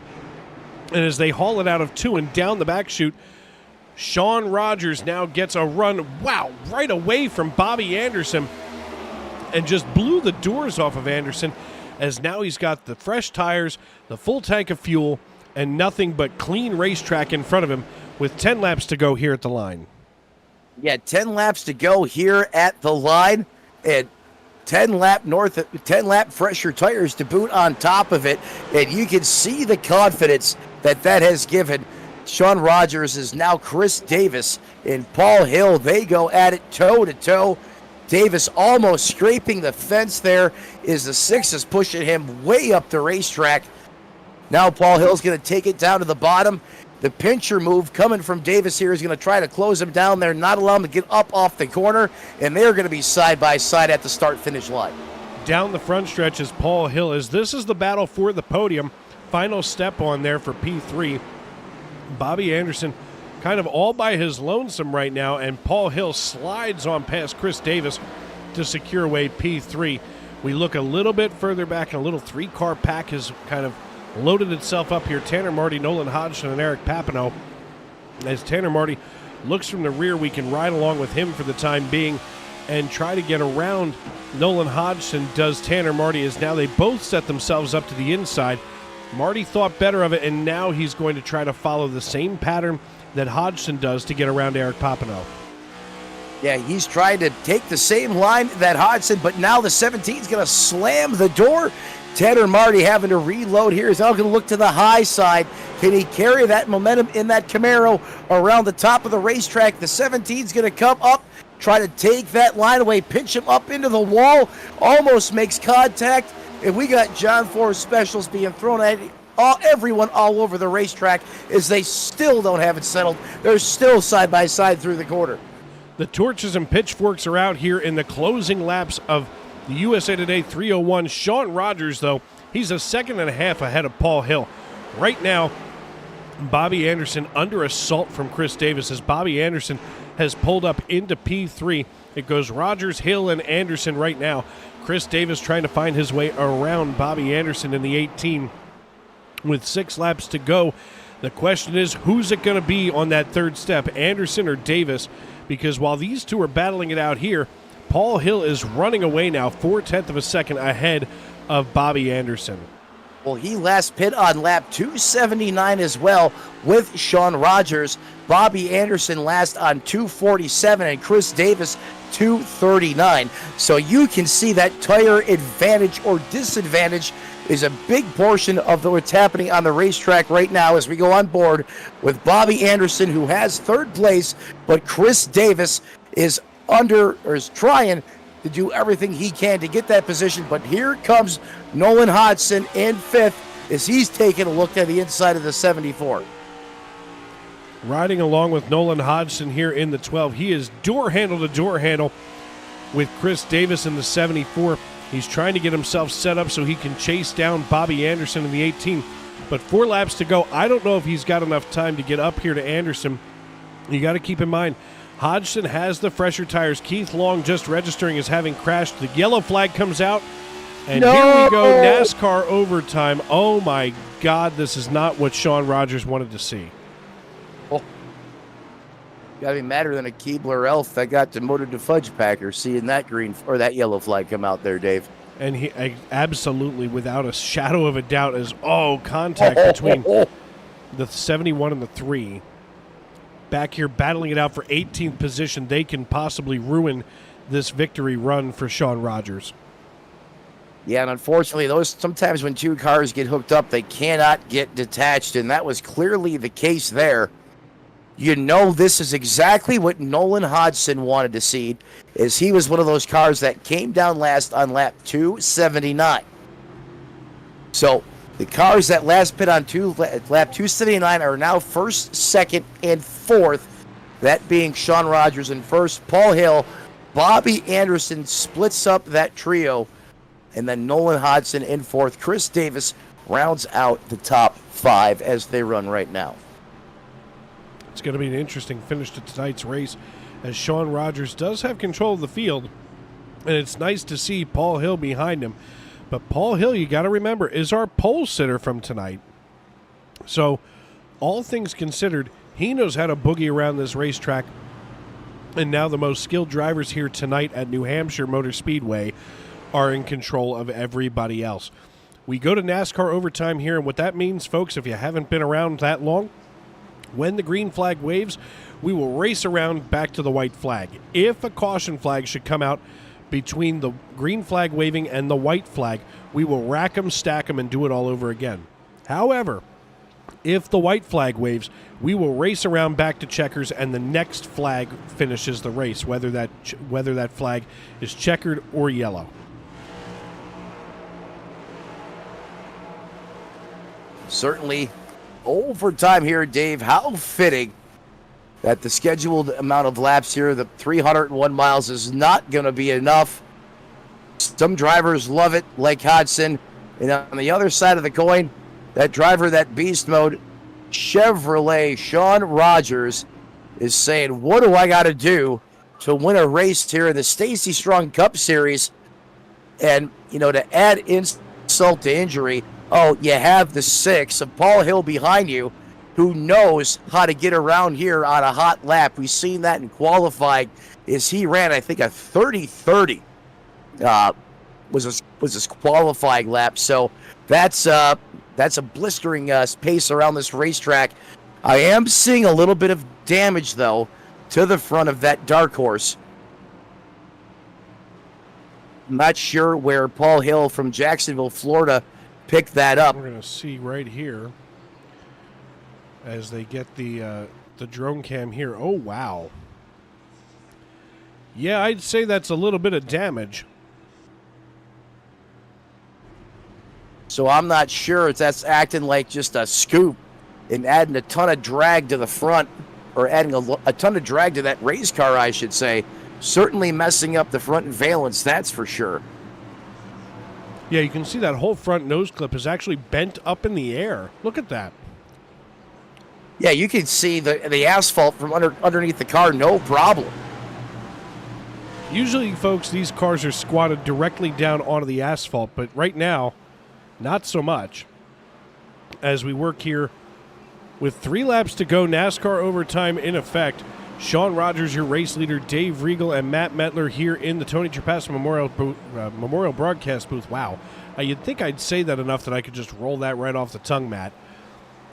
But with 3 laps to go, this is still literally anybody's race, and really Sean Rogers' race to lose as the iRacing.com pace car gets ready to peel on down pit road. Rogers opting for the high side as we come out of turn 4, entering the Geico restart zone. Sean Rogers drops the hammer and tries to put as much distance between himself and Paul Hill as possible. Well, the nighttime is the right time for Stacy Strong in overtime, and Rogers takes it to him once again on the restart. Hodgson get a challenge for P2 now as he clears the 18 machine of Bobby Anderson as we rifle down the backstretch into the 3 and 4 complex, and here comes Hill lurking on the back of Rogers. The biggest loser right here was Bobby Anderson, who was in P3, but as Sean Rogers comes across the start-finish line, the popsicle sticks go down, the white flag is in the air, and we're racing back to checkers. Sean Rogers going through the turns 1 and 2 complex for the final time of the night. He's going to get heavy and hard on that loud pedal down the backstretch, climbing up through the gearbox for the final time. He's going to set it up into the 3 and 4. He's going to get into the middle groove there. I thought he was going to take the bottom, but coming off at turn 4, he's going to circle the wagons, and nobody gets it done here in the Northeast like Sean Rogers. Is he going to punch his ticket into the playoffs and get his first victory of the season in the Stacy Strong Cup Series? Paul Hill's going to come home second, and Nolan Hodgson does it again with another podium finish for the 12, Dave. I couldn't have said it better myself, Matt, as we see Nolan Hodgson here on the backstretch. He's followed, of course, by Tanner Marty, Bobby Anderson, Ryan Samuelson, Chris Davis, Seba Cornez, Cody McCorkle, and Alex Princeton in the number 19 Interstate Batteries Toyota Camry. But Sean Rogers is about to celebrate here at the start-finish line, and he has earned every bit of this tonight, as the young man from Kalamazoo, Michigan, always cheered on by Amanda Price in our YouTube.com live chat, brings home his first checkered flag of the season.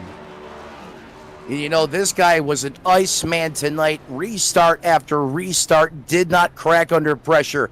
He put himself in the hole. He went and took fresh tires, able to come back up through the field, Dave. And even in overtime mode, with a stack of hungry wolves behind him, he executed flawlessly and put that beast mode performance Chevrolet into victory lane.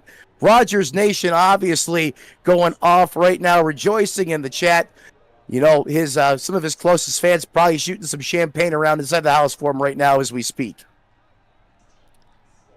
And as they celebrate there at home, we're ready to finally get a hold of Sean Rogers. For the first time this season here in 2024, Sean Rogers captures the checkered flag in Sunday Night NASCAR Cup Series action. Hey, Sean, it's Dave up in the broadcast booth. You got a copy? Hey, guys. How's it going? Man, it's going good, but we cannot be happier for you tonight as this is your night. You finally bring home the checkered flag. We've watched you be a bridesmaid, and finally you put on the white dress and get hitched here at Victory Lane. Yeah, man, it's I've been close all year. I knew you needed to just keep at it, and eventually it would come. And yeah, finally it did. Car was on rails all race. Super fast. Paul raced me clean there at the end. So yeah, all in all, I'm super happy. Now, what was your strategy all night? I know that the track temperature had come down substantially. What kind of adjustments were you making to keep it moving? I actually didn't touch the car at all. It actually started coming to me more as the run went on. So I didn't really tweak it. Don't fix what's not broken. And yeah, it was just bad fast. And that's thanks to Kenny at BMP who put this set together. That was it was definitely a rocket. So yeah, I can't thank them enough for the car. Well, man, now you punch your ticket to the playoffs. We look a little bit deeper into the season now. And as we prepare, of course, for next week, what are you thinking about as we head on down to Nashville Superspeedway? Nashville's another track that I do like. And you mentioned the playoffs. It is great to officially punch my ticket. I was been at the top of the points or near the top all year, so I kind of, I already kind of knew I was going to be there. I think I took the lead from Nolan probably at the end of this one, so that's nice too. But yeah, looking forward to Nashville. One of my better tracks. So hopefully, we get build some momentum tonight, and we can keep it on rolling. All right, my man. Well, listen, congratulations on the first win of the season. Before we cut you loose, who do you need to tip your helmet to, and who do you need to thank here on Facebook and not Facebook, but YouTube? Thank Amanda. She's obviously always out here supporting me. All my teammates at BMP, shout out especially to Kenny, who I mentioned put this car together, and Chris, who I think brought it home seventh. So shout out to him. Shout out to you guys for putting on a great broadcast, and Chris for kind of managing this whole deal. All right, my man. Congratulations. We'll see you next week at Nashville. Sounds good. Thanks. Next up here for you, Matt, is, I believe, Paul Hill down on pit road. Paul Hill, Matt, and Dave up in the booth. You got a copy there, bud? I do. Well, hey, man, that Den Slayer machine was absolutely lethal out there tonight. You start on the pole. You pretty much dominate the first half or the first segment of this race, and then you had to fight and scratch and claw your way back to when this race kind of got flipped on you. How are you able to drive through the storm, dodge those wrecks, and be here at the end to come home with a very dominant second place position? Yeah, well, first off, I wish I wouldn't have spun out. That was 100% on me. Just got loose underneath Nolan there at the start of the second stage and center around, and actually ended up with 3.5 minutes of damage in a meatball. And, really just being patient and using those cautions to my advantage to get my work done and save a set of tires there at the end to kind of put myself on cycle with Sean and have a chance there. But, the car was kind of banged up, but this setup I had from Team Conti was just phenomenal. I mean, even with 3.5 minutes of damage, I really felt like if that would have had a, 30, 40, 50 lap run, I could have got around Sean and taken the whole thing home. Yeah, that car was certainly lights out, especially as you mentioned on the log run. You mentioned that pit stop, that last pit stop where you came down on lap 279 with Sean Rogers. Do you think that was a gutsy call, or did you just have enough faith in yourself and in the car that it would be able to get back through traffic and get you home in a podium position? I was nervous that Sean by the time Sean would get back to me, that I wouldn't have enough tire and that I needed to make the same call as him.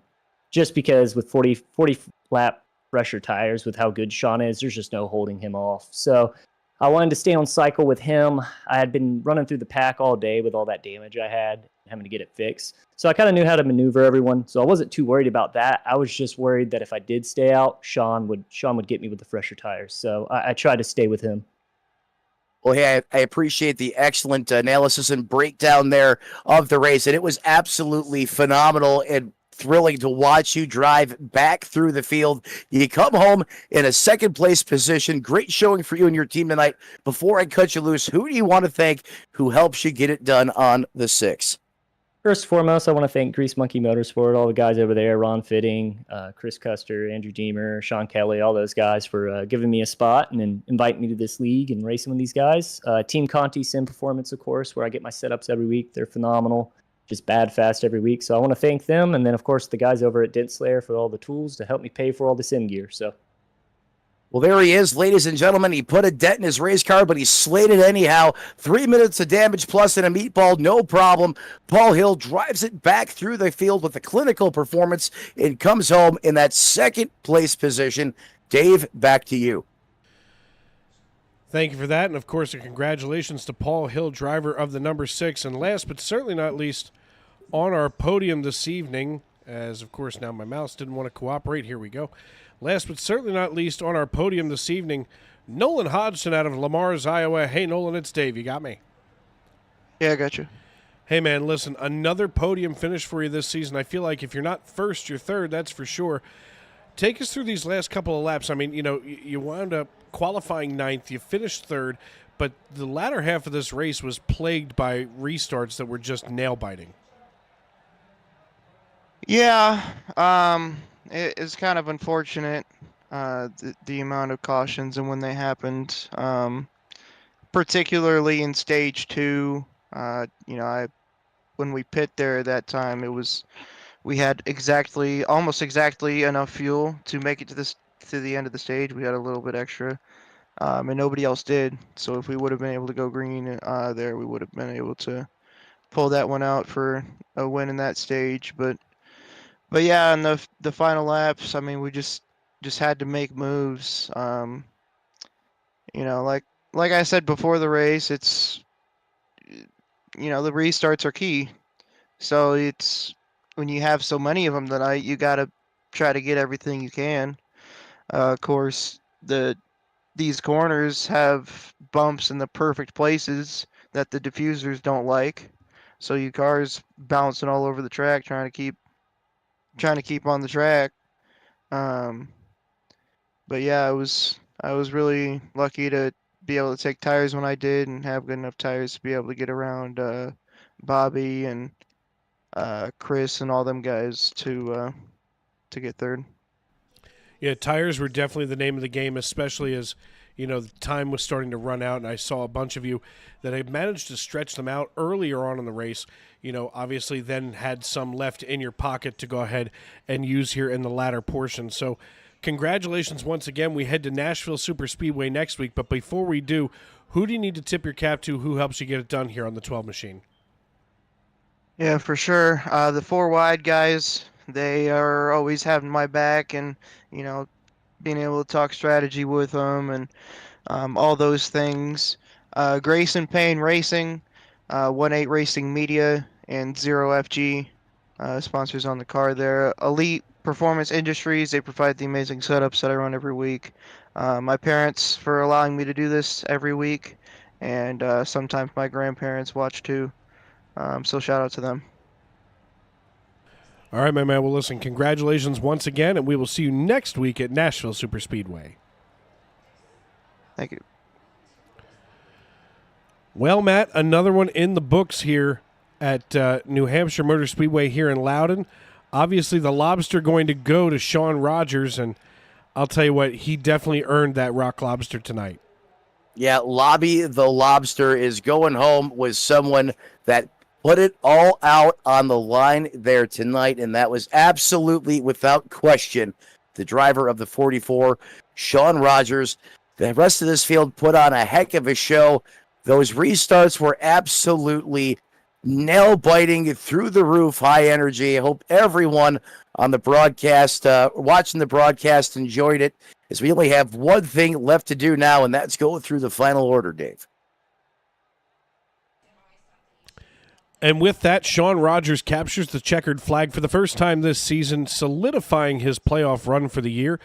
Paul Hill and Nolan Hodgson join him on the podium as well. Tanner Marty and Bobby Anderson round out the remainder of your top 5, while Ryan Samuelson and Chris Davis finish in 6th and 7th. Cody McCorkle, Alex Princeton, and Logan Giesbrecht round out your top 10, with Rich Jett and Ron Fitting in 11th and 12th. Chad Sanner and Chris Claude finished 13th and 14th, while John Wilco brought it home in 15th. 16th goes to Steve Herring. Seba Cornez comes home in 17th, with Eric Papineau in 18th. Alexander Gangler and Andrew Deemer round out the top 20, Matt. 21st belongs to Keith Long. 22nd, Chris Custer. Matt Mackin in the 01 finds himself in that 23rd place position, while the 54 of Michael McCaffrey comes home 24th. Rounding out your top 25, Richard Brewitt, Casey Bridstow, Ken Ron, Kavaja Holt, Mark Johnston, and Anthony Salvignano is your top 30. Michael Witt, 31st. Coming home 32nd, John Crow Sr. Bennett Allen winds up in that 33rd position. Sean Kelly, 34th, and rounding out the field of the 35 drivers that took the green flag tonight, Jonathan Crosby in 35th, Dave. And for myself, Dave Riegel, and my broadcast partner, Matt Metler, we want to thank everybody for tuning in, as always, right here on Sim Racing Media, joining us in the Tony Trapasso Memorial Broadcast booth. We want to thank you for welcoming us into your homes, onto your phones, wherever you may be and however you may be listening.